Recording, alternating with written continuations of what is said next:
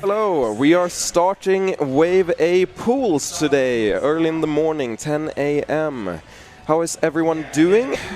We have a good set on stream right at the beginning with Nikki and Yogurt, and I'm joined here with my good friend Bomboni on the mic. Hey, How are you doing? I am tired, I've had my coffee and I'm feeling good. Okay, that sounds pretty decent actually. Yeah.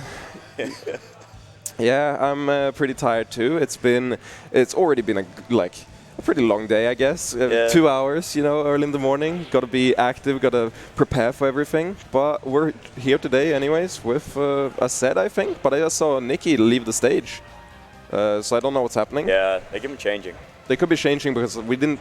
I don't think Yogurt was here. General information of the public, he turned on infinite stocks and forgot to turn on pause. Oh my god. Okay. Okay, so here's the thing. Nikki has made a massive blunder, and he might be my teammate, but I can still call him out when he makes a mistake. Yeah. And what he's done is he's put on infinite stocks and no timer and no pause. So, as you can see behind us, with the blue screens, they're resetting the console. I think I've done that about 4 times in bracket. What a reason why everything gets delayed. Yeah, you are. Gotta have it. What is this matchup? It's Marv versus Fox. How do you feel about that? I feel like it's okay at our level. It's definitely Marv favored, Yeah. but I feel like Yogurt is also a type of Marv that Nikki probably has a good personal matchup with. Yeah. So I don't think that we'll see an upset, but the possibility is always there. What do you mean by that type of map? So he loves going for reads with hard F smashes and just movement reads. And Nikki's biggest strength is just movement. Yeah, so he'll yeah. move around you super when well. I was playing him in Cruise, it was terrifying because he picks We the. will be having a short break. Okay, short break, yeah. We have, yeah. But yeah, when I was playing him in Cruise, it was terrifying because he knows. Hey. Hello, teammate. We know what you did. We know what you did. Hello, teammate. It's 10 a.m., okay? You could have sworn I turned Yeah. My teammate coming with all the excuses possible right now, and I mean it's fine. We're gonna win doubles, so I can excuse him with this. What? Are you actually gonna win doubles? Yeah. Who else is doing doubles? A lot of people, but no one near me and Nikki's skill level, because we're number 1 and 2 in the world. Yeah. No, it'll be fun. I don't know what the hard teams We got are. Frenzy and Prof teaming, aren't they? No, it's Amsa and Prof. Amazon Prof. That's even kind of more dangerous. That's free. yeah. No, I'm just fucking with you. I mean, Prisson and Nikki won Fete, so yeah. Feet, not Fete. It's Fate. Okay, here's the thing. There's 5 pronunciations. There's Fet, there's Fate. Those are the 2 ones that people use. Yeah. But I said Fete, and then some say feet, and there's so many other ones. I say Fete. That's the best way to brand your tournament, because it is. Because everyone's like, what's that? And you go, Oh. Fete. And they're like, how do you pronounce it? You just choose your own pronunciation. That's fair. Oh, and we might be going into it after the short break. Very voluntary break. Everyone's very happy with that. I can imagine production is having a field day. So we want everything to run on time, and immediately we start off poorly, and it's a hand warmer. Yes. That looks like a hand warmer. Nope. That's just Nikki messing up. Yeah, and this is Wave A Pools at Awakening 5, streamed from BTS Smash. And this is going to be a good day. I feel like I've watched the pool sheets, so I know which the top 2 seats are in every pool. And it'll be interesting. This is probably the closest one. Yeah. But it's still going to be fun watching the other ones. And the second to third seed... What? I don't know much about Yogurt, so... Oh, he's from Vienna, and he's I think... No, he's from Austria, yeah. And he's top 5, I guess, or something like that. But I played him at Vienality, and I played him a couple other times. I played friendlies with him, so I'll say that he's definitely pretty good. Yeah. And he's the type of Marv that can have on and off days because he's not super consistent. Yeah. But if he has the on day, well, it's scary for a Spacey. It's scary for a Spacey. Yeah. Especially if Nikki has an off day. And judging by the pause fiasco, he's probably having an off day. That's a good bet to make. But we'll see right now. They're going to Battlefield.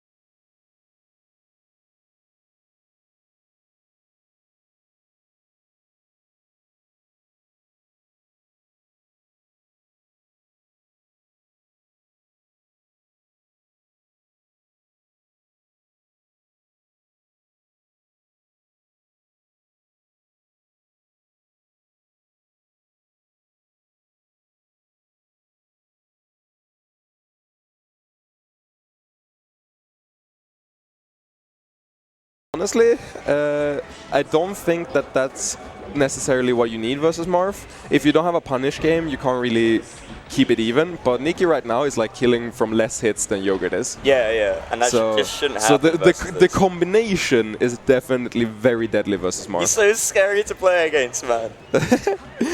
I don't disagree. Oh. He tried to do the neutral B, but it didn't quite work out. And Nicky schmovin', Nicky schmovin'! Oh, are we looking at a 4-stock game 1, wave A, just like waking up to this tournament? Yeah. I don't. We might be. He's like you said, perfect DI too. Like he thinks he can get the down tilt, but barely can. He just plays with like he plays like he's got 10 years of experience. That's true. Which just goes to show he probably focuses so hard when he grinds. Like when he's grinding, he just focuses so hard on the little things. Ooh. Should have gone never up there. But yeah, he's keeping it very difficult for Yogurt to find the space that he's looking for. He's suffocating him. He definitely is. Oh, but that's a very good combo. Yogurt might be bringing it back, I don't know. Never count out a Marth versus Spacey. That is a good rule of thumb, definitely. Yeah. Oh, he's just looking for it. Like right there, Yogurt 2 is showing the patience, not going for the immediate follow-up that requires hard execution. He's like, I know you're going to do a panic option, so I'm just going to scout it out and beat your shield afterwards, your defensive option. Yeah. He's even though Nikki is quite suffocating, he's still keeping his calm and actually choosing the right options instead of just autopiloting into like short hop nairs. Yeah, like he's not getting flustered. Yeah, which goes to show his experience too. Exactly. Now, I'm just gonna mention for the stream viewers out there, I'm teaming with Nikki, which I've said before, but that means that I am going to be biased here. Yeah. So game 1 goes to my boy, Nikki. What a beautiful face. What a lovely face. What a beautiful face. Ooh, this is a bit of a... Oh yeah, no, with a ban this makes total sense. Oh, Germany has different striking stuff, don't they? Not at the moment, I don't think, but... Is it only best 5? Maybe, it's the Dave Stupid rule, but I think that there is a Dave Stupid rule here. But there are tournaments where there's not, and that means that if you win on like game 1, then you can go back there again afterwards. Which I think is a bit weird, but... Yeah, well, let's see here. Ooh. Jab, up smash, very good. The forward air, even if you do it frame perfectly, if you CC it, it's -5, which means that the jab right there is guaranteed to connect. Jesus. So he can just CC jab, and if the Marth doesn't DI out while holding down to like fast fall the forward air, he's gonna get hit by it. Yeah. So it's an extremely good defensive option right there. It's just crouch cancelling in general versus Marth. Oh no, down air! Why did you... You had the down air! Why, he tried to spice it up. He didn't want to go for the plane hold. That was the equivalent of not going for stomp knee. I completely agree, actually. That's a good analogy. I do think it's someone... To tell how like versed someone is in the Marth matchup, I think the way they crouch cancel is like the specific like... It's very telling. Being able to call out the specific moves that you know will be crouch cancelable. Yeah, it's interesting that they're playing on the mountain here. I'd expect them to just back off and wait it out. This is 10 AM pools. This is 10 AM pools. They're not really awake. They're making poor decisions. Yeah. But maybe Nicky's making the right decision. Oh, don't go. Oh! That was sick. I'm gonna say it straight up. That was actually sick. He got a reverse hit of the back air, and it bounced him straight up for the up air. Building percent with 2 laces. He knows the trajectory that bouncing off the mountain will give you. No, that depends entirely on your DI. Does it? Yeah, you can DI it way more than a regular hit. So he could have DI'd it straight out if he wanted to. Yeah. And that's killed. So right now, looking very dominant. I don't want to count Yogurt out, but Nicky has consistently shown that he can deal with the aerials, and Yogurt isn't really calling him out with grabs. And when he is, he's not getting the 0 to deaths that he needs. So right now, he did indeed call him out with a grab, commentator's curse, but he did not get the 0 to deaths. So it's like a... It's more the fact that Marth's aerials are probably like 60% of his neutral or 50%, and the fact that he's not able to implement that means that his mix-up like bank is already... Yes, it's way smaller than Nicky's. And so Nicky has an advantage now and a stock advantage in terms of, so it's like... And at that spot, it becomes very difficult to make those comebacks. You have to figure out how they're canceling your bank, how they're like what they're looking to play against, and if you know that really like well, you have it scouted out, then you can play against it. But if you don't, well, you're just gonna throw out the same stuff you did, and he's gonna do run-up jab and beat you. And like I swear he's taken like so many stocks just by run-up jabbing. Yeah. There we go. Soft hit nair is actually pretty good there.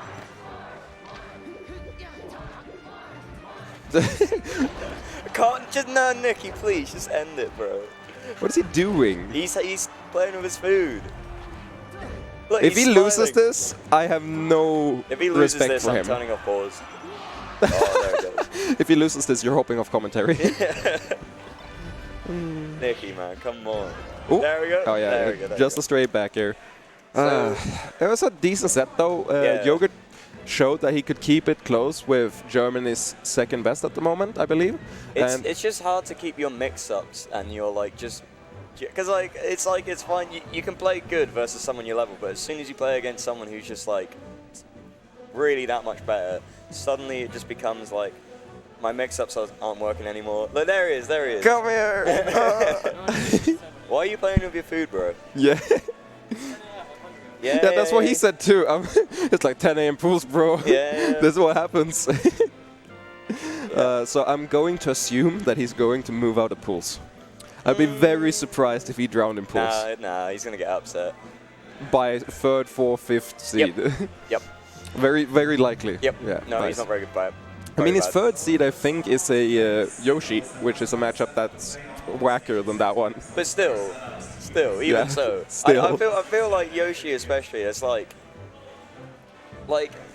it's Yoshi's just a different character when it hits like around Nebby levels. Yeah, I agree. It's a totally different experience when they can kill you in one hit, Yeah. and they have the neutral game to make you like super scared to approach. Yeah. Because if you play a Yoshi that doesn't pressure you well, you can just wait them out. And Yeah. especially as a Fox, we have lasers, and Yeah. there's nothing they can do. So you need to have that perfect movement, perfect pressure, understand parrying, double jump armor, punish game. Yeah. There's such a huge laundry list on what Yoshi needs to do. So I don't think that's going to be an upset either. But when a Yoshi can't do that, you can just camp it out. Yeah, exactly. Just That's camp what I it mean. out. That's the age old like I don't know this matchup. I'm just gonna camp it out. Yeah, it is a good default because it doesn't require hard execution most of the time. I really want to talk about that mix-up bank. Yeah, it's a good analogy. concept to know Yeah, because what happens is when you play a good player, they are constantly proving that when you throw something out and they beat it, they're proving that I know how to beat this and I'm like canceling this. You cannot do this if you don't do something to get to the next layer, because there's layers to this. So if they prove that, hey, I can beat option A, you have to throw out option B, otherwise I'm just going to keep beating option A. Yeah. And what Nicky did there is he beat option A, and Yogurt didn't have an option B. Yeah. So if you don't have an option B, you just like half of your stuff. It's just he just keeps like proving he can beat this, and if he proves he can beat it, it doesn't exist. Yeah. It's no longer And a threat. suddenly you're even if you win about 10% of those neutral exchanges, you're still losing 90%. Exactly, of it becomes super skewed. And we tend to focus on the wins, so a lot of lower ranked players or like less experienced players, they tend to see that, oh, I hit it this time. Yeah. So I did something different and therefore it worked. But no, it's actually playing the probability game. Yeah. And even if you hit every 1 in 10, that does not mean you should keep doing it. That Exactly, means that, yes. you cannot look at the 1 that hit and discount the 9 that missed. You have to look at it as a whole, and when you do, then it becomes obvious that this is not what you have to do. You have to do something else. And I feel like that's like once you understand the concept, that's what becomes like the next level. That's what takes the player to like actually like, because when you hit the mix-up band stage, where suddenly you have stuff that you can pull out, tools that you know, that's when Melee becomes just like the best game ever made. Oh my I God. completely Yeah, agree. like- That's the high level stuff that we Yeah. really enjoy. And right now, I'm pretty sure Samu and Elaine are going to Oh, the that's gonna stream be a setup. good set. How good is Elaine? Do you know? I have no clue. Okay, never mind then. Well, no, I've heard Elaine is good. I've Which heard- character does he I play? have no clue. I just heard that Elaine beats some people I know who are good as well. Okay, that's fair. Yeah, I've heard the same thing. I was on the ballots, or like balloteer, is that the word? For the top 50 European rankings. I was ranking everyone, and that meant I got a look at all the head-to-head over the past year. And I know that Elaine was on the he was on the ballot. Like, you could vote him into top 50. Yeah. And I think he had a couple pretty good wins there. Yeah, I'm pretty Was sure I he on the did. ballot? Yes, you were. Wait, why didn't you vote me in? I did. Oh, bro. My heart. I mean, just because the final ranking didn't match that doesn't mean I didn't vote you in. I just assume so. Uh, Yeah, who does Elaine play? That's a good question, and it's up to production to find out. I'm putting the onus on the already over. I think we might have another Fox Marth. I think that no. But I'm really interested in that because I really want to see how Zami plays against Marth because he's really good, and I want to take some notes. Yeah. So I talked a lot to Sam. I played him for like 4 hours yesterday, and we've kind of come to the agreement that we do the same like innovations, and we're both as frustrated that other people don't do it. So like Nicky does the CC stuff now, Yeah. but he still doesn't really crouch reaction tech chase. And me and Samu have started doing that, and there's a lot of other stuff like that that no one really does, except Samu in America and me in Europe. So and you two have a bond. yeah, we do. It's amazing. And I think that if we're gonna watch him play good, we're in for a treat because he's super good at all of the optimal stuff. You're in for a treat because you're going to notice the stuff, and I'm going to be like, oh, he hit him with a nair, that's good. That's true, but that's why I'm here on commentary right now, giving you the insights. And they're both sitting down, and it looks like Elaine might be a Falco, actually. Oh, yeah, he should be Falco. Okay, yeah, no, this is even better. I love this matchup. I do too. Now let's say Juju. What's that about? He has the Juju. Is that for his dog? What? Is that for his dog? Is his dog called Juju? Oh yeah, right. I forgot about that. I think that might be it actually. Yeah. I know he loves his dog. Oh! Yeah. He just started off the game by just edge cancelling. Oh, is it? Oh yeah, this is straight into it. Oh, now let's see here. They both seem to be a bit warmed up, and that's kill. I told you, very optimal, very good. He seared to death him pretty much. Very powerful punish game. Yeah. CC I mean, I wouldn't call it zero to death. I just call it he was in the right place at the right time. And managed to get a game. Call anything a sear to death. Anything that kills in one hit is a sear to death. You are right, and that's why you're the better player. For now. For now. Ooh. That's very good awareness. Everyone shield drops there. But Elaine, he's playing the neutral pretty well. Got the reads. He just needs to not get gimmicked like he did the first stock. Oh, that's so sick. Nothing frustrates me more in this game than trading something with Fox's up smash. It's so big. Nothing in the game makes me love melee as much as trading something with Fox's up smash. It's so big. It's so big. Now let's see here. Can I get this edge card? It's a bit rough. Oh. Yeah, it's a bit rough. You don't have time to refresh him. You do, but like he thought he had enough invincibility just sitting there, and obviously not. I mean, I fall for that all the time. That's probably why. Yeah. Always refresh, bro. You're Captain Falcon. You have a hack stash. I know, yeah, but like, I don't know, bro. It's harder than it looks. Ooh. How is it? He's at 180. Yeah, because he's getting hit by downers. Yeah. But down smash will do it. I actually really love the down smash on platforms because it's out for so long and it beats everything up, like going upwards. Oh. That was such a good combo. You read that DI so hard. Goes for the grab. Why would you? There's no reason to go for grab. Yeah. I mean, well, Sam is all over him with these shines. CC, up smash, that's a very good approach right there. Approaching CC is the sickest thing. At low percent, even if Elaine does a downer right there, he actually gets actionable before if he doesn't do it like super low, which means he can still do a shine or something. Oh no! That was just barely a minute. That was barely a minute, and it didn't really feel like Samu was even like playing. Yeah. This is what happens. I think Elaine really needed a bigger stage. I completely agree with this pick. Yeah. This is what happens when the Fox is just so confident. They can just run over. And then suddenly, like, Falco doesn't have enough space to squeeze out the few lasers he should be doing. Because, like, in this matchup, of course, like, Fox can just full jump over it, and that's what makes it, like, a bit harder. I completely agree. Ooh, there's a lot of stuff Falco can do too, but I don't think Elaine has it on the same level Sam does. So he doesn't have the toolkit. Exactly, he's just getting... His character's a toolkit, but he hasn't... He hasn't mastered it at the same level as Samu. Yeah. But we'll see here. The thing is, I see him do correct stuff, but he's not killing. Yeah. And when you don't kill, and when you drop things like that, well, you're not gonna win. I'm saying this from experience, by the way. It's like, that was the clutchest shot of all time. That's called scaring yourself to like wake you up. That's jumping in a cold bath. Yeah, exactly. That's the heart attack. Oh, falling up there. That was like a. Oh, and this is kill.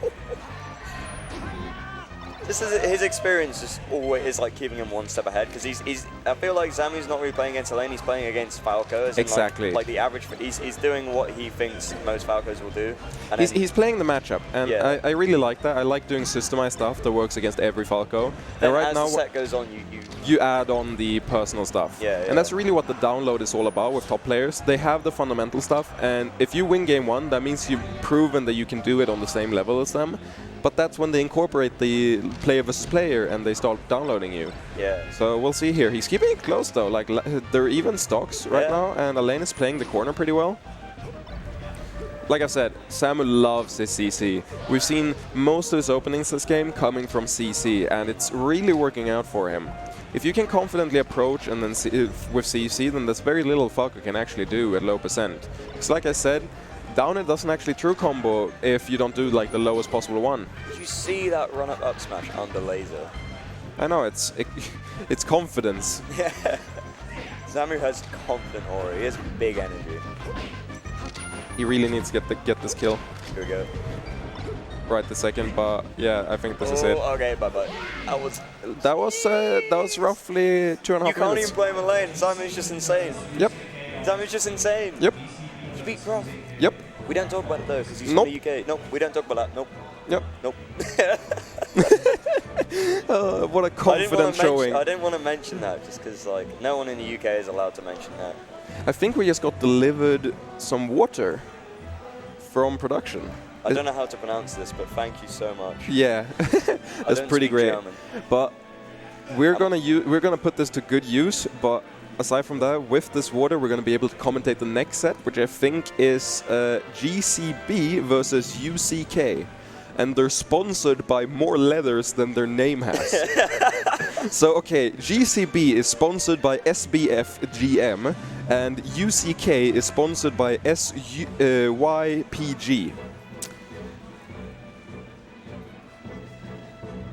Oh, he's they're a streaming. streamer. Oh, that Oh, makes yeah, sense. yeah, Yeah, yeah. but it's we'll see what happens.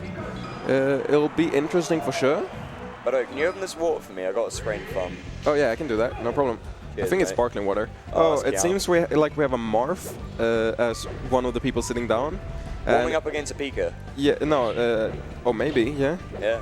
Might So- just show some to practice. I opened it for you. Cheers, mate. Given where the names are, this is probably GCB sitting down. Hey. Nice. GCB, Production sick. says that it is indeed GCB. Thank you, production. Now let's see here. Oh, damn, he's looking fly. He is. I Look agree. ahead, man. That's sick. I think I recognize him from last year's Awakening. Awakening is so sick, by the way. Oh my, this is my first Awakening.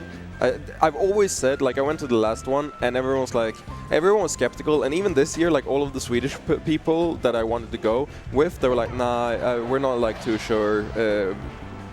And if you're not too sure, I've been here, I'm here now. It's an amazing This is the tournament. best produced event I've ever been at. Like, It's so everything good. is just running like German engineering is a real term. Yeah, I know! German engineering Like, is a real term. it's actually amazing. I'm always impressed by it. And that's why, like, I came last year and I said that, okay, I have to come next year too. And well, that's why I'm here today. Yeah. I mean, how many cans of Red Bull are there? Roughly 10 per person. 10 per person. And in total, that was 2,500 500 something. cans of Red Bull. And they're all free.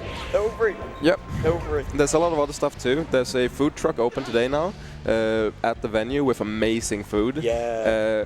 And there's also a like bar area that you can go to relax, chill with. There's beer pong and a lot of other stuff being played like all the time. Yeah. And there's the concept. Explain our coins. Oh yeah, so there's a currency which is this is actually a huge brain. This is a big brain idea. Yeah, yeah. Huge. Oh, it's Ganondorf. Oh, Oh, sick, sick. I love this matchup. Yeah. Well, I don't know how to play Ganon, but I love watching it. Ooh. But yeah, so Ava coins, you can bet them on basically anything, and you get 10 just by entering, and then you can get more from side events and stuff. And with a certain amount of them, you can get like a lot of different products and stuff. I know there's like t-shirts, there's a lot of other stuff, but they're not, I don't think they're unveiled yet, but when they are, I'll post a picture of them.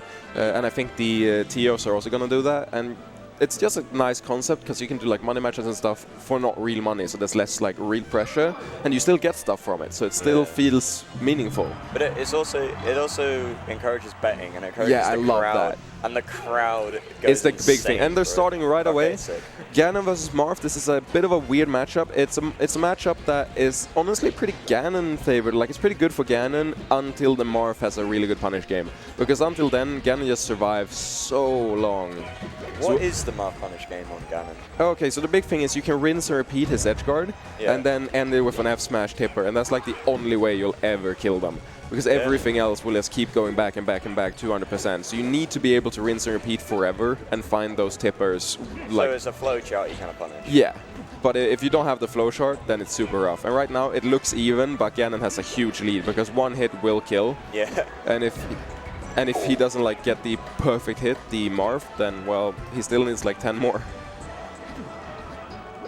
Oh yeah, and the tournament win is really good in this matchup too for Ganon. Really? Why? Because it goes so high that he can like avoid the full jump forward there and jump again before. No! And we're even! No! GCB shaking his head, totally understandable, completely understandable. I would too be a bit salty right there. Salty that your opponent SD'd? No, he was the one, the person who SD'd. Oh, no, oh no, yeah, the Ganon SD'd. Yeah, Ganon SD'd. So, but oh no, you're right. We have them on the wrong side. We have them on the wrong side. That's it. So yeah, the Ganon is UCK. Yeah. My bad. But yes, I would also be a bit salty, but I'll take it. Yeah. I wouldn't shake my head. I'd be like, yeah. I don't know about you. I'll take that to the on bank. social media, if a really good player SDs, I'll be like, oh, that was very unfortunate, and I mean, I'm very sorry that I had to win that way, but I mean, I won. No. But in real life, I'm Bobby Schmurder dancing.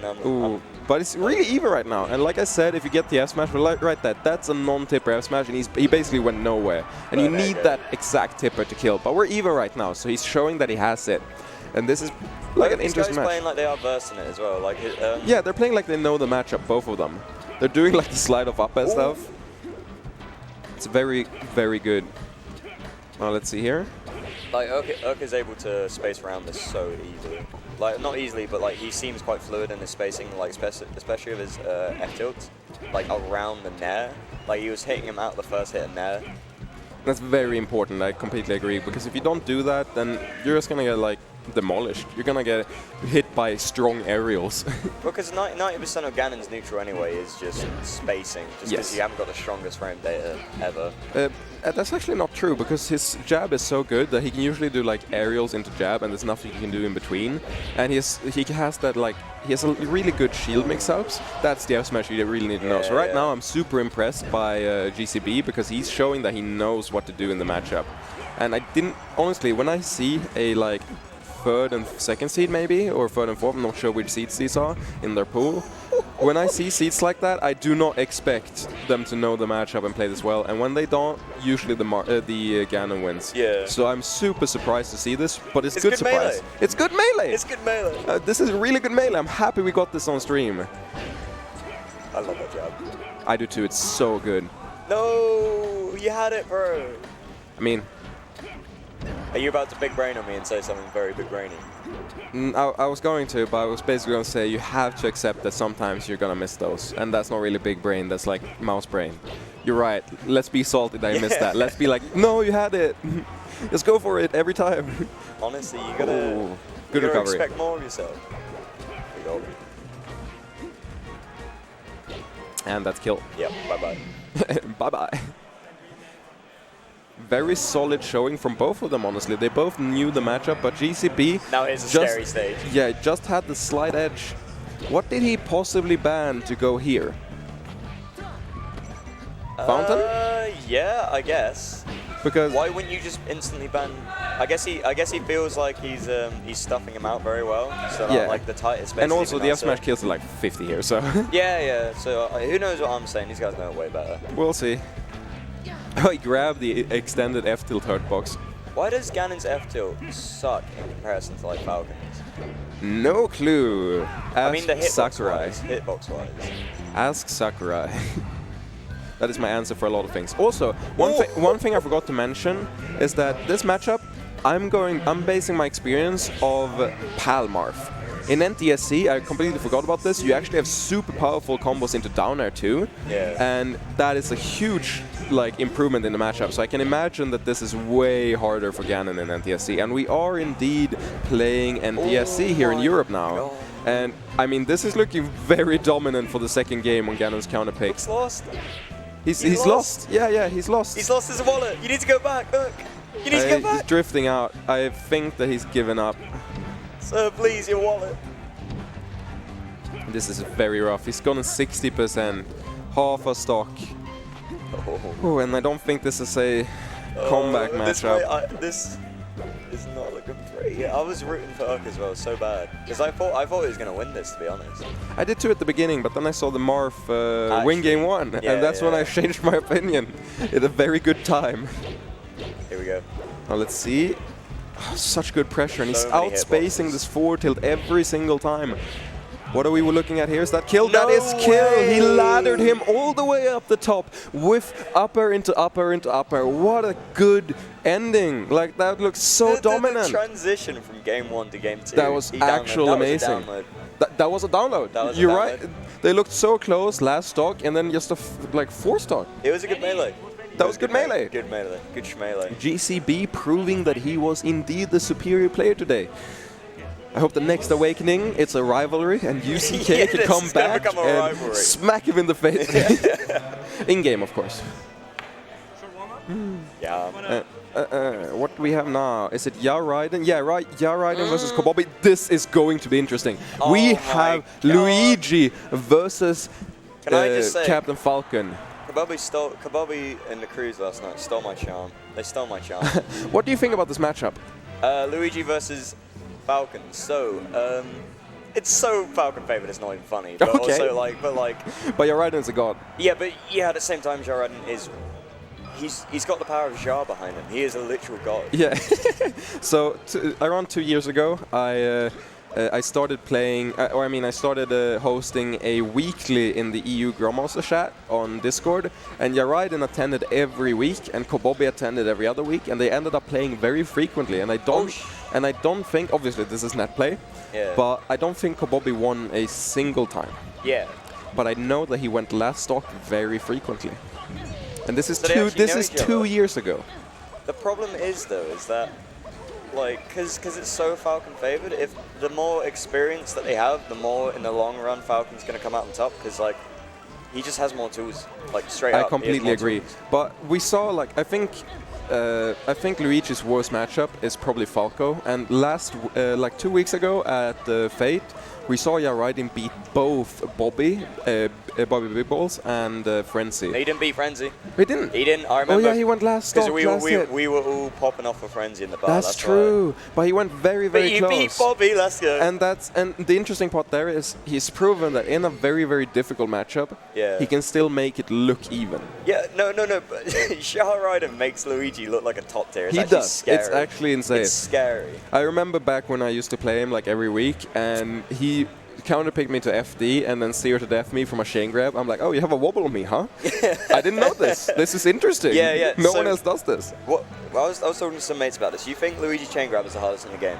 Yes. Against Spaces? Yeah, No, easily. it's not the hardest. It's like the second hardest. I still it's Ganon, chain grab and ridiculous. stuff like that is harder, I think. But Jar makes it look so Yeah, it's actually easy. incredible how good he is at it. But I think it's one of the, like, it's in contention for the hardest ones. The issue is that there's a couple ones that are like borderline unreactable. They have easier inputs, but they're borderline unreactable, and those I think are like harder. So like Ganon chain grabs against a couple characters it's so difficult to get the right DI every time.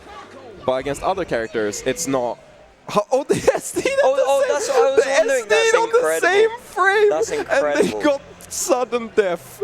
That's how you know it's going to be a good That's the set. first in Melee. That's how you know it's going to be a good set. And Nick is standing behind us with the biggest smile on his face, alerted me to that amazing Melee moment. And they're going straight into it, and you're right in making this look. So what's different from Falcon to Luigi is the fact that Falcon usually against floaties usually tends to use Nair to space a lot. But since Luigi approaches in such a grounded way, you want to use more back airs and stomps, but yeah, like and retreating stomps and knees and stuff. Retreating there too, because that beats a lot of stuff. It only really loses to up smash because it's invincible.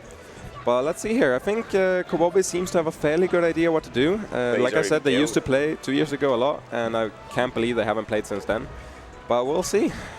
Yaridin, as always, looking very strong. It's always so scary seeing him like walk up into you. Was that gentleman into knee? Nah. No, okay. Still a very, very good combo. Yeah. Well, the DI, Luigi can, like, if Luigi doesn't DI right, he gets destroyed by the combo game. But if you DI right, the combo game isn't as bad as you think. It's just the threat of the Nair mid-combo and stuff makes it a lot harder. Yeah. Ooh. Same as with Fox. We have a pretty good combo game against him, but he can cancel it a lot of times, so you have to be super careful. You just have to have presence of mind and just always be aware that. I love that. That So was for the people ballsiest who don't know, that's called the Lord Stomp, and it's incredibly good because the backside of Falcon's Stomp has no hurt box, while it still has a super massive disjointed hitbox. So he could outspace the invincible up smash that Luigi has. This character's so ridiculous. He really is. Oh my god. Yaridin looks so good. He's so good. Kobobi, nodding his head, pretty exaggerated. Yeah.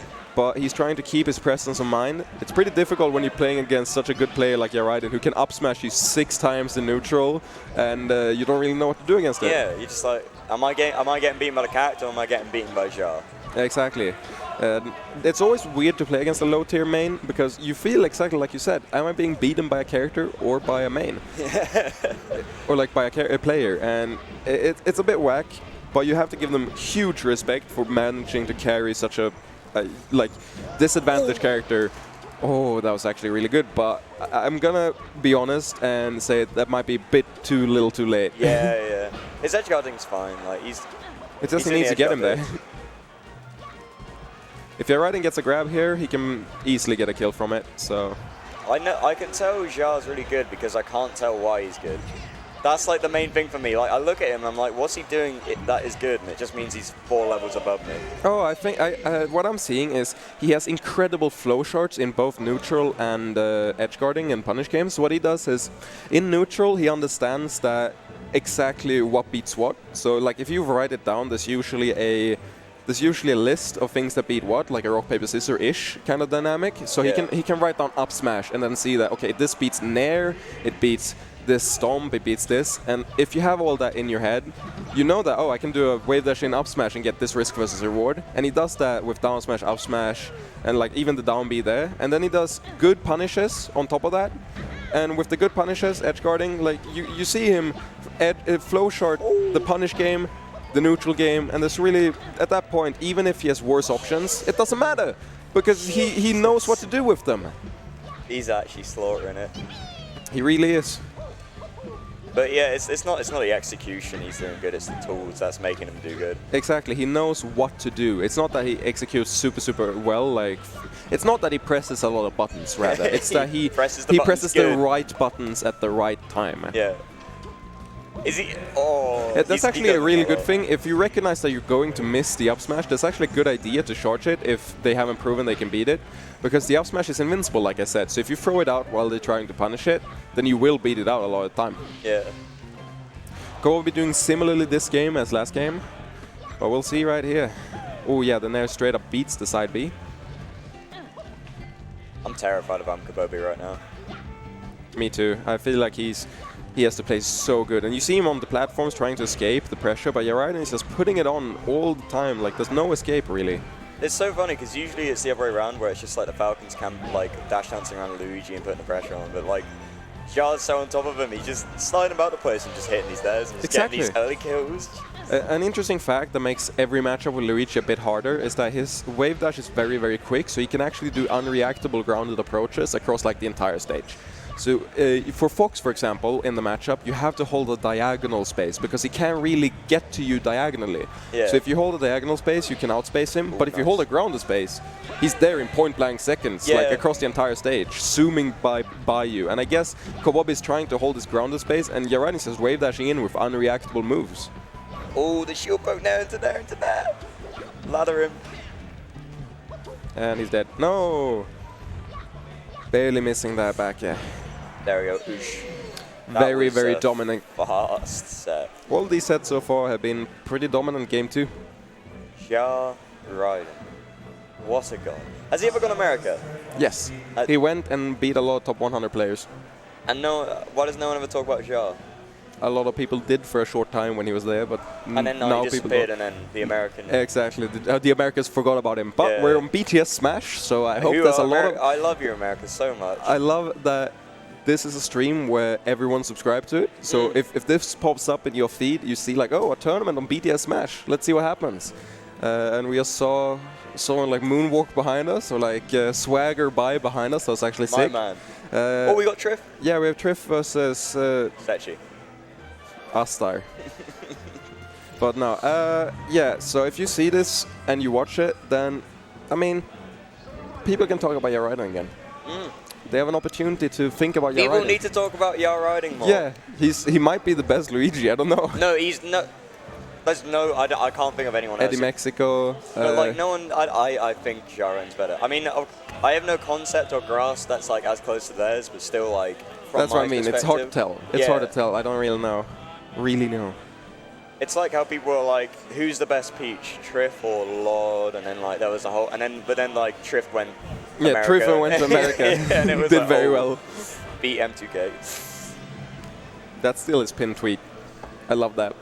I mean, like You he go rocks into his it. Twitter and the first thing you see, I beat M2K! I'm like, yeah, you did. I remember this. Yo. The good old times. Oh yeah, this matchup in Fever is really, really good for Marth. Or I mean, Armada proved that it's still really difficult for Marth, but Triff has also proven that it's really difficult for Marth against Mutaking. So, I mean, I don't know how difficult it really is, but it's one of those not things where even. on paper it's On paper, it is very dominant for Marth.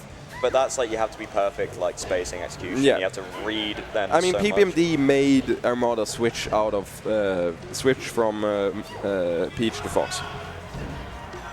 So But that should say something. It's the punish game skew. That's what Yeah, makes it. you need to match the punish game perfectly, blow for blow, like zero to death Peach from a hit.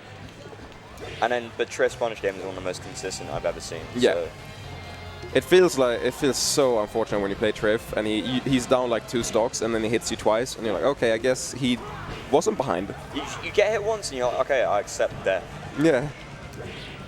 Except right there, he drops it at a crucial moment in pools where there's a high likelihood that he drops out of the tournament if he loses this set. No, there's no stakes for Triff at the moment. Yeah. Even if he gets in second seed, but by some miracle, it doesn't really matter.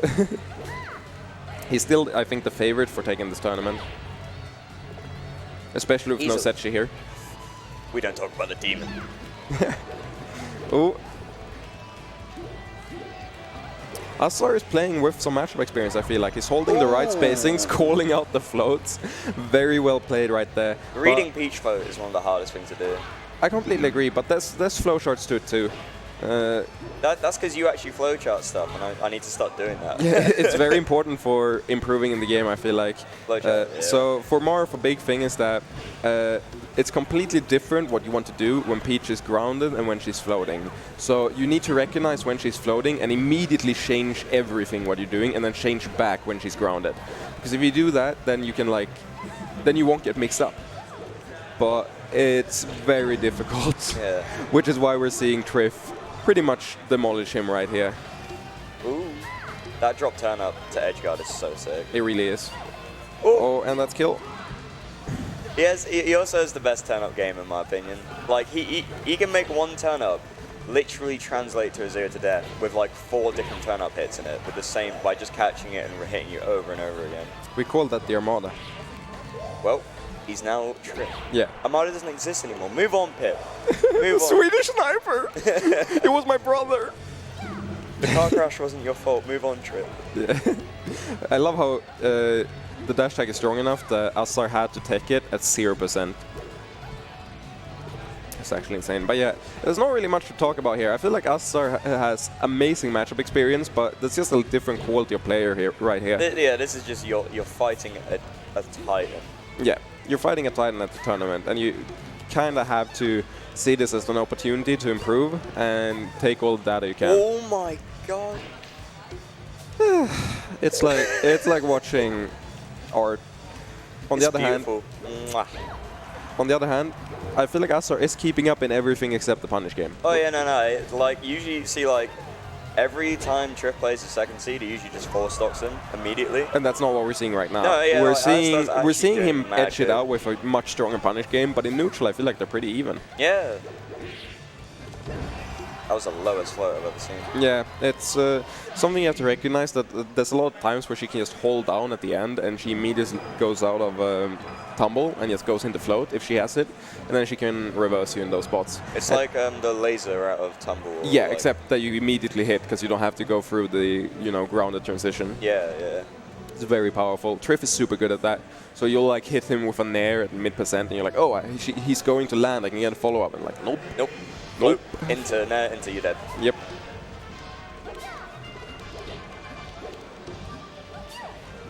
So I don't really know what the stage is. So my logic, if I had to guess, is that here's the thing: the punish game for Triff is not going to get stronger. It's already like capped out. He's maxed out his punish game. Yeah, and Assar gets a boost here because Triff can't really land. Yeah. And the neutral game is way more flow shardy, so if the Marth knows what he's doing, which Assar definitely is, Yeah, he definitely knows what he's doing. then this becomes way simpler because Triff can't really outplay him the same way. If there's only 3 options, you're going to win even if the player is way better every now and then. Oh. Oh yeah, so that's a fun fact. Every time you throw a turnip, it gets a larger and larger grab box, so you can eventually grab it from across the entire stage. Really? Yeah. So if you so Triff grabs it once and it's kind of difficult, then the next time you can grab it from like 3 characters away, and afterwards it's 6 characters away, etc. So it keeps multiplying. But the Marth turn up throw animation It's really bad. It's bad, isn't it? But that's Yeah, why you want to C-drop it. You want to grab it and C-drop it a lot of the time. I saw him do it. So he knows what he's doing. Yeah. Power shield down smash. What a legend. Oh. Now what are we looking at here? We are looking at a What? Oh yeah, that's very funny. They bounce until they disappear. What? It's a turnip wall. Haven't you heard? No. Okay. I mean, I mean, like, just flow short, bro. I'm done, man. This game is like, amazing. Is it useful or like? No, that one specifically is useful in some spots, but in general they're not super useful. He's just doing such a good job at catching these. I agree. Ooh. Assar is proving that he can That's keep up. Oh, he won that so bad.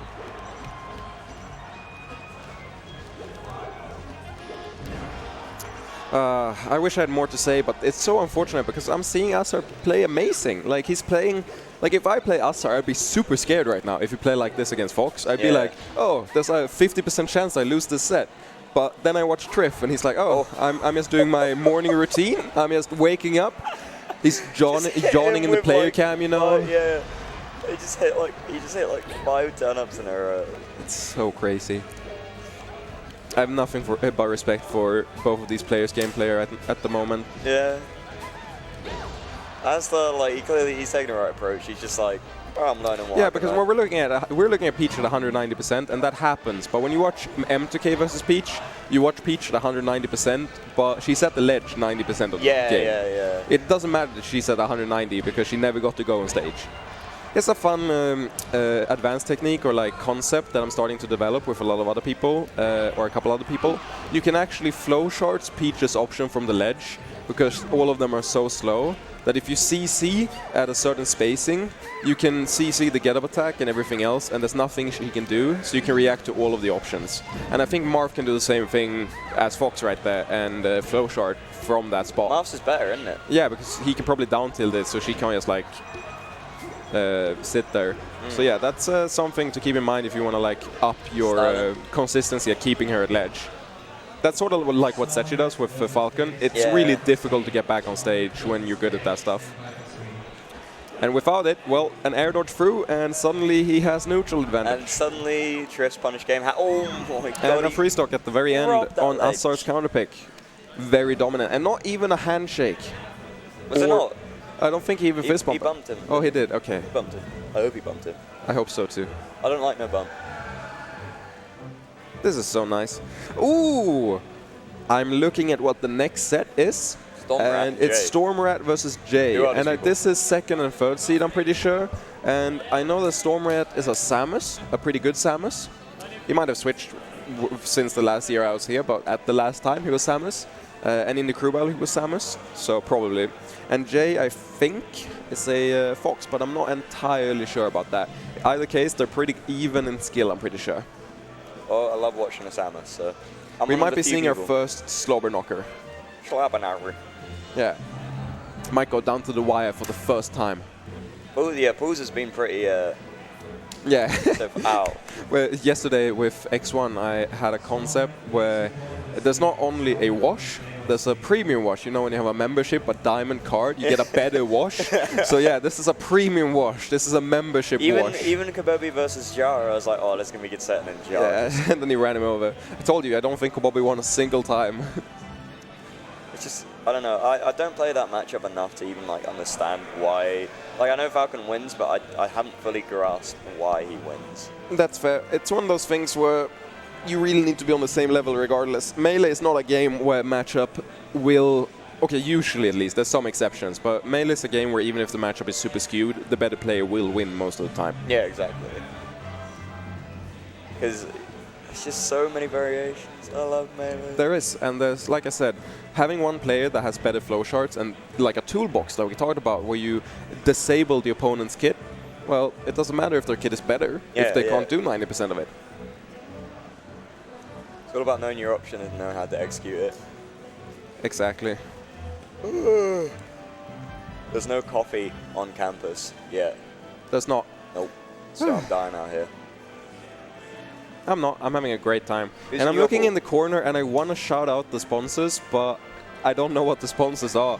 So right now all we can say is thank you to Red Bull for helping this event and sponsoring us with the amazing amount of free caffeine. We got 2,500 Red Bulls.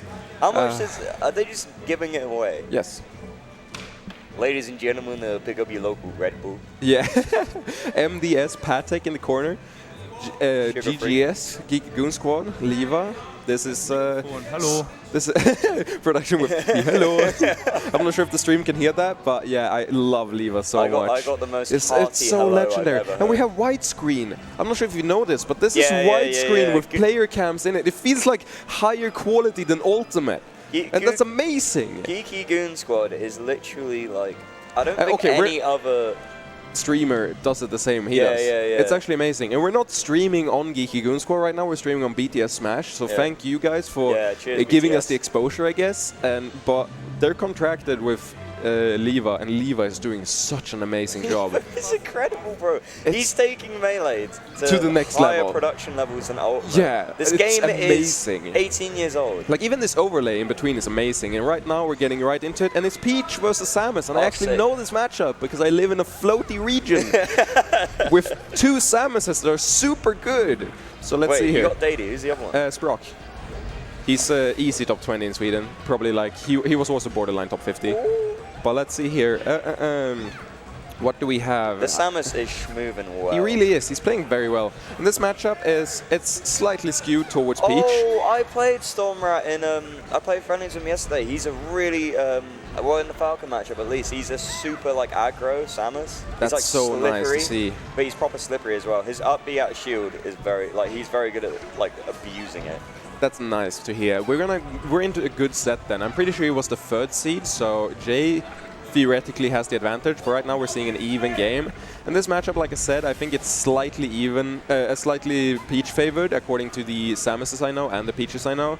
But it's not favored enough for it to be like super difficult. It might be like a 60-40 at worst.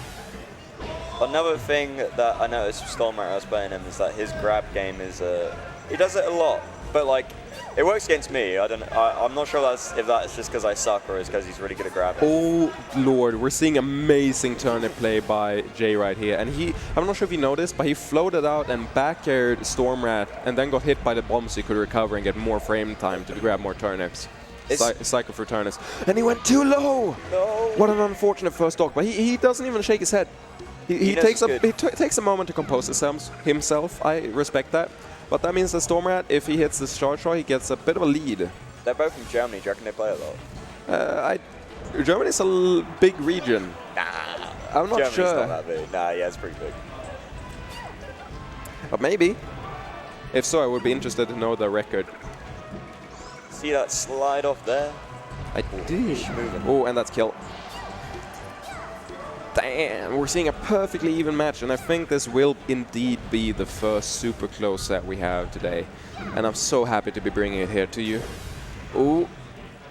They both know what they're doing, I feel like. They're playing neutral pretty safe, but they're also like... grinding against each other. Yeah, they're very close. So it's sort of similar to the Sabes Ditto, and the Sabes Ditto is a matchup that takes 5 minutes, but they're constantly hitting each other. Yeah, it's like they're always so point blank into each other's faces, and it still takes 5 minutes. And I think it might be the same thing here, where even though they're hitting each other every 3 seconds, it's still gonna take a bit of time because they can't really combo each other. I say that, but then... This is the closest thing you'll get to, like, chess in Melee. Yeah, I agree. It seems like a very fun matchup, to be honest. Yeah. Oh my god, Ooh, if he hit that. Oh, I would have okay, so just for the viewers at home, Triff would have no impact landed or float cancel on the platform into a down smash. Or a grab. This ain't Triff, though. But he's looking damn good. He is. They're both looking very good. Even though there's a % lead for Jay, all that matters is stocks. And I mean, if that's what matters, they're even. And they're not even anymore. Oh. But he needs to bring it back right now, pretty quick. Because one thing that happens in these floaty matchups is that if you have a stock lead, you're just building the % lead more and more and more. And you can play so safe when you have a lead. Because that's to pluck some more turnips, get some extra %. There's no hurry to approach. I was talking to Silas yesterday, and he was like, the only interesting parts of a floaty matchup is the first stock and then the last stock. Because the first stock to decide who's running away the rest of the match, and the last stock to actually get hyped about the I disagree, because a lot of the time they tend to even the stocks up very quickly. Yeah, but % matters so much more in floaty stuff. Yeah, I agree, but like in this case, I don't think it's a massive lead, even though he got like 4 hits. It depends on the floaty matchup. For like against Jigglypuff, for example, that's definitely right. Like a Peach versus Jigglypuff, % matters so much. Yeah. Look at he's spamming missiles. He's missed every single grab. Yeah, I feel like he should just stop going for it at this point. Like, he should just focus more on, like, jab. Oh my Like I said, days. he's in the lead! The % doesn't matter! Okay. One stock is never really... Okay, yeah, it is. Bad DI, I think, because 100%, I don't think you're supposed to die to that from, like, the stage. Maybe I'm wrong, though. Oh my god. How did I even hit? He moves so fast. He does. A bit of a wait there, and I think Jay tried to move out of shield and therefore got shield poked. Or, I mean, got hit right at by acting out of it. Now, what are we looking at right here? We're looking at an even game, but honestly, Stormrat has the advantage. I think so. If he can start putting in jab locks and stuff into maybe his I'm shield wrong. pressure instead of grabbing, it's looking like a done deal. It's so tense. And like, okay, I can agree with Silas. This is the stock that I'm interested in. Yeah, exactly. Now. Ooh. Oh. Such a confident wait right there, but I think leading to him. Does he have his jump? I don't think he has a jump. He dodges the turnip just barely. Throw, not gonna be enough, but this is a big lead because of the positioning. What? If that killed. I thought that was going to kill. That would have been some Smash 4 stuff. That never kills, but if it did. He's living. Indeed. He had to waste his jump. Jumps over it. Yeah. Short shot. Oh my god. Oh my god. That's it. What a comeback. Stormrat is so... He's just sitting there. He's and the calm and opponent, collected. oh my god. I'm That so was ridiculous. happy. Oh, I'm melting. Oh, that was insane. I knew it was coming out too. And I think Jay knew too in his heart, but he jumped instead of air dodging. He thought he could panicked, jump above he it. panicked. But Yeah. Peter's jump is so slow. Yeah. You go nowhere. What do you do? Look, he was so calm. He was just like, yep. I did that, yep. Yeah, I did that. This is me. I'm Stormrat. Oh, and this stage. the missile spam. Oh yeah, so I'm in the region that Dadi's in, and he's the missile spam king. So this is what he does. Like, if he gets a % lead in this matchup, I'm pretty sure he goes to the other platform and just spams missiles. I would. Because they can't really pluck turnips, because the turnip takes so long that a missile will hit them. Missile spam is like the most dangerous, one of the most dangerous projectiles in the game, but it's so situational. Yes, I agree. It's also very like linear to deal with. Oh, and he gets the grab. first grab of the set. Oh, the chat shot. No, that kills. That killed oh 90% on this stage. So okay, this is a Stormrat's massive lead. He's won. I don't agree, but he's close to it. I'm a fickle-minded man. I've noticed. You play Hey, Captain hey. Falcon. I'll beat you up after this. Ooh, 11%. Like even those up Bs out of shield, they're building %, and that's what he needs. Just this. Even I don't think. Oh my God, this is so rough for Peach. He's looking a bit flustered. He can't even get in. 68%, and honestly, you need to even it up right now. Oh yeah, the up B is invincible in the beginning, so it straight up beats out the down smash right there.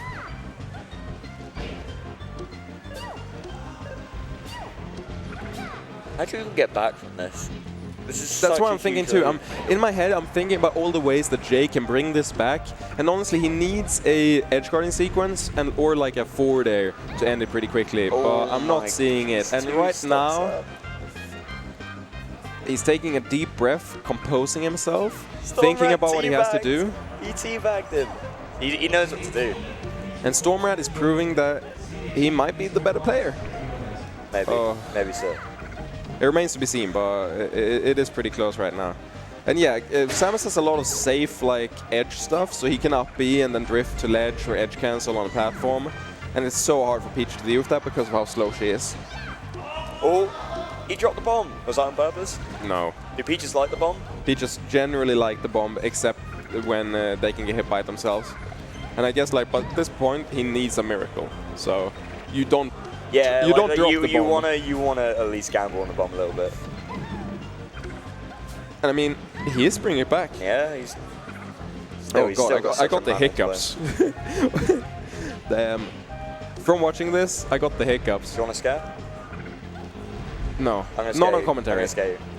I mean, this set is a scare. If Jay brings it back, then he's really scaring Stormrat into the game free. Up smash? Up smash? Whoa. Holy. This is so First recorded strong. use of up smash. Oh, and he just does read it. You can't pull a turnip when he has a short shot. It doesn't work. Stormrat is looking so dominant right now. It's over. It really is. But I mean, it still was a slobber knocker. Yeah. I'm still counting this. Oh, I would have gone for another dare. If it's a two stock, it's a snob. It's so hard to pronounce. Slobber knocker. But if it's a free stock, yeah. We're in Germany. You gotta make it extra schlobber. Schlobber. Schlobber knocker. German engineering. The slobber knocker. This is the power of German engineering. No, this is so wrong. We go on German soil to make fun of them. Mate, that's what Britain do. And yeah, this is looking over. Boosh. And he even drifts off. And Stormrat nodding. Bit happy with his performance at 2-0. I think that was an upset, but I'm not entirely sure. It might have been the opposite. Stormrat might have been second seed, or this might have been third and fourth. Who knows? Either way, that was ridiculous. It really was. That first game, how it ended. How does Stormrat just stay as calm as that and just be like, yeah, chow shot? Yeah, he knew what to do in the matchup, and living in Germany, you probably get to play Blaze and Kellner and things like that every now and then. Yeah. And if you know the matchup, then I guess it's like you get the lead and you know exactly what you have to do. And if you know what to do, you don't have to stress. Yeah. Why stress? That just makes you play worse. It's just friendlies, bro. It's just friendlies, but you can lose. That's it. That's all it is. You leave out the last part and you have the right It's idea. just friendly. It's just endless friendlies, except it doesn't. You can see how my mind works. It doesn't work good. It does. I mean, imagine if you're the best in the world and someone asks you, like, how do you stay so composed? I'm like, it's just endless friendlies. It's just endless friendlies. My life is just endless friendlies. My life is just endless friendlies. Oh, so we're going to see a Sheik Ditto with the resident Punish Game Master over Triforce versus Gaston, who is decent, but I don't think he's going to punish on nearly the same level that Over is. Do Europe gentlemen? Do we gentlemen? No. We don't gentlemen. We're exploring NTSC for the first time, and we're at the point where everyone just want to chain grab each other. We're degens. We've all hit that age. We're like, time to explore what we can do. Yeah, exactly. we're exploring the outer I'm gonna chain grab bounds. everything. If I can see it, I'm gonna chain grab it. We're testing our limits. You know, when the parents, they're like, you can't do this, but you're like, but can I do this though? Can I do chain grab my fellow sheep? I might not be allowed to wobble, but can I almost wobble? It is the same thing, bro. Honestly, Sheik mains now in Europe, they see a rock and they just think, can I chain grab it? Exactly. Oh.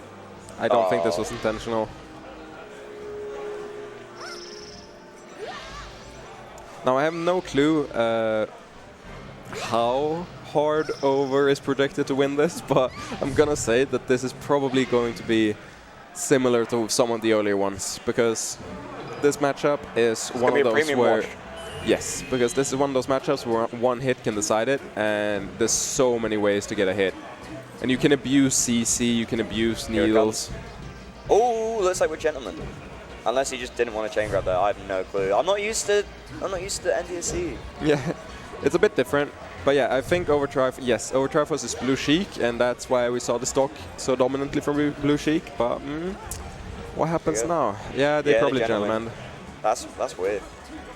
No, that's what everyone in the US, everyone in chat right now. Okay, I can't see chat, but I know that everyone is typing like, phew, we don't have to watch Shane grab Sheik Dittos. Oh, nice. I'm so happy that Europe is a better continent than America. Oh, I mean, no, God bless America. Yeah.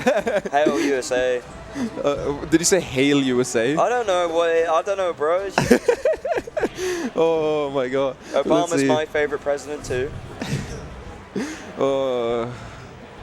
Let's see right here. Yeah, Over's sort of like he knows what to do. He's keeping the correct spacing. But Gaston turning it up. Oh, what? Yeah, so okay, what happened there was the upper ran out. Over realized he was high up enough that if Gaston did that upper, he was going to let it run out before Over came down, and then he just down aired him afterwards. It killed off the top. It killed off the top. Genius, you're right. I mean, if you're a Punish game expert, that means you're a genius.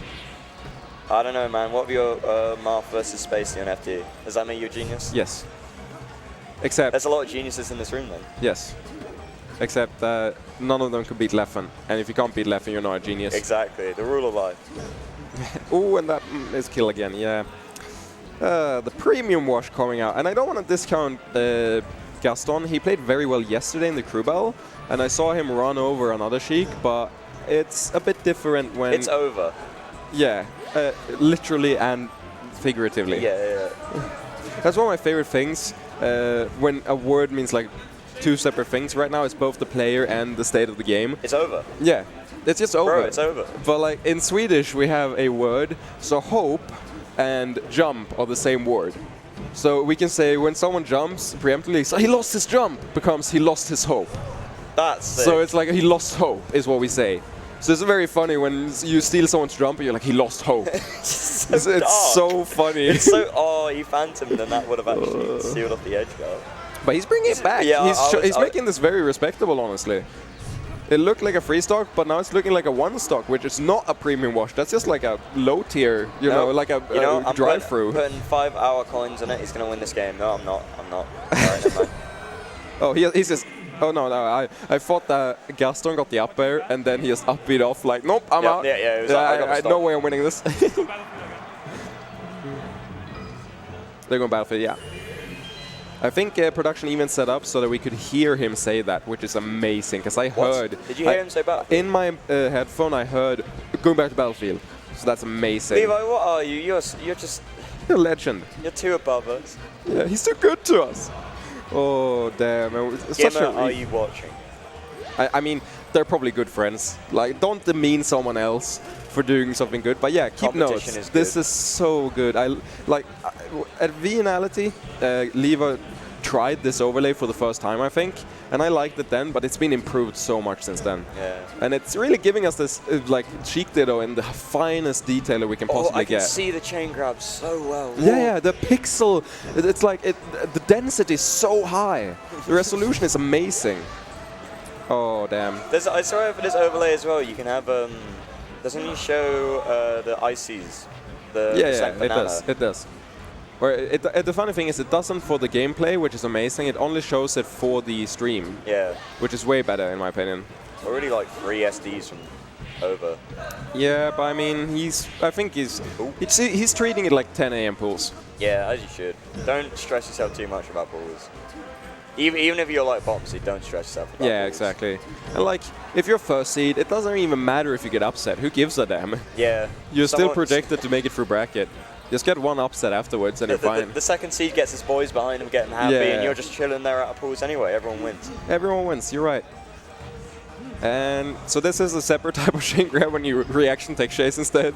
He got one of them. So you're allowed to reaction. I see the gentleman's so weird. I just don't get the boundaries of it. So what is it It's like? just that the chain grab execution-wise, if you know the flow chart, is extremely easy. So like it's like Pikachu, where on FD, where you'll never drop it. Yeah. Also, even though there was a wash, Gaston still He held his did ground. well. He held his ground. And honestly, it's one of those situations where, again, the biggest difference between the top tier at every event is that they just have a better punish game. They just kill you in one hit. And if Am I you allowed can't to match drink up... this Red Bull, sorry. I was the one to put it up, but I mean, you can take it, no worries. I can't wait to enjoy. I can't wait to enjoy this My cold, delicious. amazing Hold on, Red here Bull. we go. Wait. Yeah, open My it. delicious Open it Red close Bull. to the mic so you can hear it. Oh, what a such crisp sound in the morning.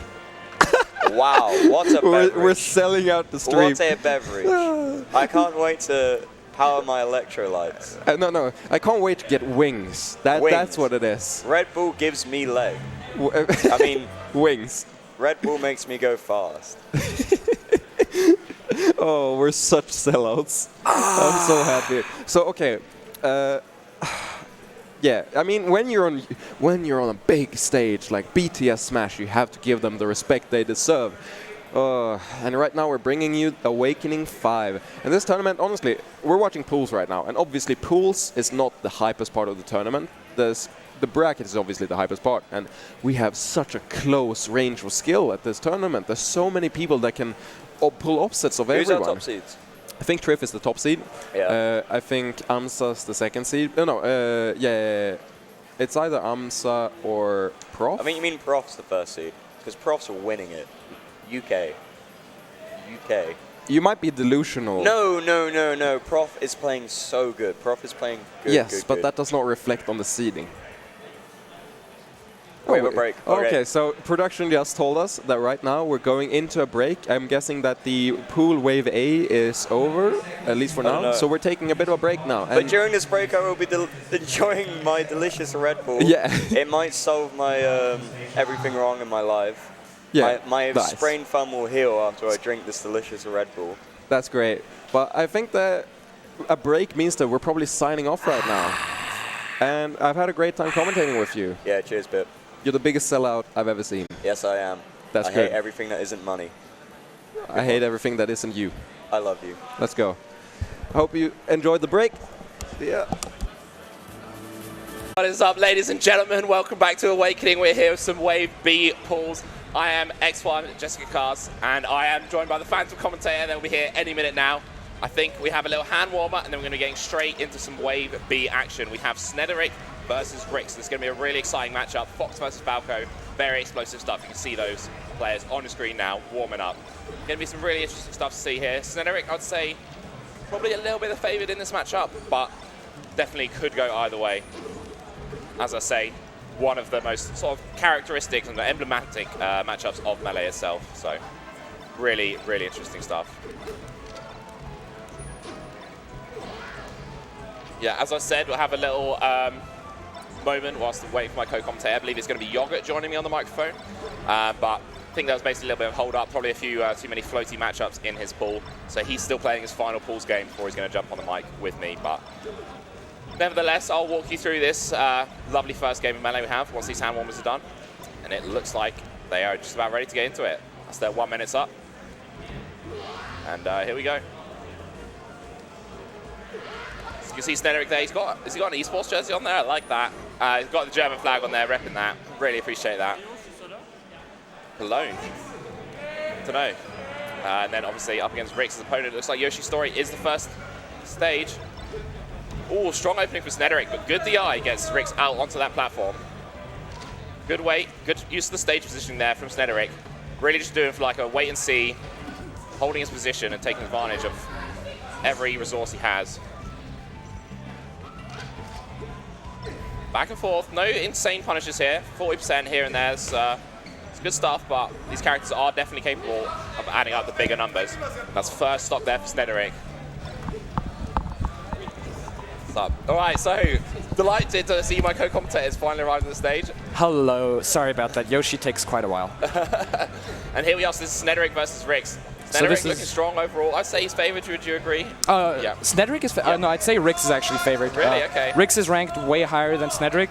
Fair enough, he's not a player I'm familiar with, so.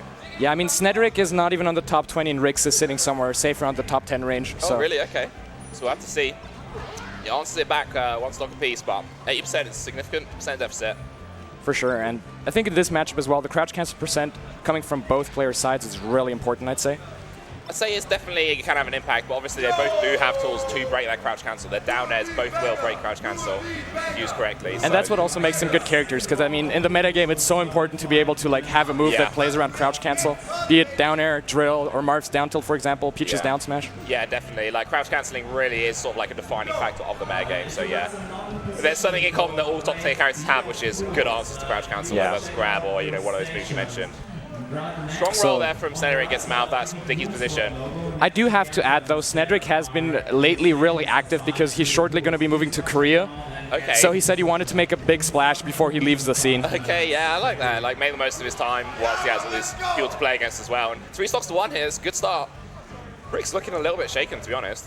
Yeah, I mean, I gotta say, yesterday Zamu really left an impact on him, is what he told me. So oh, really? Okay. He's been a bit shaken since, but if there's one player that can definitely bring it back, it's Rix. He's known for buckling down, being defensive when he needs to be, and then just try to grind it out as much as he can. All right, yeah, and he's also not very against shine spiking, so that is also a big factor. Yeah, no, definitely this is a matchup, if there's any, that can swing incredibly fast one direction or the other. So it's a big follow-up here from Rix. Snederic trying to get out of the corner, but Rix is ready for that. Oh, I think he missed the jump input. But Sneddy, no, he's doing the hand motion. He's waving it away. Yeah, he's saying that's fine. Oh, there's the shine. And this is how it could start it up right now. Strong pressure coming in from Sneddy, and unfortunately gets burned by the Firefox. 2 of the lasers just missing. If they hit, it would have been a much better position. And the F smash as well. Really unfortunate. Yeah. But wow, Rick's really not trying to give Sneddy the laser grab. Off stage. Oh, he goes high, gets the back air. Oh. It looks like Sneddy was going for Shine Out Shield, but he gets beaten out by Rix's Shine. Back air sends him off stage. Can he get this edge guard here? Down smash. Oh, forward smash, he gets teched. Goes straight to the ledge. Really sensible option. Oh, but he's in the air now. And this is dangerous for Sneddy. He has his jump. Ooh, tries to go high. Oh, amazing shot. That saved his life. Then there's a Phantom coming back to the stage. That was very lucky stuff. Oh, tournament winner. Scary situation here. Right. Randall messed him up. He was trying to get on the edge. Oh my god. Oh, back throw. That's got him off stage. That might be the opportunity. Oh my god, wow. And Rick, wow. And Sneddy takes it. Big pop-out from Sneddy. That was an amazing set. Really back and forth. Sneddy right in control. And then when Rick's got down to his last stock, he was saying, no, I'm not letting go of this. I'm fine for it. But in the end, Snederic just about holds on to life. Takes that first game. Wow. By the skin of his teeth, really. That was unbelievable. And I mean, if Rix would have won that would have been a huge momentum shift. Yes, but it's really important for Snederic, especially as, I would say, the underdog ranking-wise, despite his performance. He really needs that momentum to keep going in pools and try to get that upset right now. Yeah, absolutely. So it looked like they were hovering over FD there, so that's definitely the chain grabber Fox's stage. Definitely also, Falco combos, but to be honest, I kind of feel at this point in the meta game, Falco combos are like... Snederic banned FD, and Rix just brain farted and decided to go for it anyway, yeah. Yeah, I feel like both these characters do have really solid punishes on any stage, but on FD it can kind of just simplify that for you and make it like go straight back to the flowchart. But this stage also I really, really like for Fox, because the thing is, the platform layout, I'd say, is by far the most oppressive for Falco. Yeah. Fox can really abuse the platform. I mean, because if Falco's on the ledge and Fox just stands on that side platform, there is nothing offensive that Falco can do to challenge Fox. I mean, we've seen like players like Ice, really abusing the top, the side platform. Yeah. Because Falco, due to his short hop and then really high full up, has a hard time really covering that mid space that is the side platform. Yeah, I see that, but I think at the same time, the width of these platforms can really help out Falcons, especially if they are a defensive player, because like when you're setting up your 10 underneath that platform, it can be really hard for Fox to approach you. The full hop is completely turned off, and you've got the whole width of that. But that really is a sort of stylistic matter, and I don't think we have seen Snederic really play that campy style very much so far. No, I don't think so either, because I mean Rix as well, he is the kind of player that will try to at least abuse his good position. I'd say privilege is a very good word to describe him.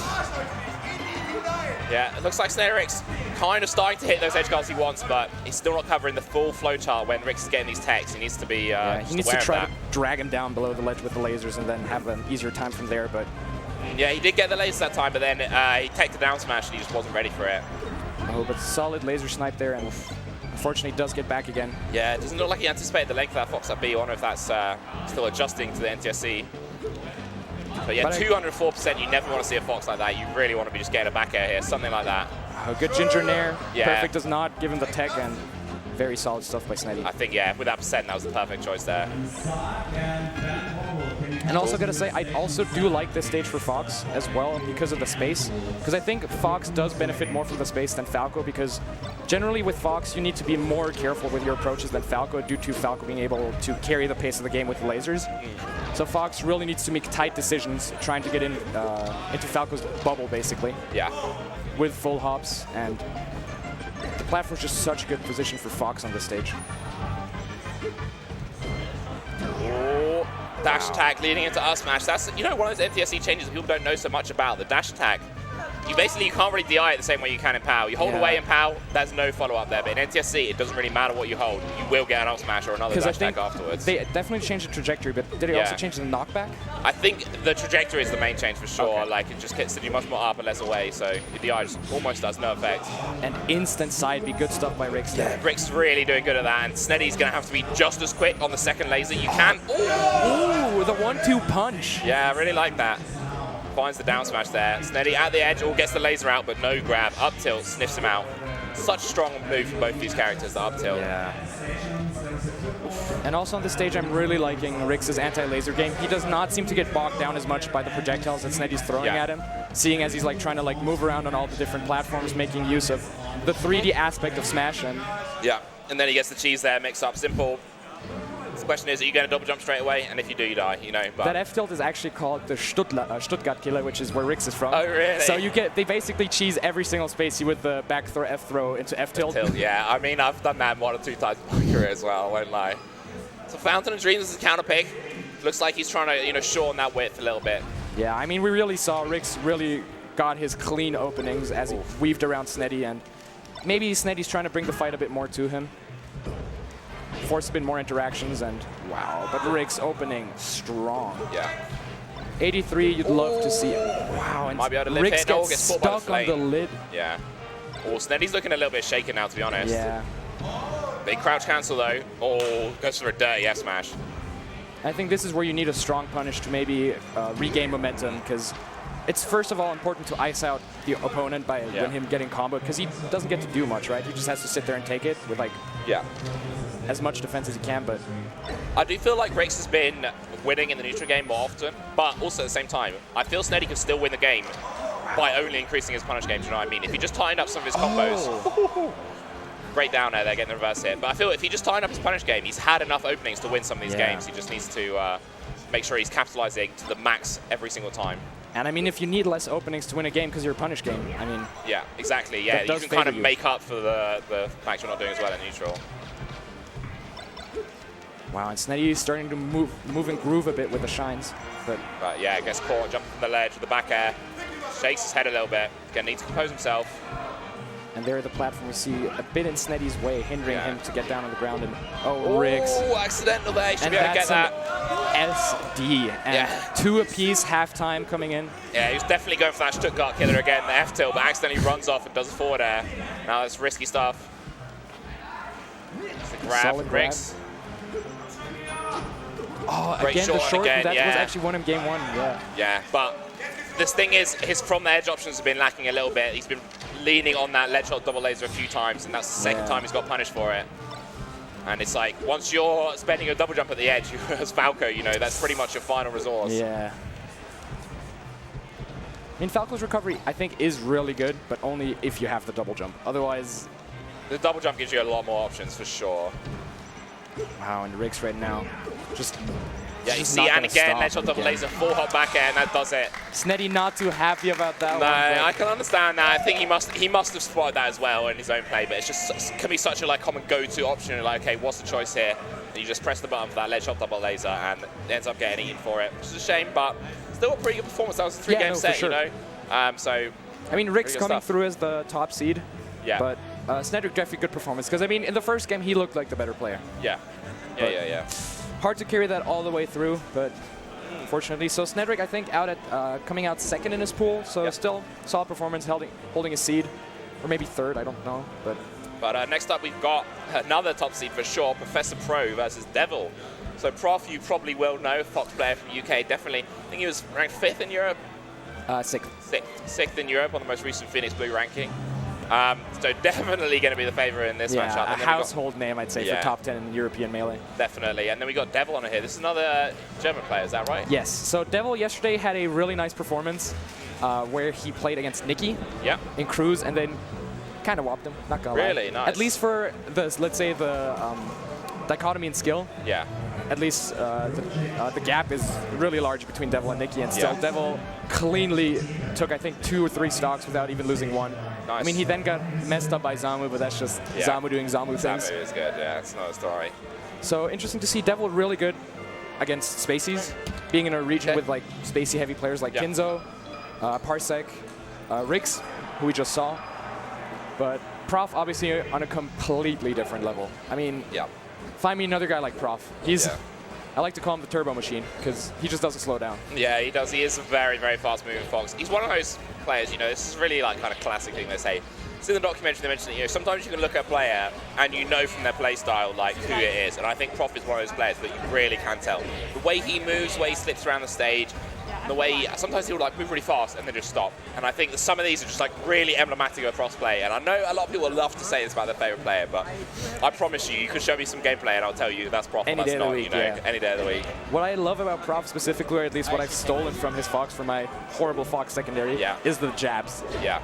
The way Prof employs jab is beyond. I mean, I try to emulate it, but I can't. It's just the way he tries to extend it, push his advantage. He even does defensive jabs, which I really don't see. He really abuses the hitbox and its speed for these like weird, wacky extensions on tech chases in the middle of his combo game as well to just reset. Exactly, Maybe the opponent, like the Martha's trying to throw out a defensive fair, he just jabs it, grabs, and the Martha's dead all of a sudden because you're perfectly reset for up throw up air percent. Yeah. It is kind of like in a NBC 2 or something where you have a reset where you let the combo go, but then they weren't anticipating that you would do that, so then you end up getting to a bigger extension, and it's like really powerful stuff.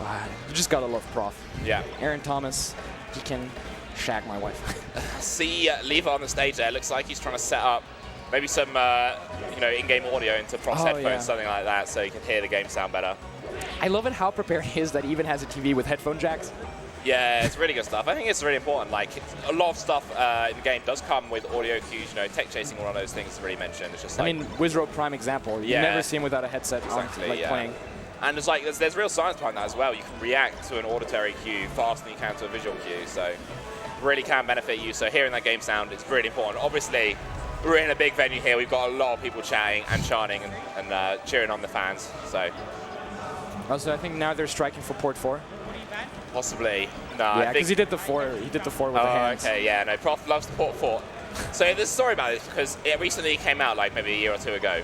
There's actually benefits to doing port 4 in terms of like doing the chain grab and like grab releases basically, which allows you to chain grab for longer.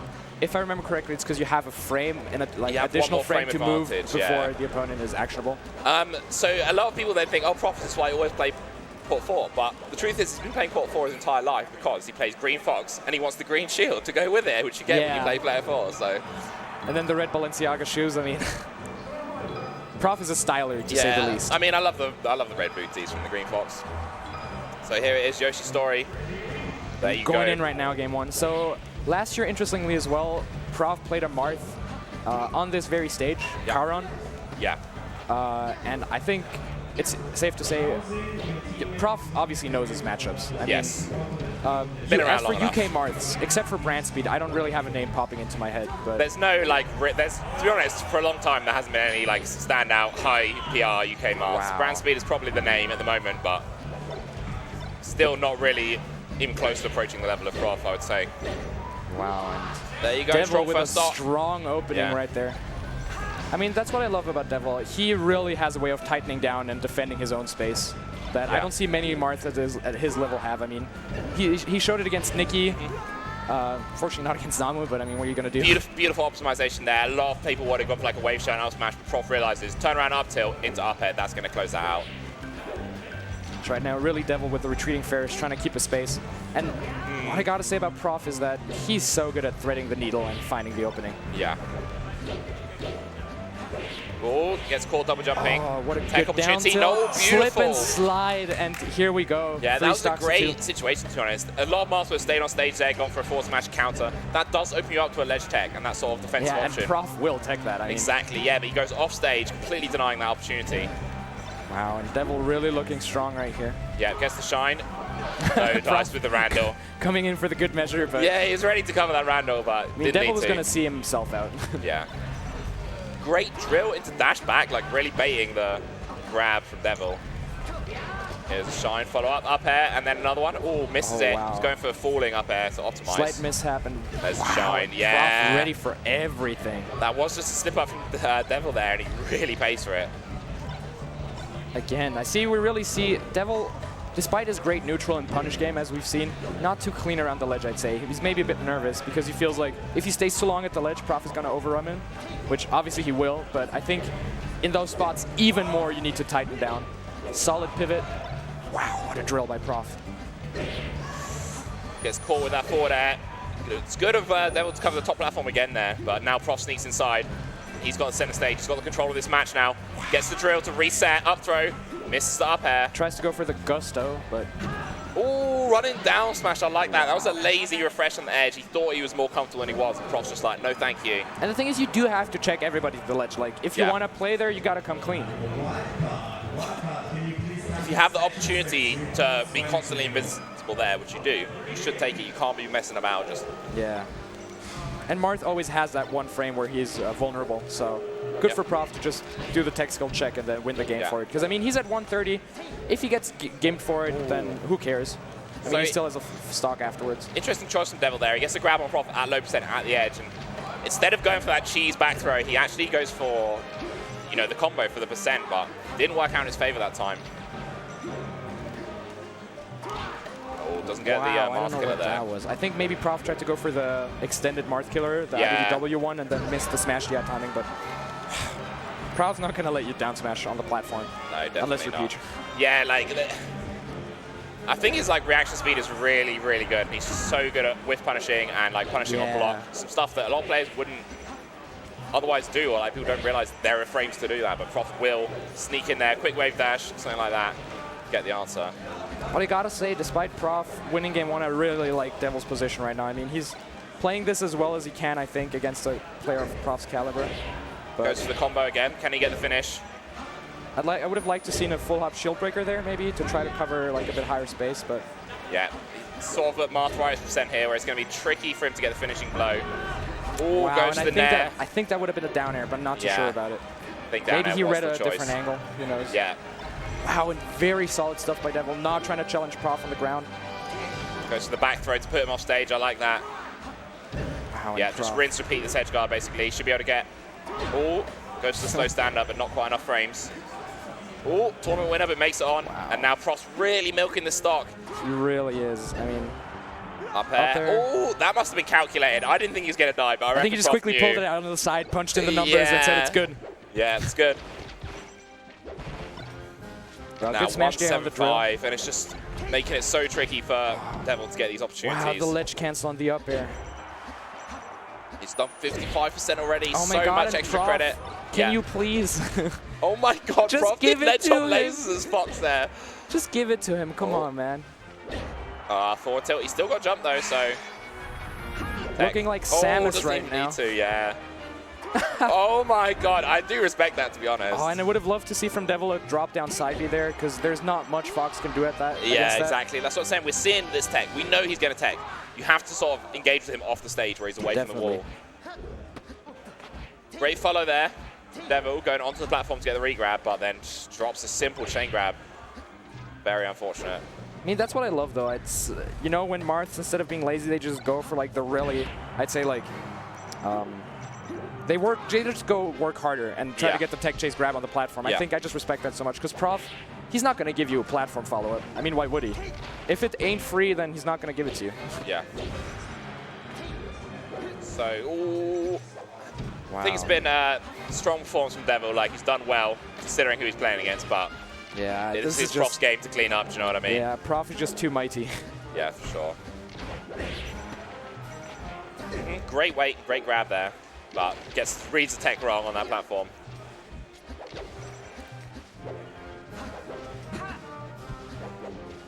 Wow.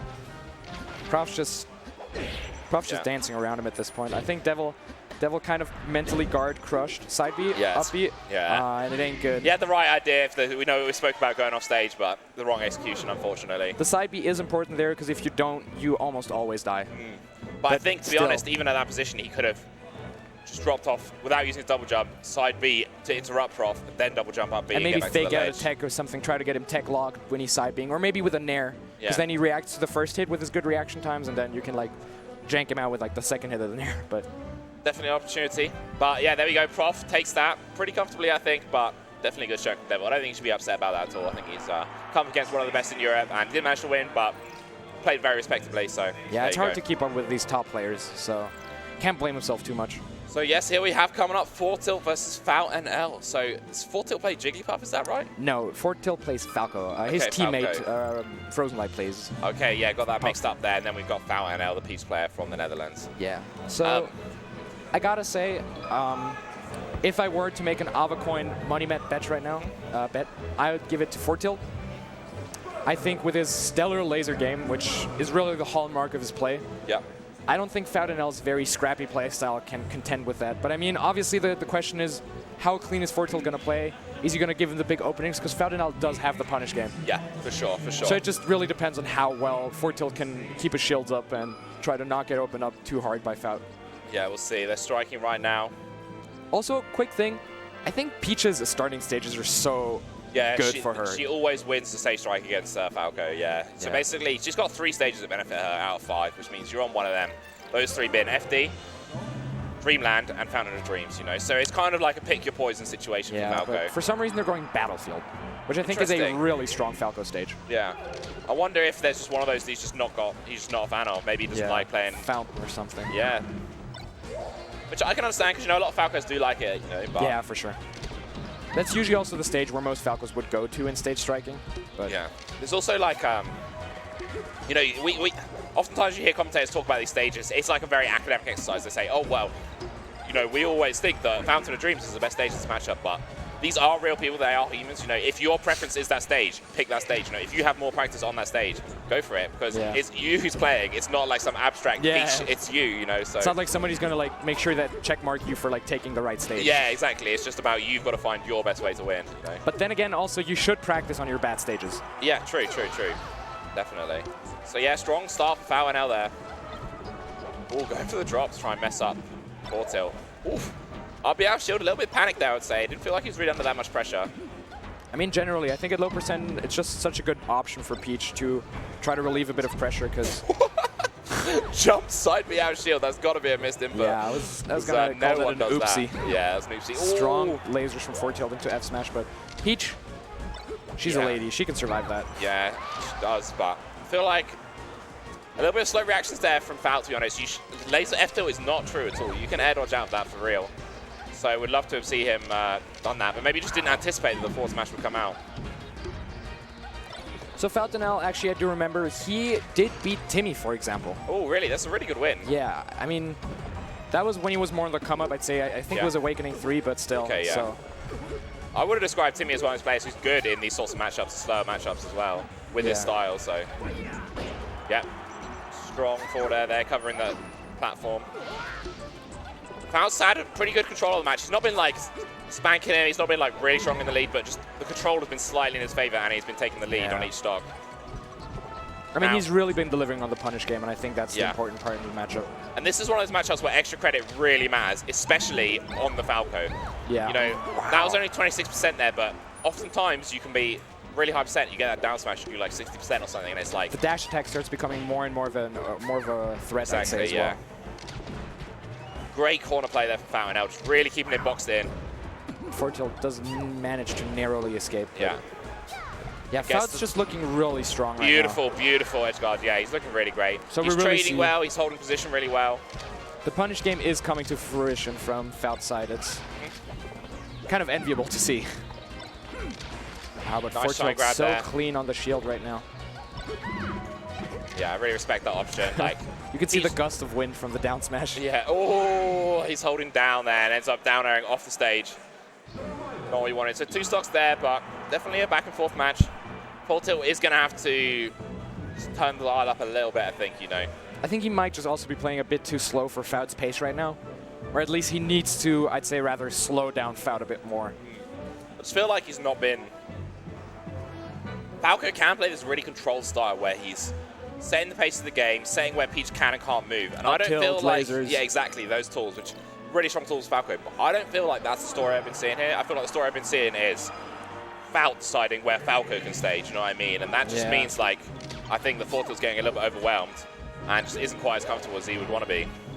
And the Umbrella, I really have to say, low percent, such a potent option. Yeah.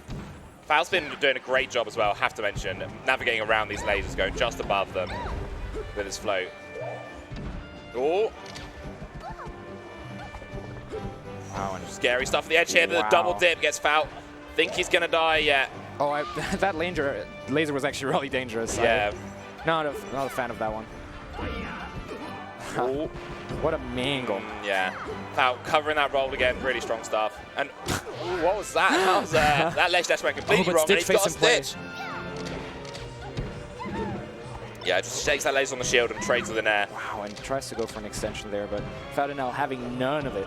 Yeah, the thing is, you've got to be really careful with Peach. Just because you got a hit doesn't mean you're like entitled to the second hit. Oftentimes, you have to just take 1 or 2 and let it go because she's so good at just naring out of hit stun, and it really can punish you. Oh, little gap in the shield pressure there, but doesn't get punished for it. So we do see Fortilt right now. I think he's playing a bit cleaner, playing a bit more of the Falco defensive playstyle. That was the real commentator curse there, playing a little bit cleaner, and he kills himself. So I think that was the second SD this game, right? Fortilt, just don't get involved. Like, I just let him do his it's thing. not that much percent, but he just took 2 turnips. You know, you shouldn't. Yeah. Even though it's only a small amount, it's like completely wasted. Yeah, it's just extra credit for nothing. Exactly, yeah. And you know, I think it's fine for you to wait here. When the stage resets, you've got all of the stage positioning, you know, you've got all of the control. Just wait for that. And Peach really suffers from good stage positioning on the opponent's side. Exactly. You can play really, really like boxy with Falco and just keep that Peach locked in the corner, but just don't feel Fortilt has like really been confident enough or had the right sort of skill set in order to keep Falco closed in like he needs to. Ooh, gets the forward smash on that roundhouse kick. And what I love about Faust, every time he loses stock, he puts his finger to his mouth. I think it looks really funny. I have to watch that. Oh, gets the up tilt, that's what he wants. Waits for the down smash, that's good stuff. Ooh, almost gets another down smash, but makes it. Oh, fair. Ooh, he was a little bit slow, but... He starts getting more and more aware of it, I'd say. Fortilt woke up on this stock, like, big time. Big time. Wow. He's like, I remember how to play this matchup now. Ooh, questionable up B, gotta say. But I would say not too much risk there, because Peach is pretty slow in the air. It's true, yeah. She's not going to fall down and get you the punish. So probably one back air, close out for strong hit here. Doesn't get it. Wow, Fortilt's so clean on the shield. I mean, you have to play so careful here when you're Fortilt, because the thing is, Peach can still one-hit you and just equalize all of this percent suddenly. So, You can't overextend just because you want the kill. You really have to play very patiently. Oh, there's the narrow shield. Interesting that Fortilt elects to go for the full hop, I'd say, out of... Ooh! Nice choice The there. Ronaldinho. Yeah. Oh, what a read from Faut. Holy moly. Last stock situation here, so Fortilt's got to keep that sort of presence of mind that he had in that most recent stock up here, otherwise he's going to be going out. Knifes him, and really, Faut tried to go for the crouch cancel, but Fortilt, the Good punish here, good punish here. Does he get a forward smash? Yes, he is, I saw that. Oh, again, he did the finger thing. Oh, it's a foul here at the edge. Again, oh, yeah, I've got to question him on that. He's done that air dodge. He got punished for it the first time he did it, and they tried it again. It's like, I think that's not the option you want. We got to have an air dodge intervention. So here we are, game 3. And now, I mean, you really got, we spoke about 3 stages being good for Peach, so you really got your pick. Yeah, I think FD will probably be the choice. I think, obviously, you got the chain grab. I think he's going to ban it. Oh, yeah, sorry. Silly goose. Fountain of Dreams, so now we are going Fountain. So then that means Felt probably didn't feel too comfortable with Dreamland, I'd say then. Yeah, which I can understand because, like, top platform can make it really oppressive. Like, Falco can really abuse that. And just, like, even though it takes a long time. We've seen Fortilt not too much of, I'd say, a platformer. Oh, he might be able to live this. Oh, I don't think so. Yeah. No, and Fortilt knows. And this time he didn't shoot a laser, so good on him. Well, there might have been a situation for a Peach Bomber there, but he just wasn't. Where the curve of the chalice was, I don't think he had position to do it. The chalice. That's what it is, yeah, chalice. It's a really good analogy. I really love it. All right, so one stock down for Foul now. He's going for that really threatening float high there where the lasers will go completely underneath. The flutter hush. Oh, the platform completely messed up his combo. Double jab to shine, really interesting. Fortilt trying to push the limits of the neutral game, I'd say. Because you'd think, you know, jabbing Peach, isn't that scary? Yeah. But that's what really makes you a good player in the Peach matchup, if you know when you can pull out yeah, those, like, exactly. Like, her crouch cancel is so broken, but if you know a situation where she's definitely not going to crouch cancel, then you can really take advantage of it, and those weak moves can link into something really strong later. Ooh, down tilt misses. Dangerous. Good DI, though. Does not get down smash out of the up throw. Wow, and really pelts him with the lasers. And there I would have loved to see, you know, Fortilt maybe just try to cover going to the ledge, because, I mean, every single time he's been going to the ledge and then air dodge from it. Yeah, exactly, yeah. I'm glad to see Fout didn't air dodge there, but he still did. He's going for the ledge. I kind of see a school of thought of saying, you know, let Peach take the edge because she's so bad from the ledge to the stage.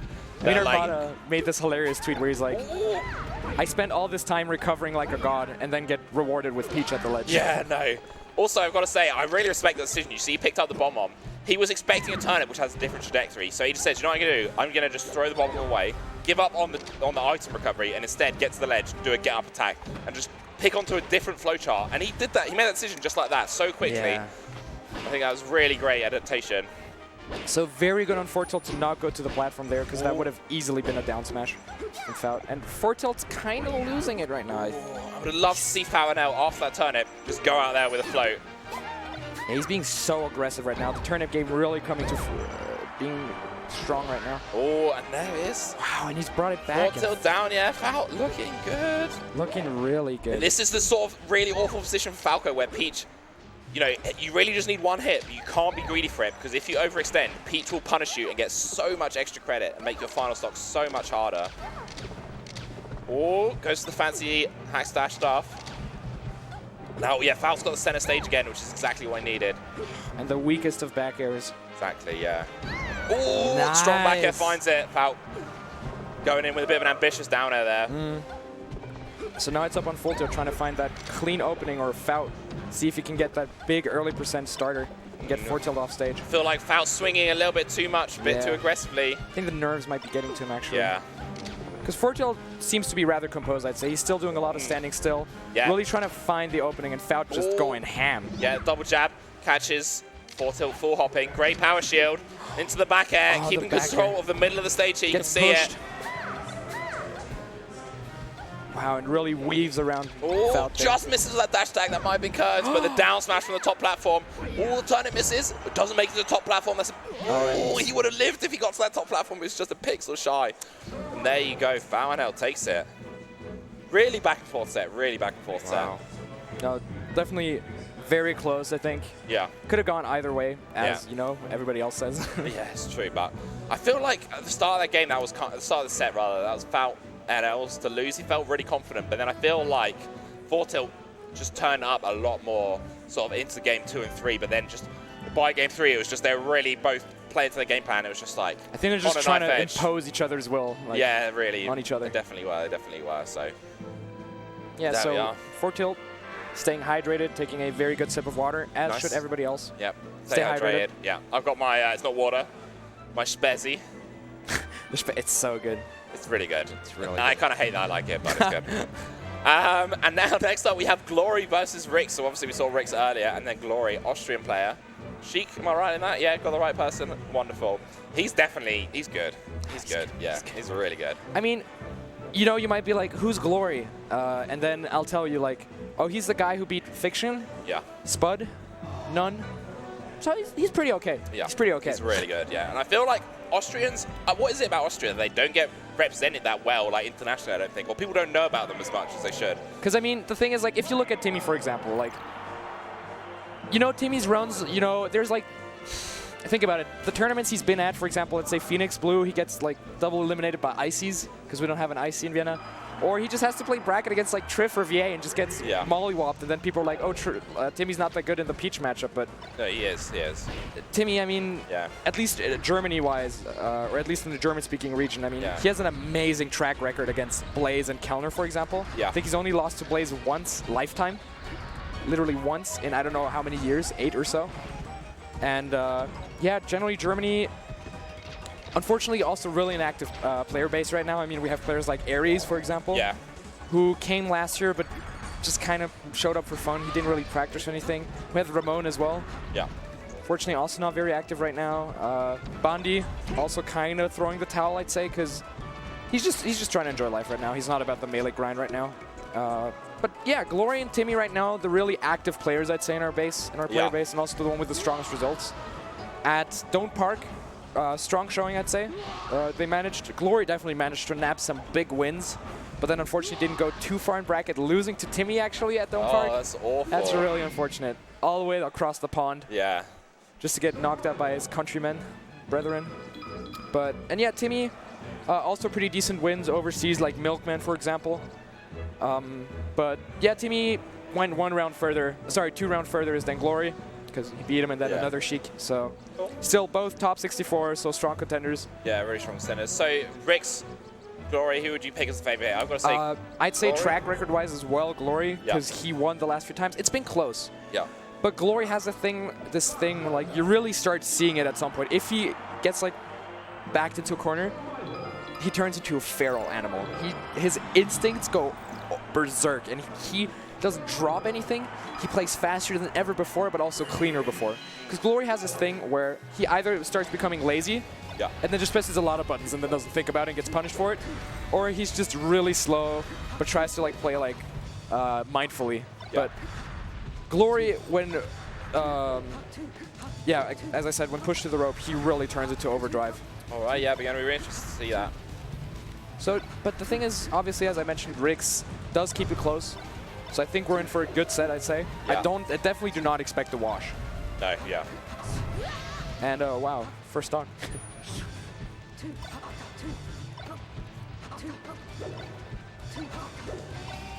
Didn't realize this water was going to be sparkling. Yeah, it's like slightly sparkling. I'm not about that. Hello, my love. So, if I may ask, generally, what is your view on the German playstyle? The German playstyle? Compared to the British one? I think in Britain we've had this. I think this is in contrast to the whole of Europe, to be honest. That they don't understand defensive play, and it's this like real culture of trying to play aggressively and trying to play for style and not taking these defensive options.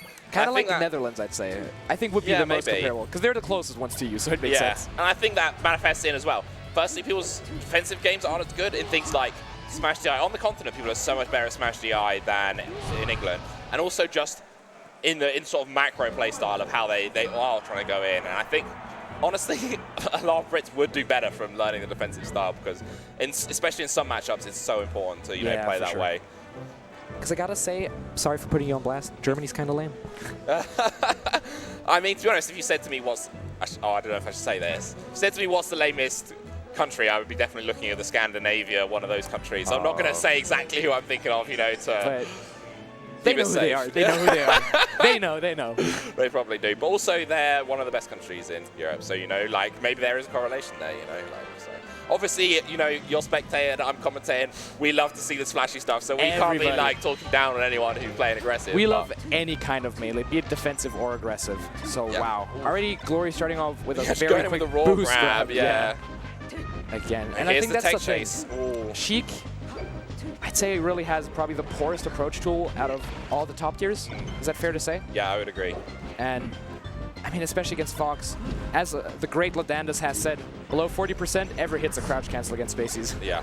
So the only real option you have left is either, I'd say, fully spaced back air, landing, or grab. Yeah. And I think that's the big moneymaker for getting percents. Yeah, the moneymaker is the right term there, because we spoke earlier about how the top tiers all have like good options for breaking CC. Like Sheik doesn't have an amazing one, but the fact is, if you do get the grab, you can often convert that with a tech chase to the point where you only need to do it once in order to break the crouch cancel. If you can get that 40% straight away. Oh yeah, a little bit of a mess up getting into the edge there from Glory. And yes, it's a back air, so close stuff here. Nice reversal by Rix, I'd say. That was, because that looked like all Glory, and then he got his jump back narrowly and managed to. Oh, beautiful jab there after the needle. I don't think he would have converted that if he did a down smash straight away. Yeah. So just added a little bit of time, a little bit extra hit stun, and a little bit more height, and then links that into the down smash. I feel Glory must have been going for reads both of these times, because he just immediately went for the turnaround grab, expecting a tech in place. And Rix is just not giving it to him. Yeah, I mean, Rix, being rather known as a privileged player, you would expect him to just abuse the most broken option that Fox has, but Rix, being aware that Glory is aware, Yomi levels. There's the up smash, closing it out. Strong stock from Rix. First stock was really back and forth, but right that now one really was taking all the Rix. lead. But Glory opening up with the dash attacks, as they're called. Oh, a bit slow there, covering the side B. Nair, oh no, doesn't get it, eats the up air. And also about this matchup, I think the best way to describe it would be the way Pipsqueak said it. I'd say it really just comes down to the punish game from both sides. Where I think obviously Fox has a higher punish game ceiling, and therefore I think he also slightly wins the matchup. But Sheik, obviously. But I also feel like the baseline for Fox punish game, like a mediocre Fox punish game is so much better than a mediocre Sheik punish game, do you know what I mean? Because it does kind of right itself, whereas he wins on floor and ceiling. But the back throws. Yeah. So smart. Tries to Z-axis him to death, but Glory's having none of it and just up smashes. But there you go.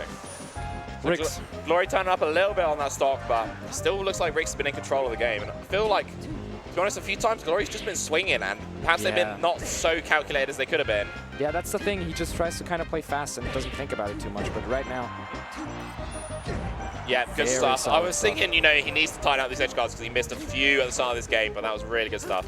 Turning around with a needle, putting in a perfect position to get that back air. And those 17% are good. Yeah, exactly. You know, we didn't actually mention that when we were talking about tools to break crouch cancel, but needles are a decent tool, you know. Aside from the needle into grab, it's just like one full stack of needles, that's 18. You know, that's pretty much half of the crouch cancel gone. Yeah. Oh, and good crouch cancel the jab. Check your privilege, Riggs. Yeah. Wow, and Glory again. That was really good stuff. Oh, and a beautiful back air. Oh, a bit slow there. Would like to see an up tilt. Oh, good roll by Glory there. And wow, again, jab down smash. Yeah. And again. Really want to highlight that for Glory. I mentioned a few times that at this tech chase at the start of the game, he just turned around and grabbed, and it looked like a read. But he did it 3 times and missed, and each time, Rix had teched behind. And Glory, on that last stock, when it really mattered, just read the tech behind and completely punished him for it at the perfect moment. I think generally we saw, just again what I mentioned, on the last stock, Glory just tightened it up really well. Because before that, I think Rix looked like the better player, I'd say.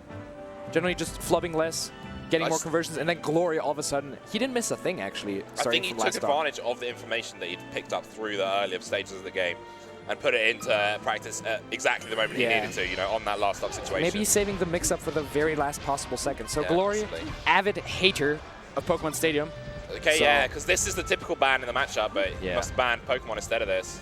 Obviously, you know, So movement is limited for stages are Sheik, horrible. and the laser game is very threatening for Fox. Just keep back and, you know, in and out, do the lasers, get lots of damage. But the sort of silver lining for Sheik in this matchup is if you are a good reaction tech chaser, you do have the kind of And width the to do dash that. attacks are really good. I mean, the punish game is on another level on this stage, I'd say, because you have no platforms to interrupt it. I mean, Exactly, obviously yeah, the no neutral safe game is haven. horrendous, Yeah. but I think a player like Glory is definitely going to take this. The weak, just nicks him with the weak back air. Yeah, that's one of the things about Sheik's aerials as well. It's like, it's not even a matter of like crouch cancel. Sometimes you just hit them in the air, and Yeah. it's like, do they air crouch cancel? Oh no, my move is just so weak that it doesn't even matter. They just counter hit me. Ooh, jumps into that shine, unfortunate. But you know, Glory, despite being counter-picked against, still took the first stock there and in the lead in this match. Good cross-up on the dash attack.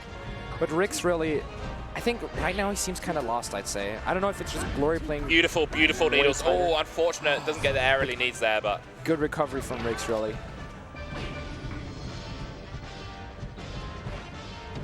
crouch cancel, even at the 100% he's at, knowing there's a weak move coming, the crouch cancel is still effective. And then the little backflip, the sort of short hop backwards for Glory there, Bermuda allowing him to get triangle that forward air. Yeah.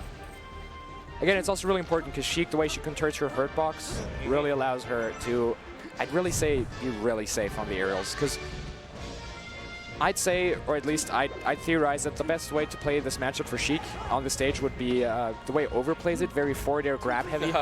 Overplays this like no one else. Back air, Yeah. and again. And again. Yeah, there you go. Rinse and really repeat. good edge guard there. Looking clean after all the rinsing. Yeah. So weak nair. Rick's well aware that he can crouch cancel that. Unfortunately, does not get a punish out of it. Yeah, gets just clipped by a drill there. Glory was fishing for that grab, but oh, And the juggling so strong from Fox. oh, that's a grab for sure. What's the tech chase here?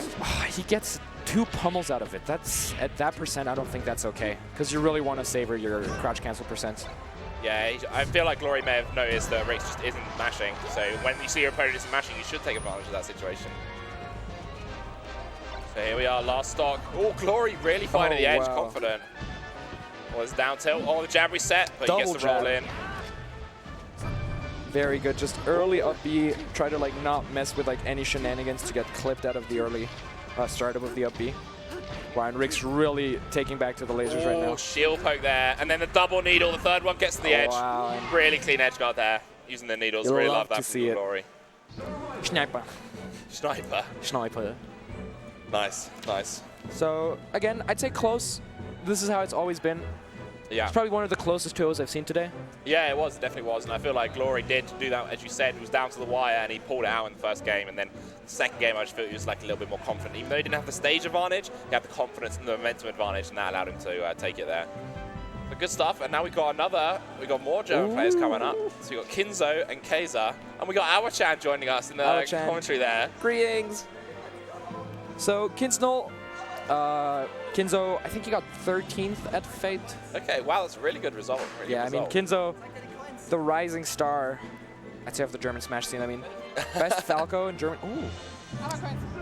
So, Gimme. so this is actually really interesting. At this tournament, they have something called Awa coins, Yeah. which are kind of like betting chips. And So it's the money. It's one money. So you can bet this on a money match. You can bet this on a side bet, anything like that. And then RPS, you can if you trade wanna- these in for sweet prizes at the tournament. And it's a really cool concept I like. You know, I do like that sort of the hype that you get from side betting and having those money matches and stuff. So I it's just really love cool. gambling. Well, I don't gamble I mean, with money, legally but I would responsibly. gamble responsibly with some Responsibly. Hour coins. So yeah. And we've got our lovely mascot Hour. For the kids, Hour-chan. Also, sorry, in Germany, right, like a W is normally pronounced like a V. So is it actually Ava? Yeah, it's like- actually Awa coin. Oh, okay, yeah, because all of the English people are getting that Awa completely coin. wrong. Awakun. Awa coin. So yeah, there we are. Oh, okay. Live RPS. Live up, please. For the Awa coin match. Okay. Ooh. Pay up. There you go. Oh, Awakening 5 t-shirts, everything here. Double We've or got Lever nothing? showing in. Double or nothing. That's salty. Oh, okay. Same outcome. Did you play the same things? Oh, fair enough, fair enough. So that's two Avacons. Easy money. You want to go, yeah? I figured it out. I figured it out. Wow. You play wrong. Thank you, my love. So Avachan has to go back to the lab to grind a bit of RPS, and we're moving right in. Yeah, here we are, Kids MS. Guys, thank you for joining us. Thank you so much for the money. So Sheik versus Falco, here we go. Another tech chase opportunity. Really big damage, honestly. Wow. Oh, that's destruction. Starting the match off, Sheik versus Falco. If you get your first combo and it's like 50, you're happy with that. He literally just 0 to death him in Sheik versus Falco. The first combo of the match as well. The cheese is melting. That's how hot he is. But really Kinzo, good stuff there. If there's one way to describe Kinzo, I'd say he just plays melee. Yeah. He's fast. Okay. But Keza, obviously, if there is one thing he's known about, it's his defensive play and his willingness to slow it down as much as he can. I mean, there's a famous set of him and Fatman Spam at Cathletic, where Keza just Shino stalled for like 7.5 minutes. Nice. And then Fatman Spam just quit because he couldn't do it. Wow. So here we are, despite... doesn't get the kill on that up air. So really strong first stock from Keza. But 43% looks like that's all he's going to take on this one. So definitely good answering back from... Wow, what a mix-up. And Keza also has really good recovery and tech skill. Yeah. There's this thing, it's called the Keza land, which Over actually adopted, which is the no impact land needle on the side platform, on Battlefield, for example. Or also the recovery shortens. Keza, even Swedish Delight acknowledges the Keza mix-ups. Nice. On the ledge. Oh, so here's the punish. But Kinzo does look like Kinzo has his own punish game as well, you know. Yeah, so for sure. Despite that first stock, I think we've definitely got a match on our hands here. Yeah, goes straight for that. Oh, I'd love to see a side B there. So he makes it to the edge. Wow. Sneaks that away. I think he's already figured out maybe Kesa went to the edge a lot of times. And to be honest, it's a great option for Sheik, so I understand that. Because, I mean, you don't want to be on stage with all that lag. And Kinz, wow, he's just scooping him up there. Oh, yeah, great use of the up tilt. Oh. How about Keza? Maybe a weak up air would have been a good extension there. Yeah, his hitbox just didn't reach high enough with the nair, so maybe the up air would have got it. But mind that, and this is really good extra credit from Kinzo, looking really strong now. Kinzo, you can't shield grab him. He's so tight. I mean, he is a box player after all. Oh, okay, yeah. And a good one at that. So there you go, 112%. And, you know, we saw Falco vs. Sheik, we said, you know, it's really scary in this situation because you can just take so much damage. Peach has those really, I don't want to say free, but pretty easy combos on Falco. Yes. With Sheik, it's not quite as scary because Sheik needs so much more sort of guesses or luck or things to go her way in order to do those, like, 0 to death combos. But I do have to say that once Sheik has Falco off stage, I think it's way easier for Sheik to get. Yes, the off stage game, Sheik's for sure. But getting there is just so tedious. You can just be in the middle, hold down as Falco, and it's just so difficult for that Sheik to kind of displace you. Exactly.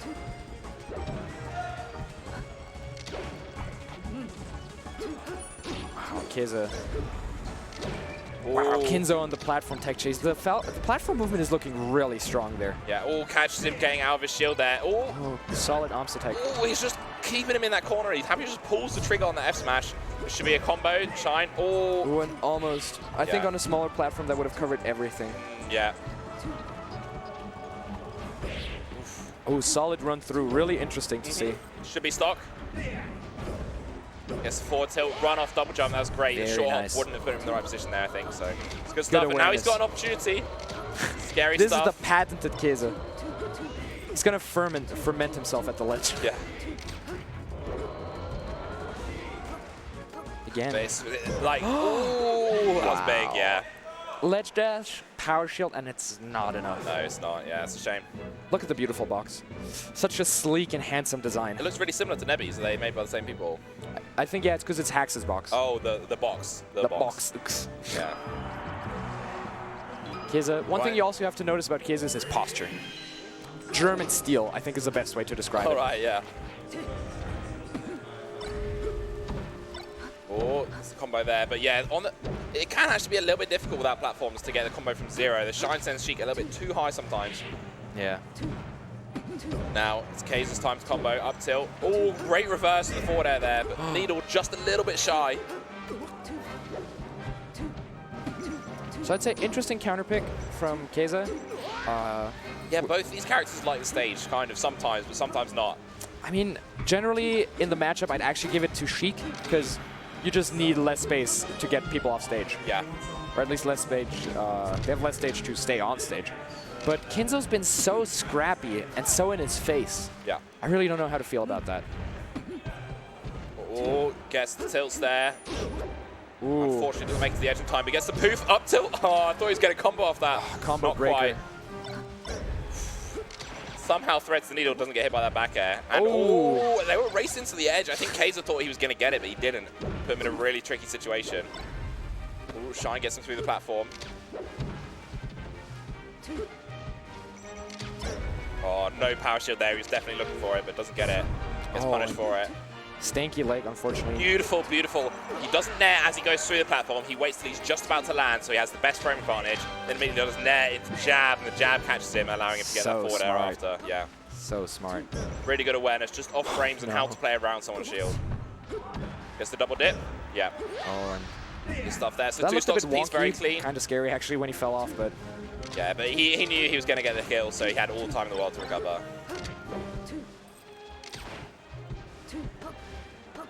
I actually Takes it back to the find it ledge. really interesting to think about how different the metagame would be if players would just respawn instantly in the middle of the stage, actionable.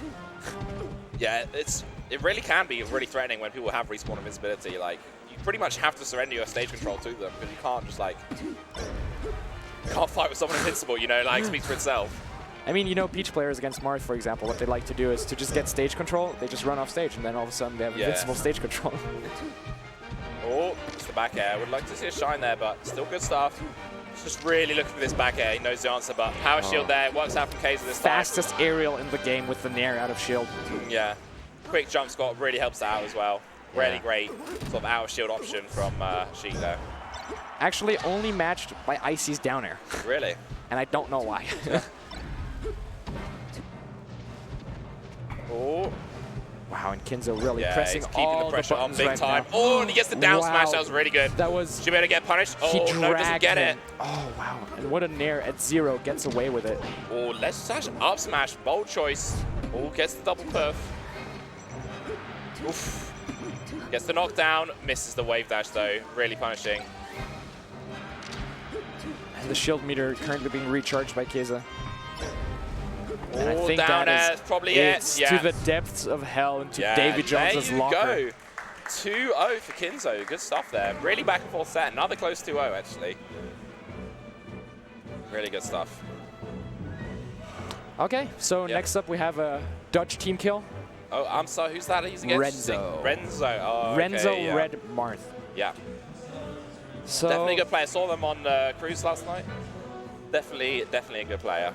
And then Armsa as well, you know. We can't mess about. You know. He's going to be the favourite. He's another top 10 European player. Really, really strong.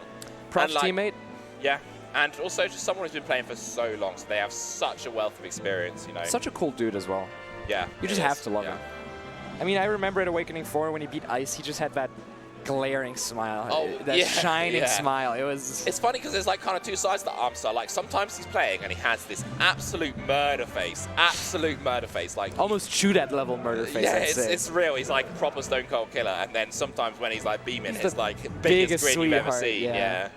And it generally is all-round legend. Amazing hair as well.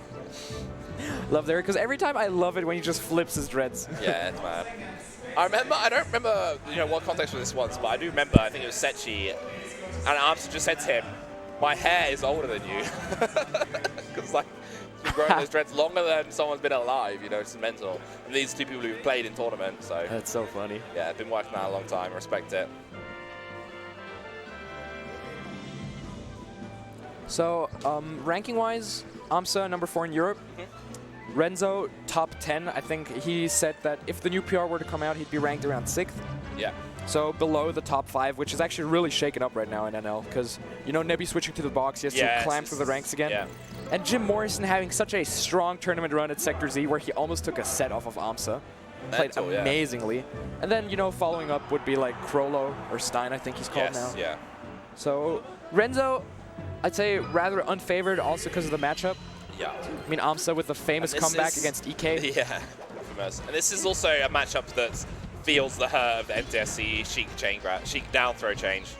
Yeah. Just like guaranteed follow-ups on grab. Interesting, tries to go for the instant coverage on the re-jump, which I think is very effective against Sheik.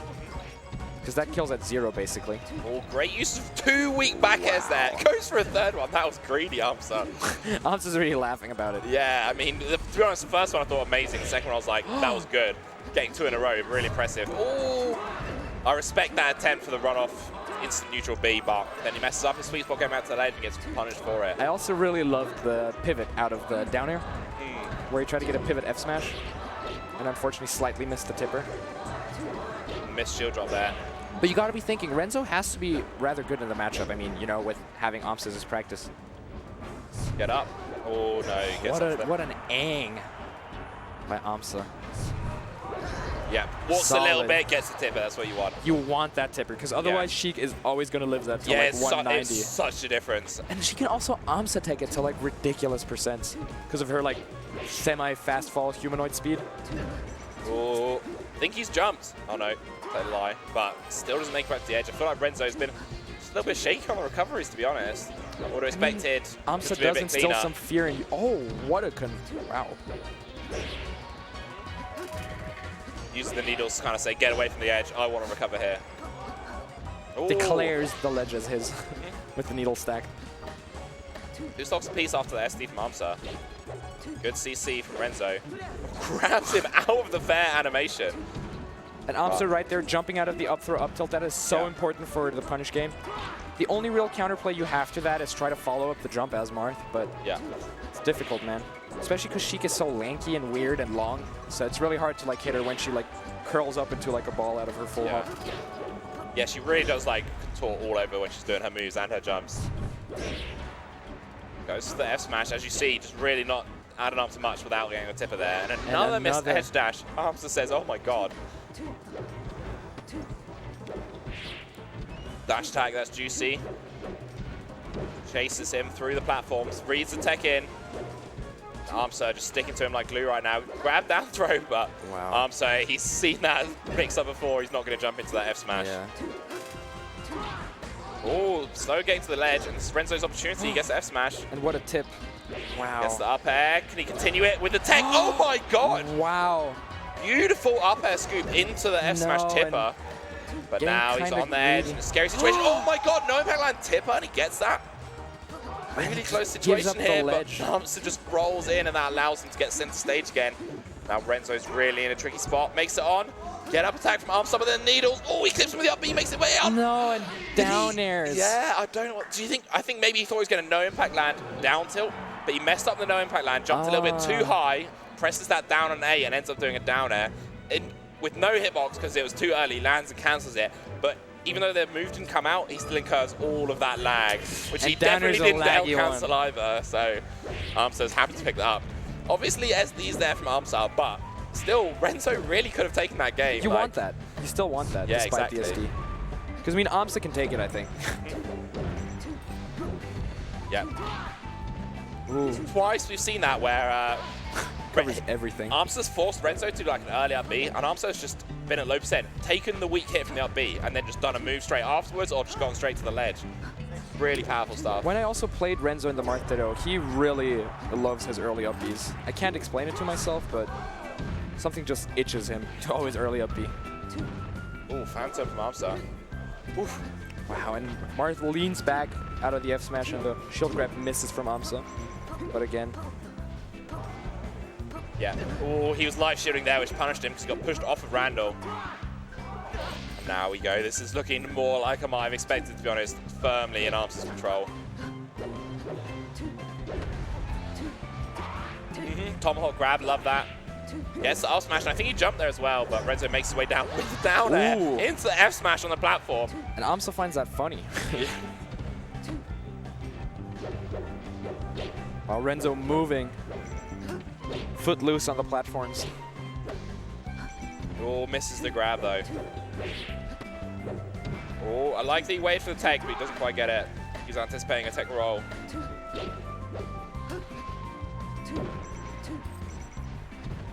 Oh, finds the back air. Deep. It's the only word that comes to mind. Here's the grab from Amsa. What's the punish this time? Oh. Nice wait from Renzo there, anticipating the roll in. reacting. Ooh. It didn't really matter, but Armstead got nut smashed DI on that forward smash. It looked like he glitched left and then went off. There's the F smash on the slow get up. But good DI from Armstead. Should be a kill here. Oh no, he doesn't get the F smash. Flustered, I'd say. Yeah, I knew he was going to wall jump. Like, I could see it. Here you go. Down throw. Heck on the top platform gets him out of it, but he's got a lot of work to do here. Whoa! Yeah.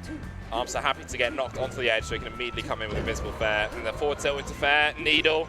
He's got to close it out, surely. Oh. No, dropped edge guard big time. Renzo, what are you doing? Oh, I love that because the timing call out on either the shield or the crouch cancel is really important, and the second hit sets up so well for an up tilt. Yeah, and then a nice space nair there on Sim. But this is going to be hard for Renzo to bring it back. I think it's over. Like, it's over. There you go. Yeah. So good stuff there. Decent performance from Renzo. Some really, really well played. But yeah, the first game close, but Armstead's the champ. So I do believe that. Yeah. So our stream queue, I'm not sure we're seeing anything on that. Maybe the production will let us know if we've got another match. Some people are going up. Is that Frozen Light and Popmeister? Is that? Oh wow, we got. Okay. Oh, is this going to be a Puff Ditto? Are we seeing this for so real? we have enough things to look at. Yeah, exactly. We're not going to be running out of content, people. I promise you that. But whilst it's definitely a slower matchup. It's not that Fox Valkyrie explosive stuff, but there is some really interesting neutral game you can get in this. Yeah, and time for that adaptation across the set. So. I have to say, I really like the Puff matchup. The Puff Ditto. I mean, I like to play it because I just troll with Puff, right? So I'm just like running around playing stupid errors. But I think looking at two players and really try to because I mean you see it with like HBox and Toussaint, for example, where I mean obviously HBox miles better than Toussaint, but still Toussaint managed to take the game because I think it's such an underdeveloped matchup, especially on top level. Because I mean, where are the Puff Dittos at, right? They're not happening. So it's interesting to see like people's approach. Frozen Light, I'd say rather aggressive. Yeah. Don't know too much about Popmeister, gotta be honest. I'd say he's more of like a calculated player. Okay, so more I've never seen these two clash, but I'm really interested to see how it comes out because do you remember their respective rankings? I think Frozen Light was about 45, 46, 45, yeah. And then Popmeister is a little bit higher, 30. Right? Okay, yeah, so it's like lower 20s, I'd say. Yeah. So here we are. Battlefield is the start.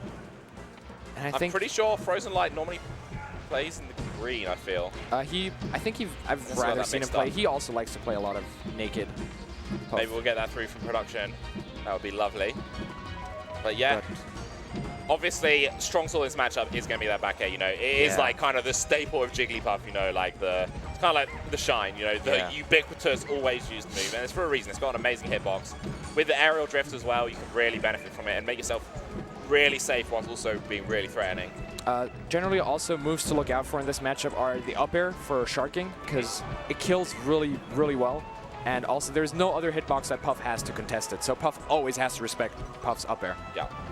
So we got Pop in the green here. I think that just showed up on the overlay. Hopefully that is right. Yeah. And also, not forget, Drill is actually, I'd say, the most important move when it comes to punish game. Because that's the way where Puff actually manages to link those two hits. Yeah, Drill into up smash. Yeah, really strong. Timeless just a little classic. percent low, but definitely can be a kill setup.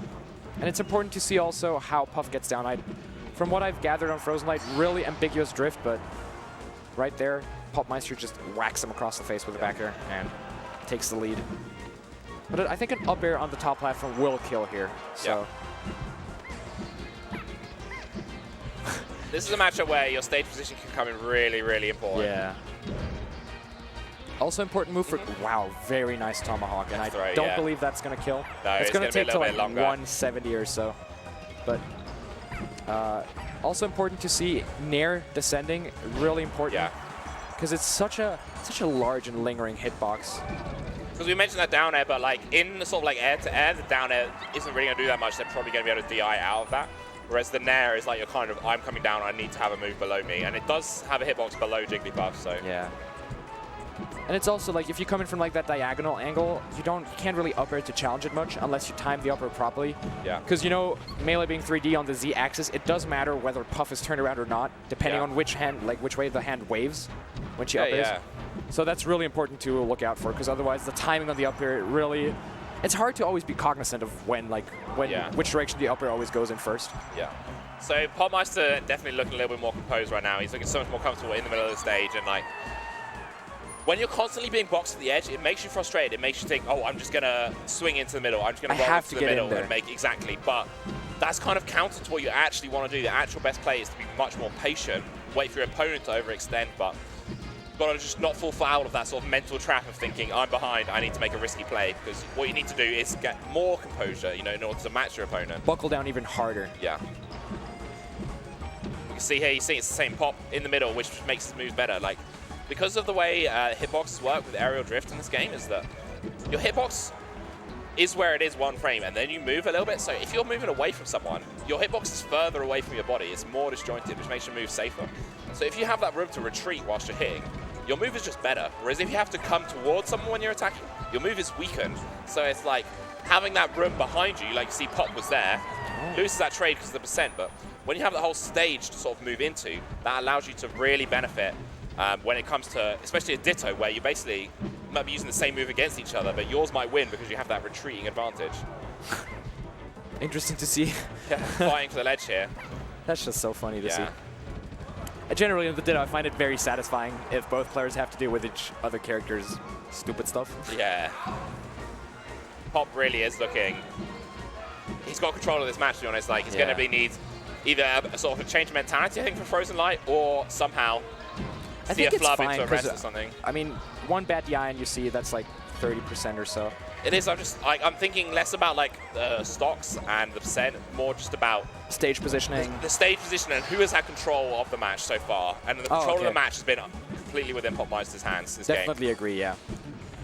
Thing is though, Popmeister really looking solid. I also have to mention, I wouldn't put it past Frozen Light to go for some crazy rests. Yeah, that's the sort of thing that I think we're going to be needing at this point. I mean, obviously... Because Popmeister, I think, is obviously good enough to still play around that possible win condition. Yeah. But the thing is, with this percent now, it's not actually on the table for this stock. If he dies, he'll just come back and rest him again. So Frozen Light would have to take this stock and then rest the final stock. And you can't count on bad DI from Popmeister's side because he's just too solid of a player. So that's good up smash catching jump there, like a little bit of a read from Frozen Light, but Pop misses the ground. It's Frozen Light gets it instead. Also, I quickly have to say I love Jigglypuff's back throw in the Ditto because it's weight-based. So it just looks really funny, so she just chucks her out of there like she doesn't want to deal with it. Oh, Nair coming in from Pop, allows him to land. Up smash, not going to quite kill, but beats out that drill. He anticipated that, I think. Wow, and we're already 5 minutes into the game. You wouldn't have even noticed because these players are playing really aggressive, actually. Yeah, really just fighting at each other. But now it's Frozen Light on the edge. It's that same situation we've seen a million times where Pop has the center stage and Frozen Light's trying to fight his way in. Gets in with one back air. Oh, the up smash doesn't get into the shield drop up air. Brilliant punish that. Brilliant punish. Popmeister really looking in control. I mean, he's so aware. He seems to be so cognizant of how the hitbox, how the rock, paper, scissor of back air, up air, nair coming down, how it all like works around each other. And and also like that was, I think it was great awareness because where he shield dropped, he was actually really far away from his opponent because Jigglypuff has that amazing aerial drift. After shield dropping, manages to drift close enough to him to hit him with that up air. Well timed as well, because I mean the up air has a bit of startup to it. Yeah. So really good timing there on Popmeister's part. Takes it up 1-0, and going to game 2, running it back to Battlefield. Because I mean, I think there's this gentleman's agreement thing where like you don't want to be that guy that goes Dreamland. Obviously, you know, like it is down to. I could see like a legitimate choice for like maybe FD or Fountain as stages that you have preference for. But like between many of the other stages, it's kind of like you are just playing the matchup. You are playing the same character. You know what I mean? Like there's really that much. Generally, I'd see the better player try to go to Dreamland because obviously, like the more interactions, the longer you live, the more it favors the better player. Yeah. But I don't know if you still want to be that guy. Yeah, and I mean, I could also see the inverse of going to Yoshi's. This is something you see in teams a lot as well. When you know you're not as good, you just go for that chaos. You go for the like higher variance stage to try and like get something going. But maybe catch a bad DI on somebody's part. Exactly, yeah, and you know, there's might be able to benefit Solid weight by Popmeister. Exactly, he's just been completely holding the stage. They're just drilling each other. Yeah. Oh yeah, he catches him going low, like. It really is like a mix-up of jump or not jump in that situation, to be honest, and decides not to and gets red. So Pop high now, but when you're Frozen Light, and in a matchup like this especially, we speak about extra credit being like important in matchups like, I think we're talking about it in Falco Peach, but Here in it this pays matchup, it means dividends. so much everything. Everything is about percent in this matchup, you know what I Yeah, mean? it's crazy. And you wouldn't be thinking that about Puff, because usually the matchups are like where you see her in like Fox and stuff in Marth. It's more so like, yeah, Puff dies early anyway, so like what's the matter? You're just gonna get that strong opening and that's all that counts, trading. But here really, since Puff is so good against Puff, I'd say, on the defensive matter, that's why percents are so important. Yeah, it really is. It's just like, there's no like there's no like real dishonesty, there's no cheese in this matchup. Yeah, Obviously there's there rest, really but isn't. it's pretty uncommon to see that in a Jigs Ditto. So it's like, And as well, you do because the win by punish getting on the into high missed rest. percent. Yeah, you do win by getting to high percent. That's how you win the game. You know, there isn't really another avenue for you to take a stock. It's just get lots of percent, knock them off the stage with a back air, you know.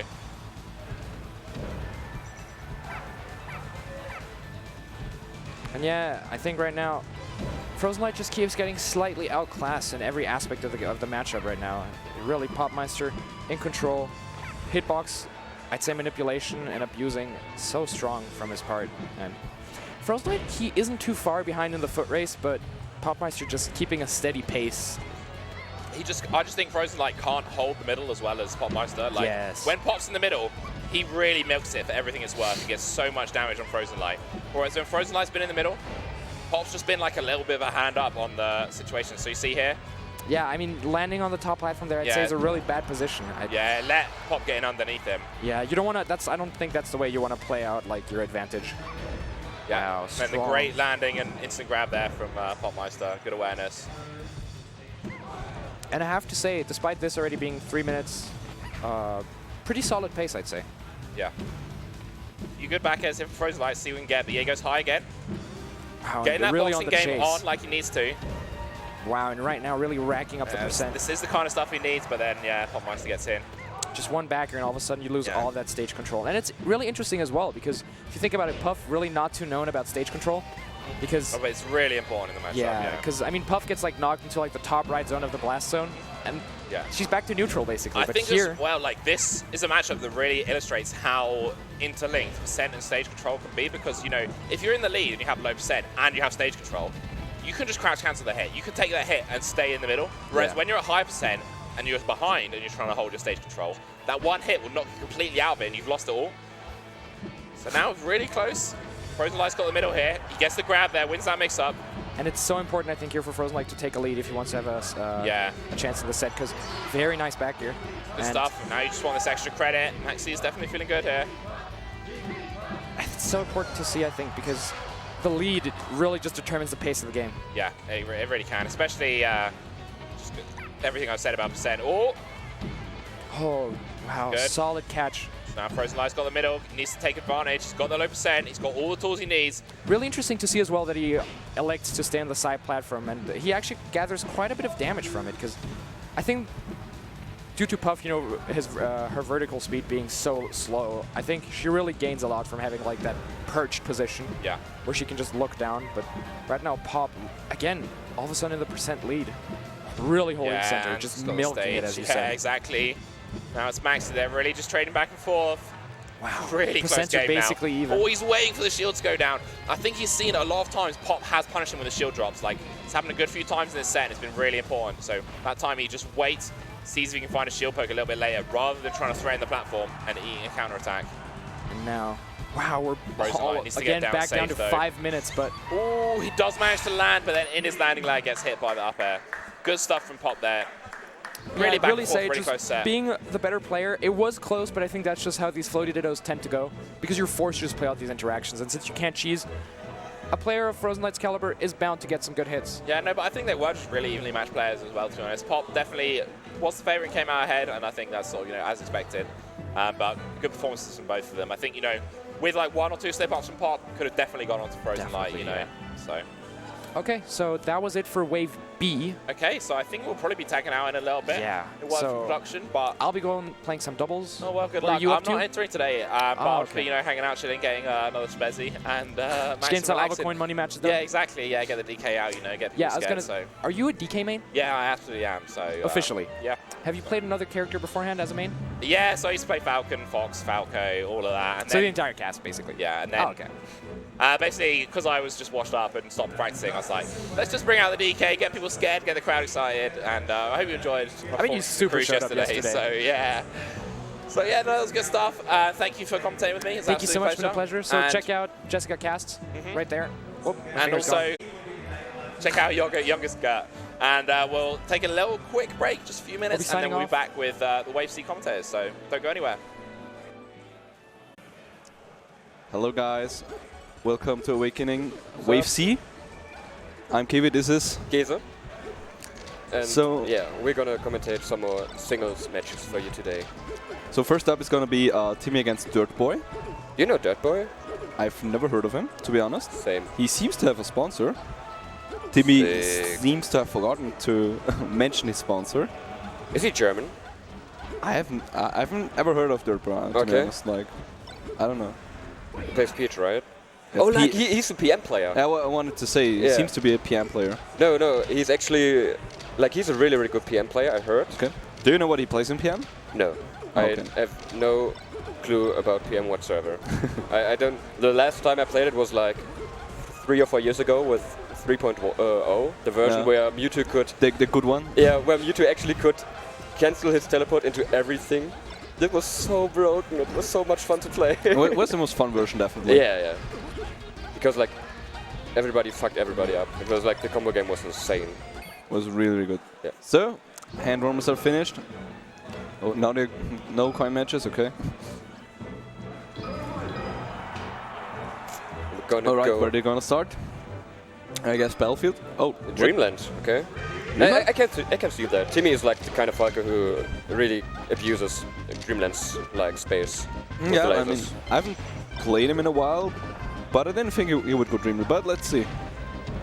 I guess he's just confident in building up damage, not getting hit too much. Yeah, that's like a thing, right? Like he doesn't get hit whatsoever. He's so safe in neutral. And on this stage it's actually doable. You got so much space to move around. And as we speak, first stock, Timmy's Dirtball still hasn't touched Timmy.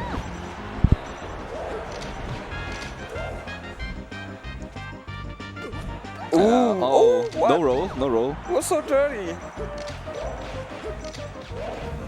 Dirtball is having like a really hard time.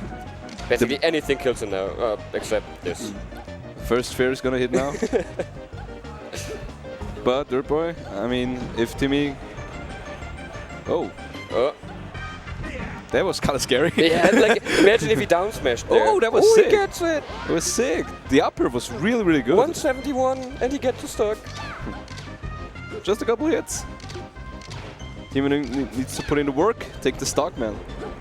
Edge guard. He's really satisfied with just having center stage. But this doesn't kill you. Peach. Yeah, and Dirt Boy capitalizes 65%. It's not too bad.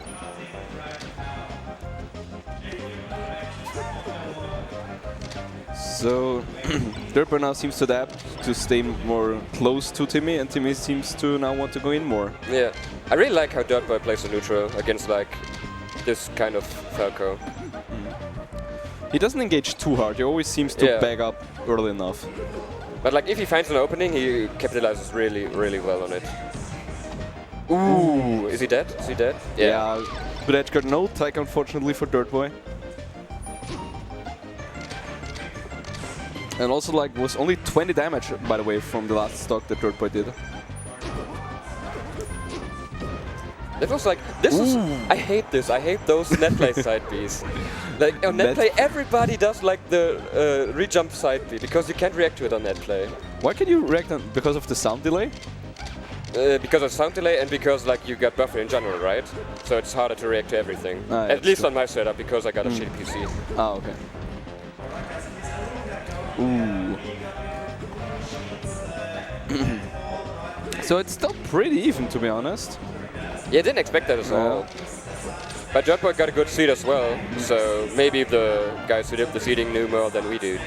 Oh no! Now I see by the way that Dirt Boy is from the US actually. I didn't know that. I didn't realize it till now. But that's commitment, right? Traveling all from the US to play some PM and maybe a little bit of melee. Let's He commit. seems to be quite good at melee. Yeah.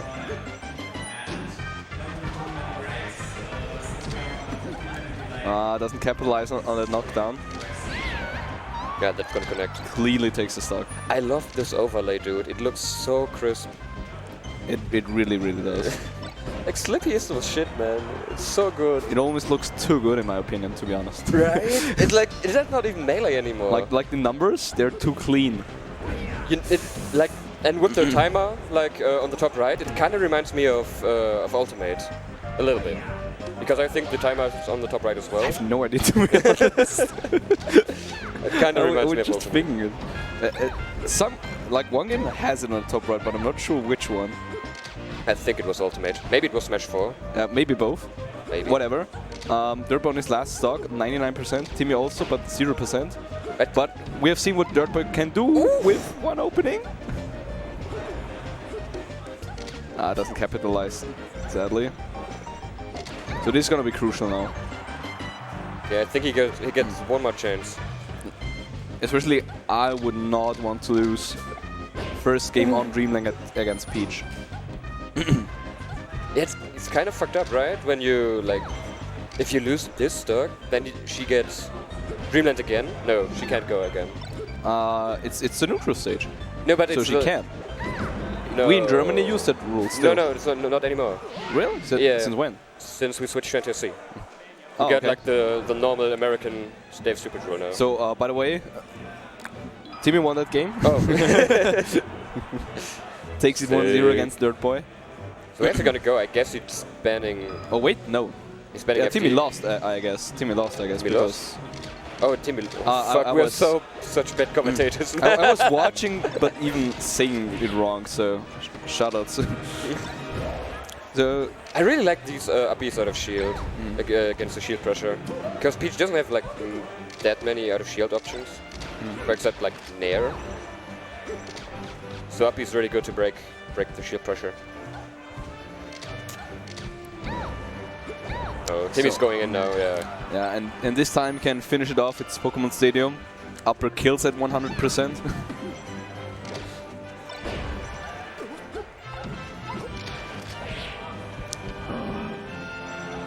Yeah, Timmy, I think Timmy figured something out. Okay, never mind. I mean, his main problem was killing him, Yeah. definitely, and it might have been because of Dreamlet, but he seemed also a bit too passive, and Dirtboy just used every opening he could get and closed out that stocks. I really like the float height of Dirtboy, which he uses, because it's slightly above the lasers, so you can't hit him with lasers. It's so crucial as Peach against Falco. Yeah. If your float level is off, you're just getting hit.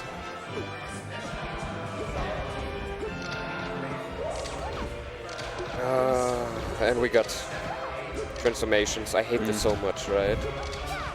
It ices out the. It's the Yeah. and it's the second stock. When did we get Frozen Stadium, man? Dirtboy is nodding.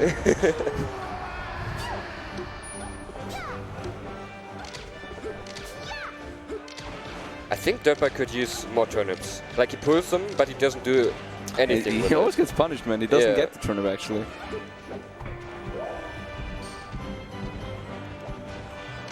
But he doesn't seem too turnip happy. He seems more like Yeah, he's a scrambler, for sure. threatening zones, just waiting patiently. But turnips would be quite hard. Also, he wants to grab, I guess, a lot. Yeah. I think that's the kind of game you have to play against Timmy. You have to go, take the space away, because he will do the same to you, right? That's where he excels. Ooh. Also, the thing is, because the conversions for Peach are so strong, it's even better to just keep it up. If you get a turnip hit, you're probably not gonna get anything out of it. It's okay for edge guarding, I guess, but other than that, in the neutral, doesn't get it. Gets to fair instead of the Nair, unfortunately. You used to play Peach, right? Yes. So how would you say is the matchup for Peach? I actually think Peach wins it. Really? I'm one of the few, but I can see it on stage being really stage dependent, and also I think like at a really high level Falco just wins, but it's really hard. So like if you're not playing perfect, Peach is such a pain to deal with, as Falco especially.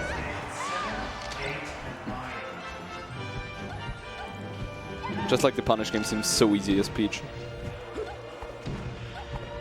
Yeah, like punish game is what, like the only thing she actually has against Falco, right? Because neutral is so hard because of the lasers, you can't move at all.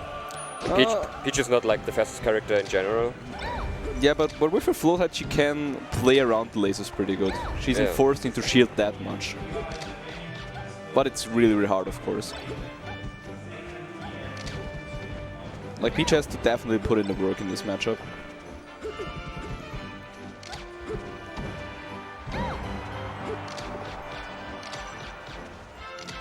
Yeah, one more hit is gonna do it.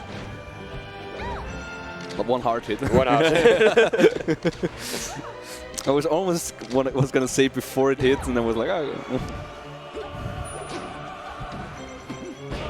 Ooh, nice dash attack, but that's not gonna kill. Oh, tries to go for the Kellner. Ah, shout out to Kellner. Staying at home, playing ultimate. You could come here and play ultimate. Right! I told him as well. Ooh! Ooh! He had the stitch face. That I just sucked. saw it in last second.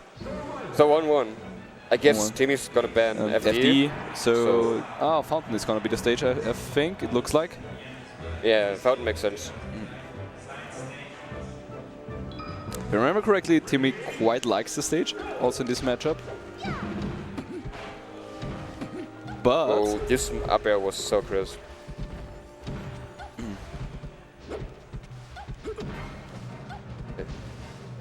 Yeah, on this stage it can get so awkward for both characters. Yeah, but I think it's a good stage for Dirtboy. Like he tries to run Timmy down, and Timmy does not have like the space to run away like he had on PS. So it's gonna be interesting.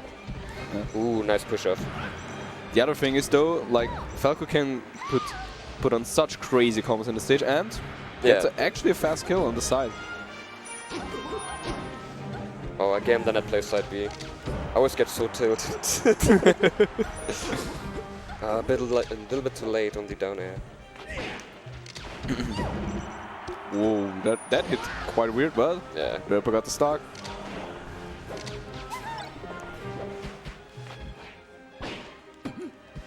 No down smash actually.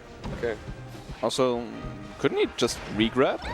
I don't think so because of the platform. Well, then down smash it would be quite obvious, but whatever. Not too bad. Still got a clean hit.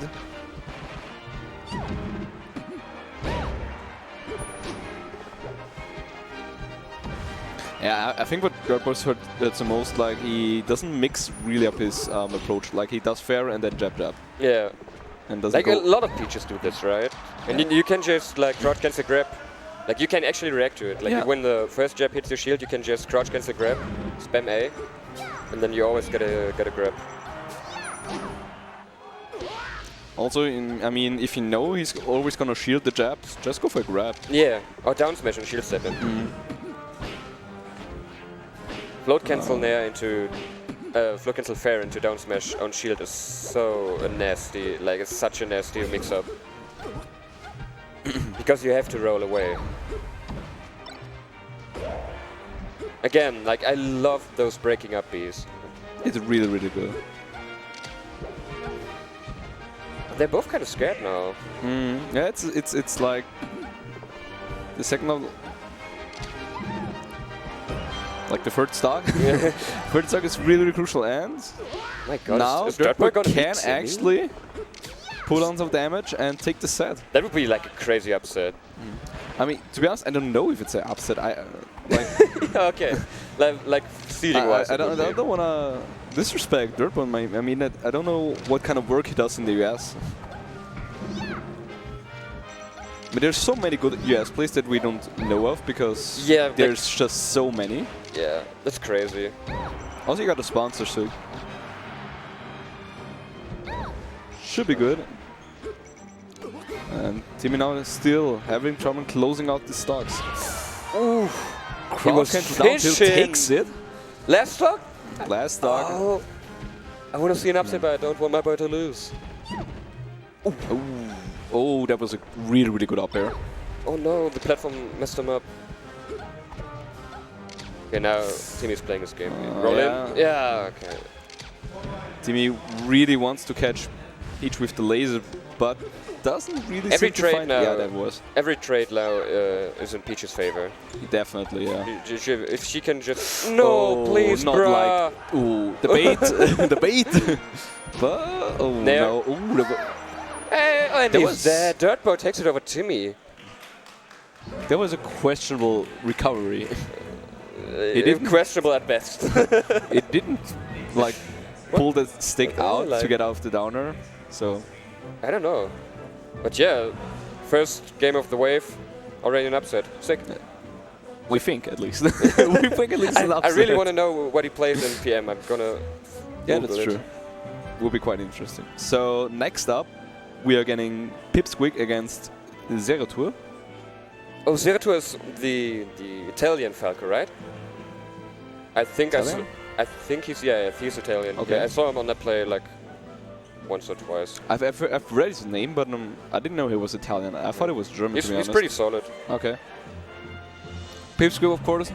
We in Europe, I think we all know him. Yeah, the young boy on the come up. So okay, How old is he actually? He's 18, right? I think so. Okay. I don't know.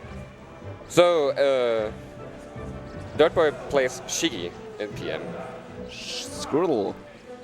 Squirrel. Yeah, Shiggy. Squirrel. I don't know any English Pokemon names. I was talking to some Dutch guys yesterday, and I realized I don't know a single English name of any Pokemon. Like I know that they're like some of the Gen 1s. Mm-hmm. But also like after Gen 2 I just don't know any Pokemon. Fair enough.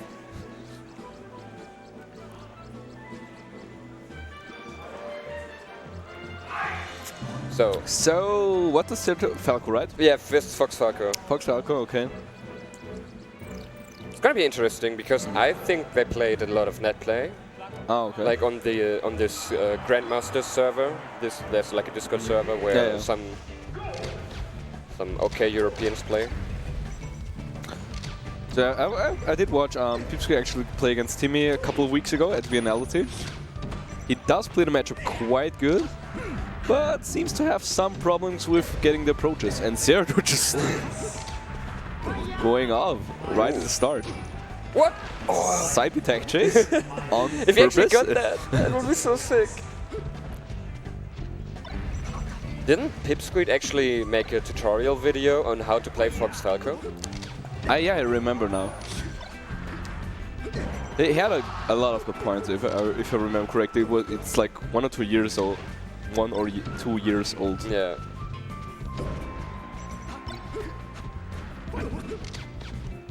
But right now it looks like Zeratur is actually putting in some work. Ooh, really clean conversions. Yeah. Those wavelands. Doesn't get the laser, sadly. Is he dead? No, he saves him for whatever Oh, what? reason. Here, bruh, come back. Doing a bit of freestyle, not getting the stock, unfortunately. Oh. And this. Oh. This was like the best DI I've ever seen. Yeah, was, I guess, about to die on the top, to be Yeah. honest. Okay, so 1 stock lead for Zeratur right now. Yeah, Pipsqueak seems to want to play it like ice, to just like zone the Falcon to the ledge. But I think he needs to put in some lasers, some grabs as well, because yeah. That was so I just wanted dirty. to say he gets clipped by not by him shielding, but this time it just worked out. Good crouch cancel by Zeratur there. What? How did that not trade? It was crazy. Oh no, he... Bruh. Oh, I hate this. This is like the Fox privilege, right? Yeah, one shine, You're just dead. over. Ooh, Oh there, yeah. no. He kills him with the Schuhanzieher. Into shine. I just found out, by the way, what he meant by Schuhanzieher because we never use that word. Really? Yeah. Oh man. We call it Schuhlöffel. What? Schuhlöffel. Schulef. Löffel. Like Schuhlöffel. a Okay, shoe yeah. spoon. Shoes. What's like the English word for it? A shoehorn? It's a shoehorn, yeah. Shoehorn, yeah.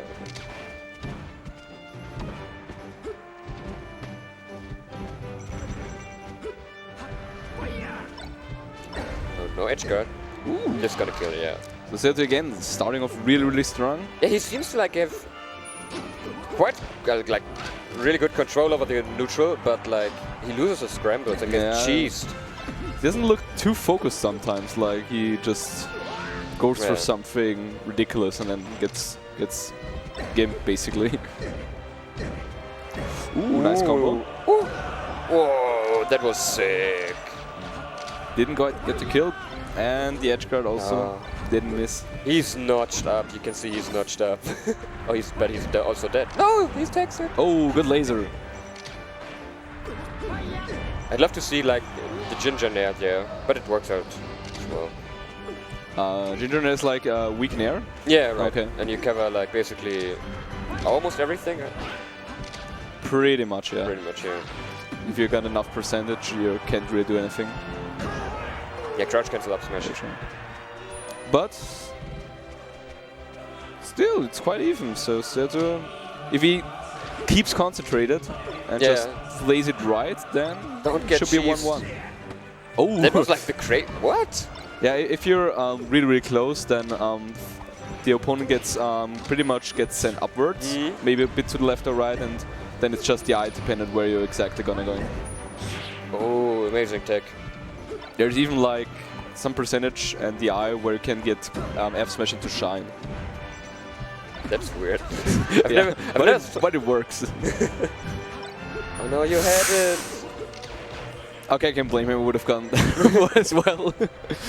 Would have. Bad angle. Also, you need some notches. We got Cardano booth here. Get some notches, bro, before bracket starts. Well, also Pipsqueak rolled, so he wouldn't have got it anyway. Yeah. So let's see if. Oh. Again! Oh, clean. Get cheesed on. Oh, that's so sad. He played so well. Oh man. But it was clean by Pipsqueak. Just takes the opportunity, like, just goes in. He exactly knew what to do. Oh, Nebby against Parsec next. Ooh. Is Nebby playing Is box this box against box? No, Parsec doesn't have a box. I thought I mixed him up with Kinzo. Kinzo, yeah. I'd love to say like a box ditto. It's gonna be so much fun. You're almost gonna imagine like Hungrybox just playing against himself. Oh, please. So yeah, Nebby, amazing Yoshi from the Netherlands on Parsec. Oh, by the way, it's 13:37. Nice. Here in Germany. Parsec comes from the Stuttgart area, right? South of Germany. I know he's German. That's well all the knowledge I got. He's pretty new, so it's kind of miracle knowing. Oh, he does play Fox? I thought he was a Falco as well. Nah, he plays Fox. Oh, okay. He's like the only Fox in their region who doesn't play like back air, full of back air or laser heavy. He's the only Fox who really approaches. And I respect him for it. But against Yoshi, not the best game plan. Yeah, I don't know how to play against Yoshi with Fox. It's such a weird. I don't know how to play against Yoshi in general. Such a weird character. I mean, with Fox, I guess. I mean, I don't really play the matchup, but just go Falco. You wanna laser and drill him a bunch. It drill's good, right? Because you can parry it. Yeah. Also, he can basically can't do any like double jump shenanigans. He can really like do anything basically. It's like one of the few moves Yoshi just has a lot of trouble with. Ooh. Whoa. What? That hit on that. Oh, he turned around. I see. Headbutt to the face. Is he dead? Yeah. I'm so surprised like how quickly Nebby adapted to the box. Kinzo as well. It's crazy. Yeah, I mean, I got a Smash box. I played a bunch with it and was like, nah. Not gonna relearn L canceling after all these years. Yeah, I think you gotta put in like Yeah, it's so much effort. So much time to actually get decent again. But I think it's rewarding, right? Because when you get on your level again, it's so much easier on your hands. I mean, I think it's still like it's pretty even, to be honest. Like, you get a lot of benefits, but also you lose a bunch of by using the box. Like, what do you lose, for example? Aerial drifting is much harder, and really? Yeah, of course, because you can't just. We think is you gotta tilt or use a different angle and stuff like that. So you can't just as naturally just move your fingers. Oh, yeah, I see. Oh, that's an edge guard, right? Yeah. Looks rough for Parsec, man. Yeah, Nevi's just a beast, yeah, especially so against spaces. Ooh, what? Yeah, we put the aerial, I guess, out too early. That's why I got... Oh wait, no. Not sure, whatever.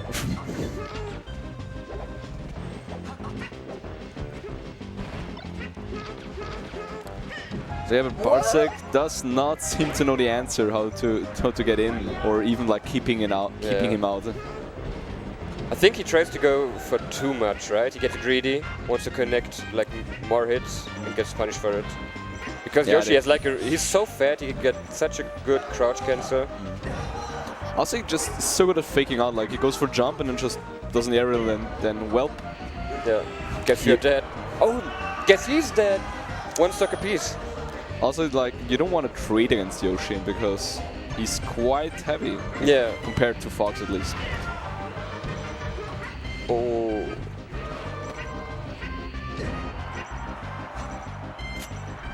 Yeah, ledge guard? Yeah. Yeah, just cleanly goes for the ledge. But looks like Parsec kind of figured some stuff out. Like towards the end, yeah. Of course, FD, classic on the pick. Also, I think Nevi said that FD is actually not that bad for Yoshi because like you get it so like such a good combo game against spaces on FD. But I mean, it seemed like Parsec had a lot of trouble with when Nevi was on the platforms. Yeah. So might benefit him. Let's see. He has no jump. Fond of the up tilts, I see. And maybe just rolls. Yeah, that's like a South Germany thing as well, just spamming up tilts. Right? It's a really good move. Yeah, up tilt is amazing with Fox and Falco. True.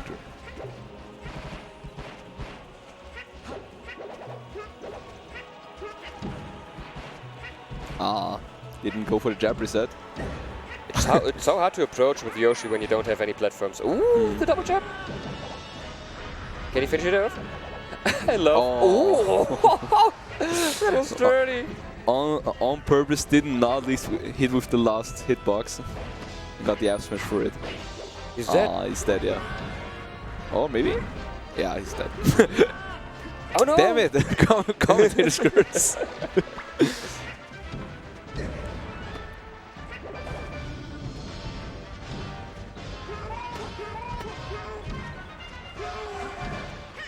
Yeah, but still, it seems like just Parsec is trying to figure it out and playing defensive instead of just trying to actually beat him, in my opinion. Yeah, like he doesn't want to play the scrambles anymore.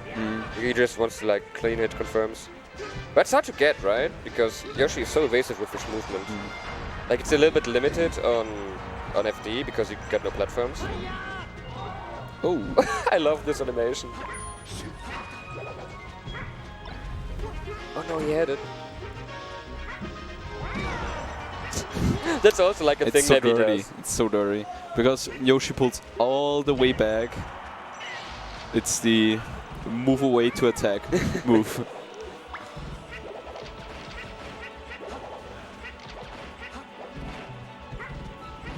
Yeah, we can. Yeah, Parsec tries to abuse drill now. I mean, he gets the drill hits, but he doesn't confirm anything out of it. So yeah, I think Nevi smashed the eye on the drills is actually pretty sick. yeah, which should be actually quite easy on the box because you're pretty much mashing a button. Like mashing is a thing as well. I remember Fatman Spam told me after he played against Kinzo that he couldn't like get his normal wobble setups because he was like mashing so fast with the box. But other people were saying like Hinzo was always good at mashing, so Yeah, I'm not sure. Yeah, he seems like a mesher. Okay, so 2-0 for Nebby. Was Quite convincing. Yeah, quite convincing. Just didn't seem to have the answers. But it's like it's understandable, right? Because we have got like one good Yoshi in Europe. So who actually sits down and practices the Yoshi matchup? Yeah, that's true. Like except Barely like anybody. the guys in the Netherlands who play him like every I other week. mean, we have some Mexican guy who shows up every now and then in Austria. Right. What's his name again? Joshua or something? Or Yeshua? Something like that. Like, but I saw him play. He was insane. He was so quick. Also, like, he was at a monthly where he got like 7th or something. Then he got back and was like 2nd. It was pretty crazy. So up next we got Frenzy versus Slim Shady. Does Slim Shady not play Captain Falcon? He plays Captain Falcon now, yes. Oh, okay. I thought like maybe he went back again. No, I don't think so. That's what he usually does. Yeah. Like I was surprised when he switched from Mario to Doc, and he actually like stick with Doc. But yeah, now I think he's relearning the game in his words. He wants to learn the basic stuff because he didn't have to learn it more with of a Doc. gimmick player. Yeah, he was like. Yeah. I mean, don't ever speak to me about that because I know you don't want me to say that, but it was a bit like that. Yeah, like nobody in Germany knew how to edgeguard Dr. Mario, so he got on. Well, Ice did.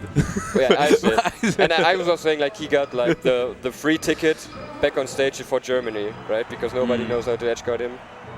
And now like he plays the exact opposite, like character who actually gets edgeguarded quite easily by most of the cast. Yeah. But I'm surprised he still doesn't like keep the Mario for some matchups. Yeah, but for which matchup would you use it? Like maybe Falco? I mean, but even then it's only like gimmicky at best. In my opinion, yeah, Falcon and Falco is even. Really? You can move around the lasers pretty good. I mean, if you watch Sechi, yeah, he does really good against Falco. I love his playstyle. I think most Falcons are just too afraid. Maybe. Of course, Astrogen just knows his stuff. But yeah, I just think like most Falcons are too afraid against Falco. And yeah, you can get hit easily, but overall, if you're playing right, it should work out. But anyways, I remember Slim Shady having a Falco problem even when he played Mario and Doc. So I can imagine like playing Falcon now, it even gets harder. Because like, what he used to do was he just caped the lasers away, so he didn't have to worry about it. And now, like, trying to get a grab. Yeah, right. Now it's actually. So how does Slim play? Is he like tech chase heavy or? No, he's guessing a lot. Oh, okay. Like his neutral is. He's like he tries to be. I think he tries to be a little bit like Wizzy, but he actually plays way more defensively. Like he does a lot of even more defensively than Wizzy. He does a lot of like fade back aerials, dash dance grab a lot, and like stomp in place, hoping the other like the opponent runs into it. Like his combo game is crisp. Don't get me wrong, but like his neutral is very like he's a patient guy. There we go, the first stock. First stock. I think like when you play with Ice a lot, you have to be like a patient guy because he just runs you down.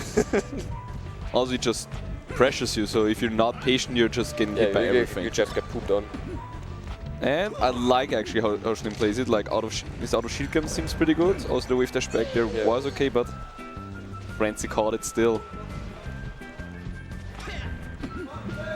He always covers one option and one option only when he gets a down throw. Kind of like. Yeah. Ooh, and when he gets it, he gets it. Yeah. That's the thing, right? Yeah. Like reading with Falcon sometimes pays off so much. In my opinion, you should go like. Ooh. Like again. Okay, I won't say anything about the match. I just want to comment this game now because it seems like Slim is moving, man. Against Frenzy, it would be. I think it would be an upset. It would be a huge upset because like Frenzy is no slouch in the matchup, right? Yeah. Like he plays Sechi, I think. think quite often, at least I would guess. I'm not sure. They're both like net players, right? So. Yeah. And one more thing about Slim Shady, he always goes to ledge. Every time. Ooh, this up air was sneaky. Maybe an old habit from the From playing Mario, yeah, maybe. But 3 stocks to 1. Schlimm looking like hella good right now. He didn't want to ledge. Great DI. Oh. It's kind of weird, right? That was looking weird, yeah. Because it was looking like Falcon is still alive and it was just gone. White screen, melee, man. Ooh, no! I figured he would go for a jump down there. Yeah, I saw the down air. At least that was what Bundy would do. And Bundy beat Prof? Oh yeah, Bundy beat I Prof? totally forgot about that. That's so sick. Yeah. But Bundy is sick in general, so... Yeah. Oh. Bit stubborn, but still overall a great player. Yeah. Probably No, that's not tried gonna to go for it. Oh, Was last stock. pretty much his only chance. Can Frenzy bring it all the way back? Oh, he gets a shine. Oh, misses it down air. Oh, again. But didn't matter.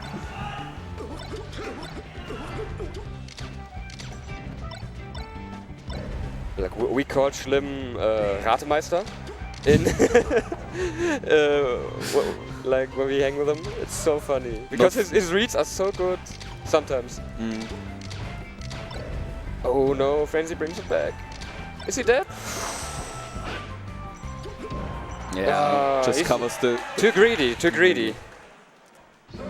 Still quite a close game. Yeah, way closer than I thought it would be.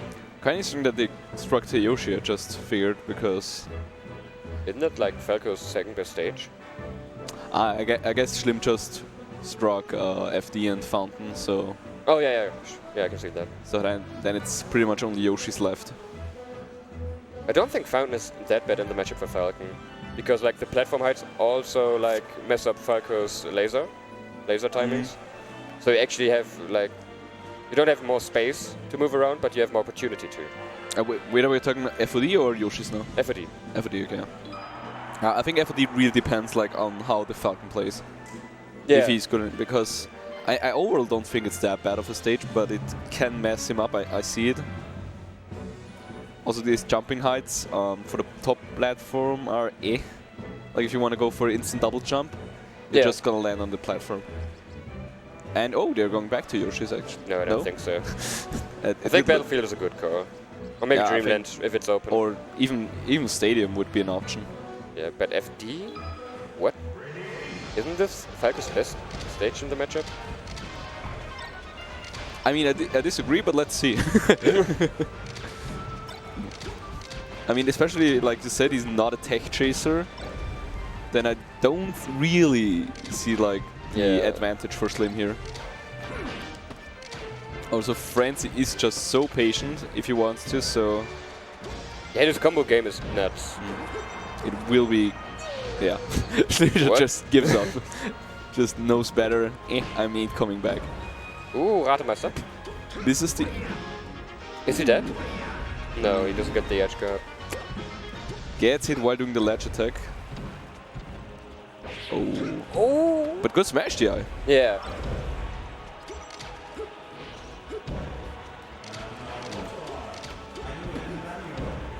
Oh, that was so close. Would have killed actually. But in air was just faster. Oh, now Frenzy's cooking, man. I'm a bit surprised I don't see too much uppers from Slim. Like if you're doing a falling upper, it's not that committal. Yeah. He needs one shine, man, and he get like 80-90% of one shine. That's crazy. Oh, he was so ready for it. Biggest call out.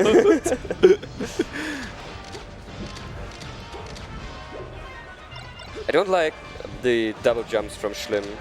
Like he goes in with a lot of double jump aerials. Yeah. What is this? Falcon is charging up his what is it? Falcon punch. I don't know. he got MP to like whack. Get a little bit of like what does Hero have? A zoom. He needs the zoom. Zoom. Basically. Yeah. Oh, and that's it. JV4 clean start. JV4 stock. So, as we thought, FD was not the optimal choice. Yeah, I still think it's Falco's best stage in the matchup. Because you lock down so much space with lasers, you can come with the hell out of Falcon with no platforms. He has no opportunity to come down. And edge guarding is free. I mean, that's why I think Slim went for the double jumps, because you kind of have to. Because the double jump gets you way smaller. Then you're not getting hit by lasers, and you can maybe dodge an arrow and do something. Yeah, but if you get hit, or if you even get a trade, then you're dead. Then it's gone. Yeah. That's why I wouldn't go FD. But if you have to, you kind of have to try something. I'm gonna ask him later why he picked FD. It's actually really weird. And why he doesn't grind tech chasing? He needs to. Yeah, and I don't think that's his thing. He doesn't go like he didn't even like he didn't even just go away. He didn't train like chain grabs with Dr. Mario or Mario when he still played them. Really? But he was quite good with them. No. Like not how he should be at a level where he played. I mean, last time I played was like 4 or 5 years ago. So for that time it was good. But actually it's not that hard. Yeah, it's not that hard. It's not that hard. And you can actually 0 to death on FD with Doc against Spaces. So I don't know why he never practiced it. I don't know why he practiced like tech chasing as well. But I mean, if you're going for like the fastest character in the game, why not use it? Like, why not use the tech chasing? It's like it's not that hard with Falcon, right? Like you're so fast. I'm terrible. I'm tech chasing, so not gonna say anything about it. What we got next? I mean, you should probably know better because you're quite a tech chaser with Sheik. Yes. I don't know if you ever like. I tried it with Falcon. It's not that hard. It's not hard, okay. Yeah, because you don't have like the ambiguous DI. You just have to wave dash forward, and you can just wait. Yeah. Right. Probably gotta go around like the dashing out of the dashing crouch. out of crouch. Yeah. You need a decent controller for it. It's like the only thing I tried, and I was like, oh, I'm not gonna learn that. But I think if you get the motion down, it's actually not that hard. Yeah, of course, yeah. So what we got next? We got Bomboni versus Blade. Bomboni is the British or the UK Falco, right? I don't know if he's British. I don't want to say anything wrong. It's like one of the names I read, but I'm not sure whatsoever. I think he's from the UK. Okay. I mean, Blade, we know him. He's a German. German Luigi we player. love him. Almost as much as Nikki. So, have you played Pulse already? I didn't enter Melee Singles actually. Oh, you're playing Ultimate? Yeah. Wow. I mean, I would have gotten for melee doubles, but it was like, I gotta pay like 20 euros when you feel more plus the pod, so it was like not gonna pay that much just to enter doubles. Also didn't really have a teammate, so. Yeah. With who's teaming? I think, I don't know. You don't know? We don't since I don't really play melee anymore. We don't really practice anymore. Are you just Ultimate now? Not just Ultimate, but it's just more Ultimate, I would say. Just hurts my hands less. I see. But you got a Smashbox. Yeah, it's broken. Oh. The cord broke, and I was too lazy to get it done and fixed. Sucks. Like, isn't the Smashbox super expensive? Yes. No, it was like because I got basically the first charge, and they all had the same problem with the cable. Oh. And they're fixing it for free, so shoutouts to them. But it was a hassle to get it to the post office. The post office messed it up, so it got sent back to me, and yada yada yada. Oh, okay. I see. So neither Blade or Bomboni showing up on the stage. Maybe they're playing still some other game. I'm not sure. I don't know. Ooh, and next up is then going to be Young Ulrich against Itanai Young Strike. Ulrich. Oh, this is going to be a banger. I saw them play friendlies yesterday, and Young Ulrich fucked them up so bad. Young Ulrich fucked Edra up so bad. He beat him up. He beat him up. Sorry. Like, we're not in the US, but we are on the US BTS Twitch channel, right? Yeah. Oh, we're not even on Geeky Goon Squad. Right. He okay. effed him up. He effed him up. I want to see some games. But it's like the same for those two. I haven't seen those two play in like forever. Like both of them. 1 second. Biene! Biene! Biene!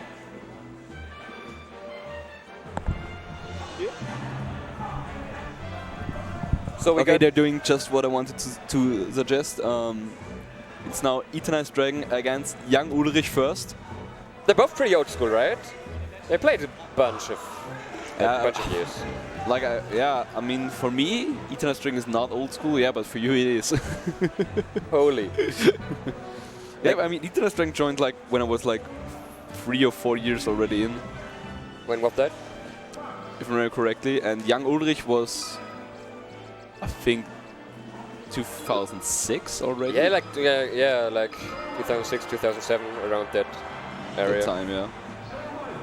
He's always been around, right? Being off and on, basically. Yeah, and he plays so well. And like he got the surfer look now.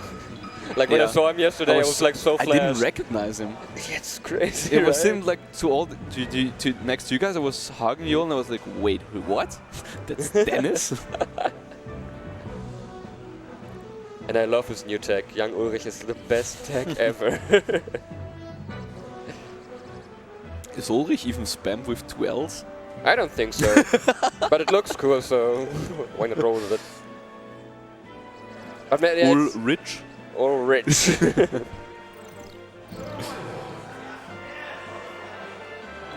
So I think Dennis is like Young Ulrich is happy he's not getting any Falcons. Yeah, he hates Falcon like really, really hard.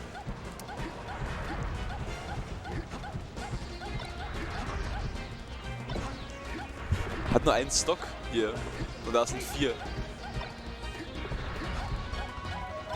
Overlay face, yeah. So it's just going to be a quick warm-up here for 1 minute.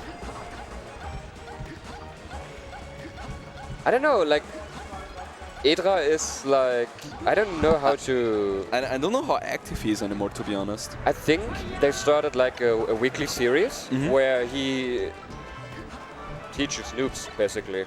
Newcomers. Newcomers, right. I mean, I know Young Ulrich was quite inactive for some time, but kinda got back. Yeah, I was expecting when we switched to NTSC that like he would lose some of his fire for the game, because I don't think he likes it that much. But it's good to see him here. Definitely. It's really good to like have him back at a bigger tournament, which is not in Berlin. Also, I think Switch Fantasy is not that. Like, especially at our level or their level, it's not big enough to quit the game, basically. So, yeah, but they are... FD, first game. What? Why would you strike to FD? I can imagine it, like, of course, Peach wants to, and I think Eternized Dragon is just confident enough in like his conversions to wave shine, grab up air in. Yeah, it looks crisp. And just punching him for landing. It's actually possible. It's really on like how you play and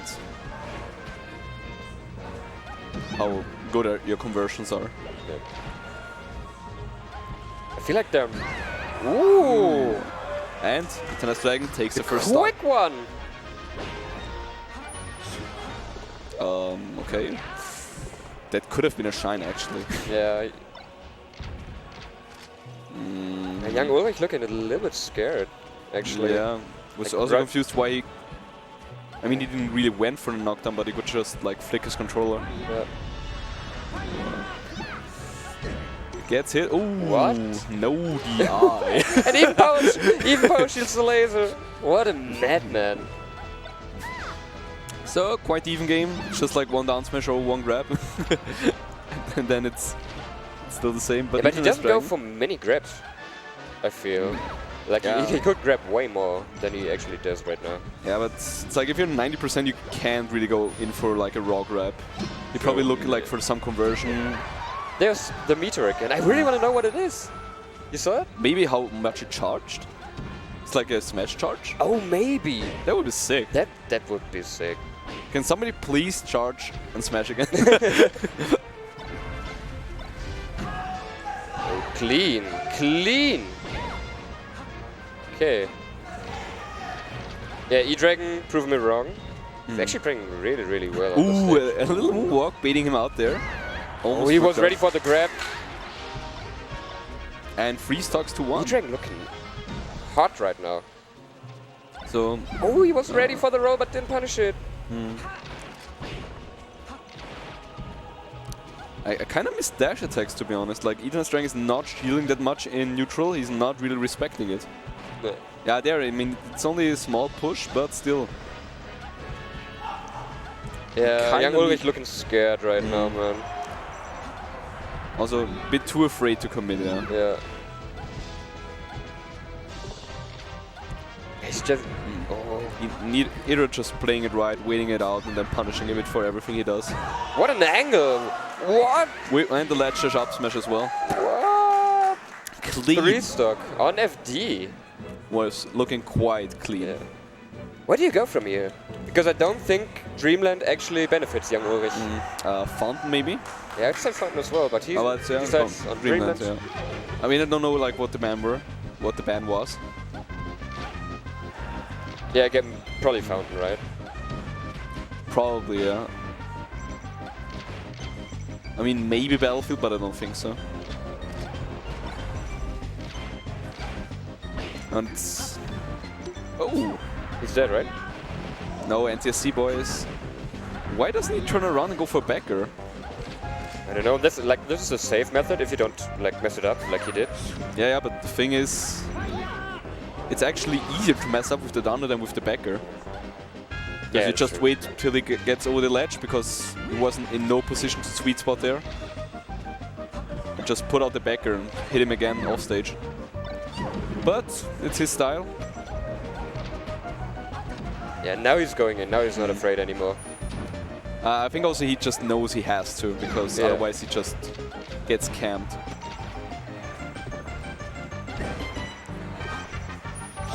Ooh. He's ready for everything right now.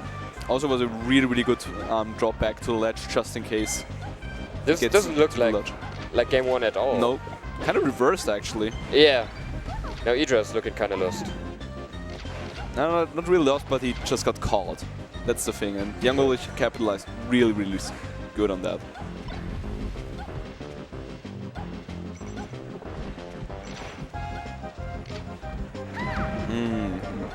Messed up the, I think the run up smash, so he went for the up there. Yeah, that's a kill. This is the smash DI. But Young Ulrich still one entire stock and 59% up. I can't take his tag seriously, man. It's so hard. It's so hard to take his tag seriously. Every time I hear Young Ulrich, I gotta giggle a little. Oh, is he dead? If he does it... Ooh! Oh, he catches it! Caught it! Awesome. Really, really good. I was quite surprised that it was like when he sent the curve, I was like, yeah, is this gonna hit? But he knows his angles.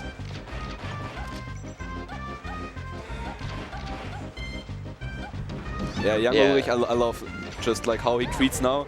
He approaches to some point and then just waits and just keeping the zone and trying to punish accordingly.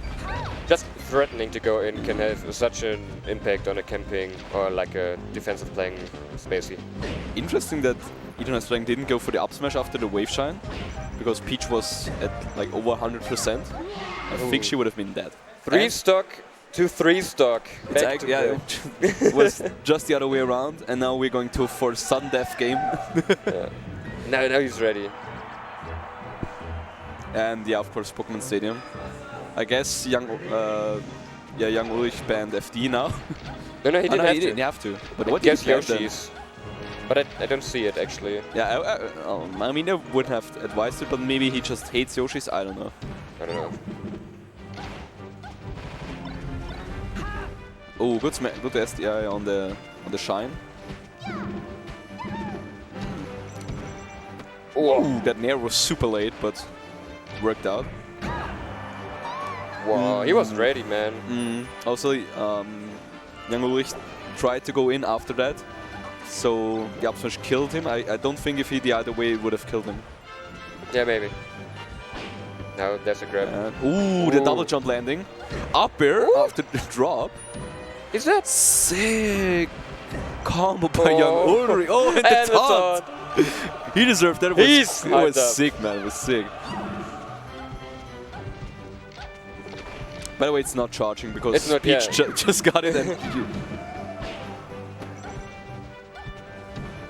I really want to know. Sliver there? Yeah. I mean, he walked behind us like a couple minutes, but I'm really, really interested in that.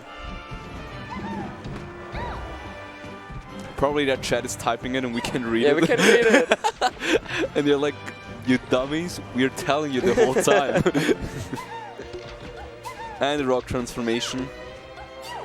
By the way, for those who are just tuning in, it's 1-1. Score didn't quite get updated. But oh, it was Stitch Face. Idra was so ready. Also, Oh he no, had why would you go in there? Ah! Oh, it works out, okay. Oh no, the tournament winner. I really like how he spaces his snares like right before his danger zone, or like his... Ooh, clean. And that's gonna take the scope. By the way, I have another theory for the bar. It could be the shield. Shield. And when it regenerates, Oh yes. It could be maybe, true. we will see. Yeah, now he's full up in. Now he's embracing his inner southern German fox.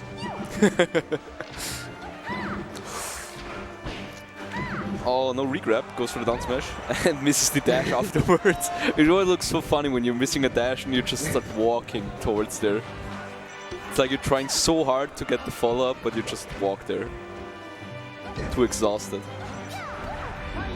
Yeah, that's not gonna be it. What? That's spacing, but nice tech there. And he's dead. It's looking kinda even, man. I mean, it's 94%. If Young can close out this stock, it's gonna be hard for Idra, but otherwise, it's still like a couple lasers, wave shine combo, and it's even. It's basically one neutral interaction to punish for Idra to make it back. Or just 1,000 lasers. And young Ulrich is having none of it. Like he should, basically. Yeah. I mean, I know he hates campers. Yeah, with a passion. He hates him with a passion. And also clean edge guard. Knew his angle. Went up there and just got the arrow. Either could have probably done better, but it would have led to another edge guard. So you're still fighting back though. Is this it? There! Oh! The eye out to get not hit, but died for it. And Youngwit now taking it 2-1. Quite the comeback. Oh, he looks exhausted. Yeah. But I'm so happy. Okay, so on stage now we got Bomboni versus Blade. I'm pretty sure Bomboni is like the UK Falcon. Falcon, okay. Yeah, he plays Falcon. He's so quick. Really? Yes. Okay, I'm excited. And Blade, our most favorite Luigi in Germany, tied first place with Mawakate. Mawakate. Does Mawakate play again? Yes, I saw him last weekend at like some. I'm jealous. Some. I've seen him, I think, in 4 years. I saw him on stream only. So. Ah, okay. But yeah, he plays. The dude with the smile on his face. The dude with the smile on his face. Like, did you ever look at Mawakate and he wasn't smiling? No. See? I have a fear, by the way, on that. Why? Why is that? He's so happy that he lives in Germany. So, like, he just wakes up, remembers he's in Germany, and smiles. And just stays happy for the rest of the day. What a mindset. Are they starting right away? Yeah.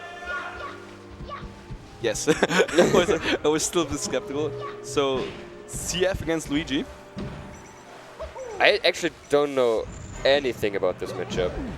Captain Falcon can down throw knee, near knee, upper knee, knee. So it's really, really hard for Luigi to do anything. I mean, of course, Luigi got the combos and the edge guard, but Falcon is much faster horizontally and vertically.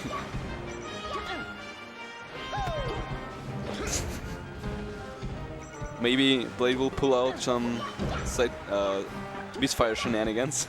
Yeah, that's like his thing, right? That's like his thing. But he doesn't got the luck tag, so can't do it. He has no jump and he's dead. Wave dash forward tilt is such a good option for Luigi. True.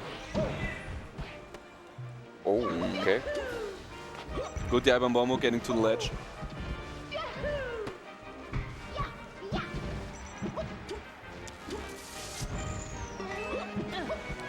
Good early up B to not get hit by the knee.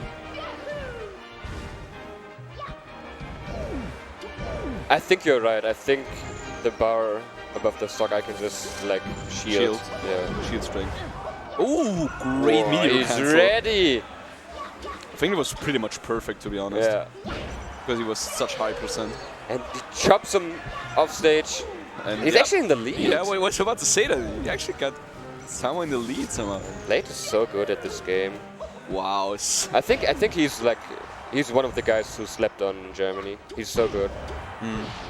I mean, he always seems to get like one upset, but not really making it all the way. Yeah, that's true. That's how I would say it. He got really good wins. And oh, there it goes, the down air combos. Is Blade ranked? Do you know? I don't think so, or maybe. I think I saw it in the top. Oh, he read That his was quite a soul. call out. He read his soul. I think Blade is like somewhere in between 10th and 15th now that you mention it. I'm really not sure. No nipple spike, but still going. But yeah, what can Luigi do about that? He doesn't really got an up, like his upper can't reach up, but just like at best he trades. Now the luck factor is in. Bomboni is ready. But he wanted to dab. He's gambling, man. He's charged gambling. up his That's his dab. thing. Misfire. Bit surprised that Bon didn't just decide to hit him in his side B. Okay, 2 stock by Bomboni, but it didn't look that bad for Blade. No, he did put on some work, but I mean, if you think about it, he kind of got cheesed the first 2 stocks and then he didn't lose any. Yeah, so it's hard to tell. I mean, if Blade can still do it, I mean, it's Blade, you misfires you or something 3 times in a row. And then says like, it's normal. I think they're talking about some kind of rule, not sure. So hot in here, you can see it. Yeah. Like I didn't want to say anything. Yeah, but that's a bad angle. so freaking hot. So FD. Yeah, I can see it. But the only thing hotter than the venue are these fire matches we got. weird. And also the hot commentary. No. Also the hot steel production. Not gonna miss stream out on that. The stream is amazing, man. It looks so good. Production value is so sick. Liver is low-key the best streamer in the world. Low-key? I got the feeling that most like US or international, like not European players don't know that much about him. Yeah, that's true. But I think if they watch it, they just recognize like right away how good it is. Okay, first quick stock. Is he dead? Okay, not ready for the tech. Blade finds his way to the ledge now. I think that's actually what he's like missing the most in this matchup. He's just never gonna not taking the ledge against him. And so good with Luigi, right? Yeah. You can just like reach him down there. Reach him down, if they go below above the ledge. Ledge dash or you can also works. Or drop back air, whatever. Up air, they're also good, man. Especially against Falcon.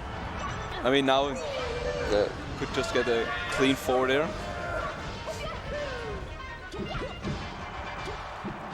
Misses the knee. He had so much time though.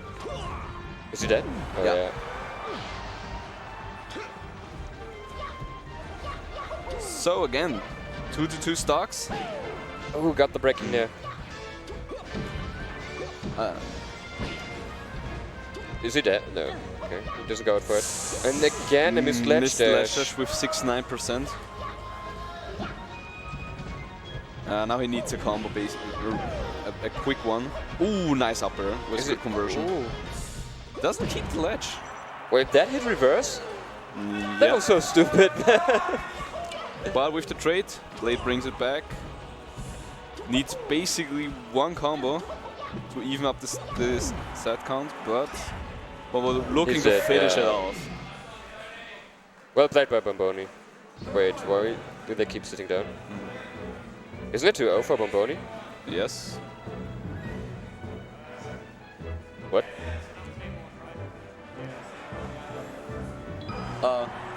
What? What's that, man? Blade! Blade! 2-0! 2-0!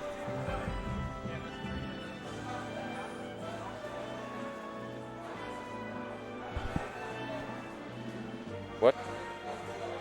What? Alright.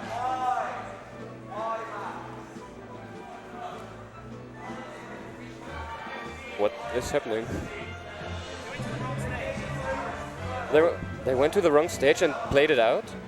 What? This is so stupid, man. That's weird. So, Okay, one more hype game. So apparently game 1 didn't count because they went to the wrong stage. But they still played it out. What? And they Who cares? struck to FD. So quite a weird occurrence, but whatever. Maybe they want to secretly play best of 5 and claim the first game didn't count. I'm still wondering why Bavoni just does not go for a need like when Luigi's side piece. The worst thing at 50% is what's gonna happen is a misfire and you get hit back on stage. Yeah. Best Okay, case is he's dead. Yeah. Maybe he just wants to play it safe. I can see that. Also, I don't know if there are like any UK Luigis, to be honest. I don't know. Like, I legit know one Luigi, and that's Jaraiden. And yeah. Yeah, Europe is kind of lacking the Luigis. Whoa, that hit so deep. I think it was just about to move up as well. Oh, And he Blade doesn't go for the ledge. It's so free though. I think he's scared. They're getting hit by an aerial. Nair almost gonna do it.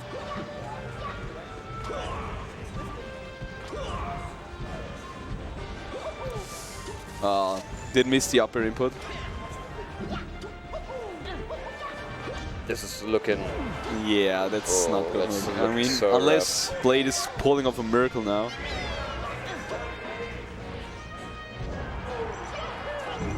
And Blade finds the ledge and rolls. Wow! That's a first.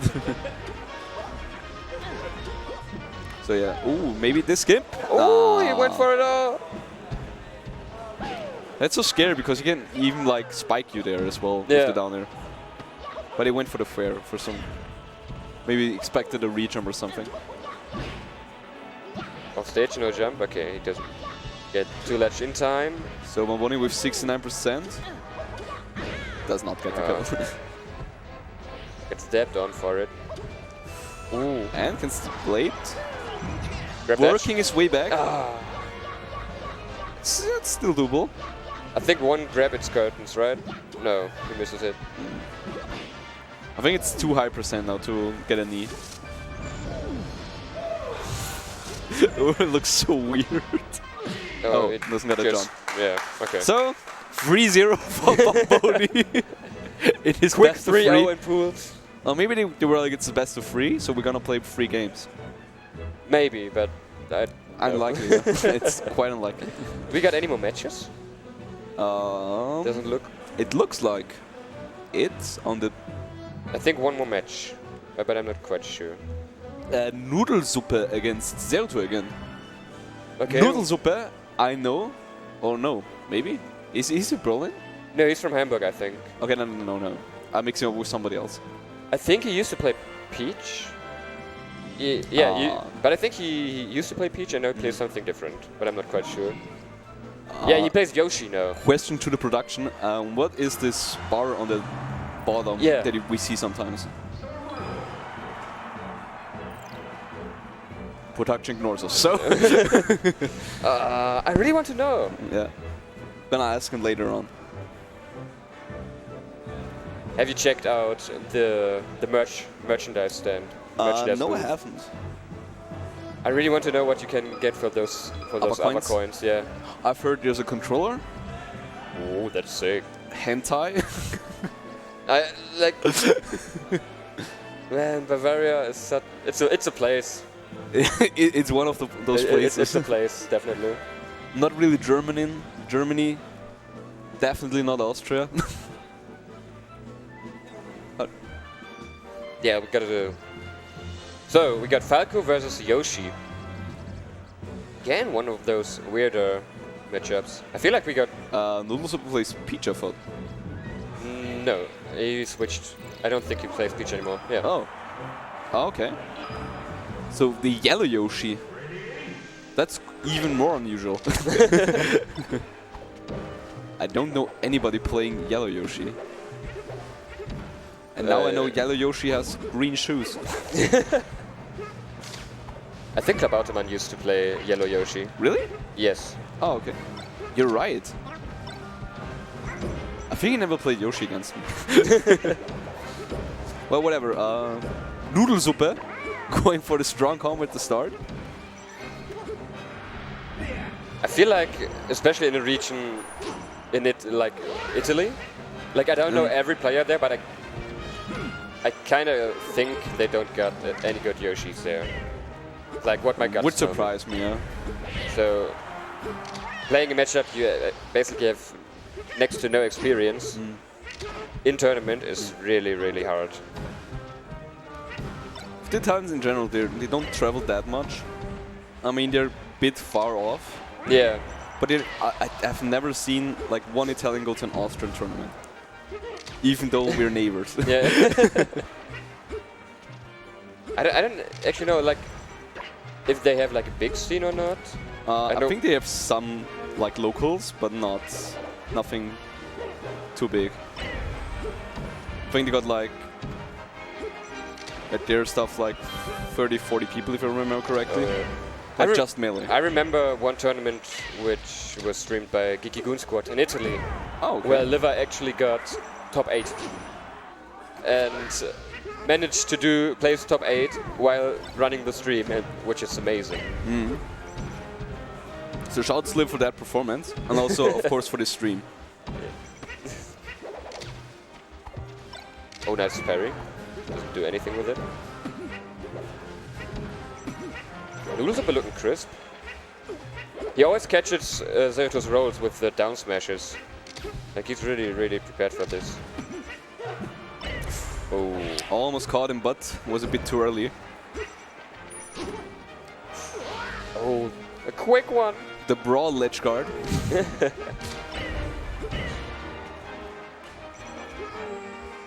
Oh, doesn't go for the downbeat there. Yeah, Shine clears up the top. Clean double shine on the top. 1-0-0-2. But it's actually well played by Noodlesuppe. I didn't know he could move like this. Zerato seemed to like adapt a bit on the second half of the game. So they're discussing, I hope the first game counts this time. Or if it was just Rumble.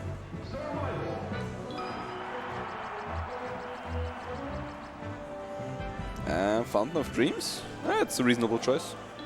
FD. Again a Yoshi counterpicking FD. No. No. It was counterpicking against Yoshi's. But this time Yoshi's going. I'm even more surprised because it is against Falco. Well, let's see. Like Noodlesuppe got some crazy strings to just 0 to death him. Yeah. Yeah, down throw, up air. Ooh! Weak nair into the down smash. That was sick. Yeah, it's never good. Man, I'm glad I didn't say anything. I was like, I only gets a weak nair, but it was it was planned the whole time.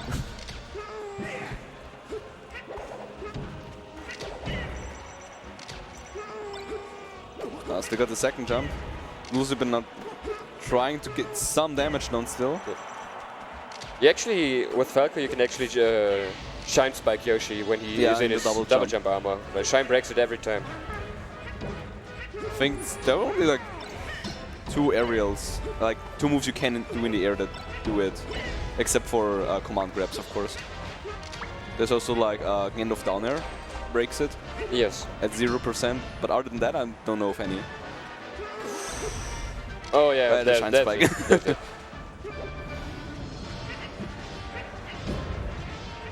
Oh, jab reset. Oh, misses the up air. But gets him with the down smash again. He's really good with his down smashes. Yeah. 2-2, 0%. Yeah, let's go, Nudelsuppe. I love Yoshi's walk animation. It's so funny. Watch Yoshi's little walk. Like the way he flaps his little arms while walking is so funny. And Nudelsuppe trying to get some hits and not really looking for an opener. I mean, again, goes for this stray F smash at 26%. Not sure if that's the thing you want.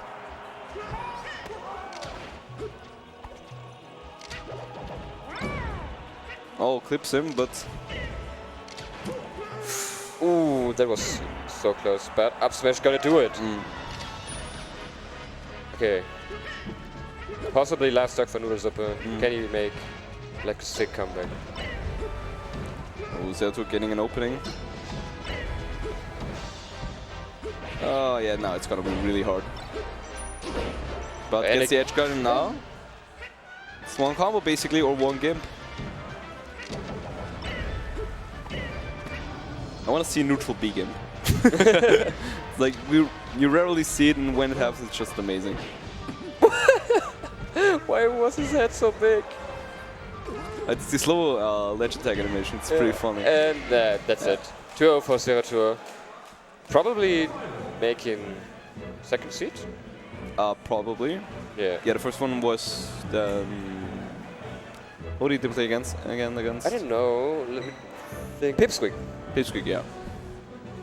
So I mean, yeah, let's assume that Pipsqueak wins against Noodlesuppe. Yeah. I think that's it, right, for Wave C? Yeah. Okay, so thank you guys for watching. thank you guys for thank you for commentating with me. It was so much fun. It was Yeah, a it was pleasure. really fun. And stay tuned. Next up, there was a timetable before that, but you're gonna see in a couple of seconds. Stay Yeah. tuned. Also, Millie coming up for you. See you next time. Bye.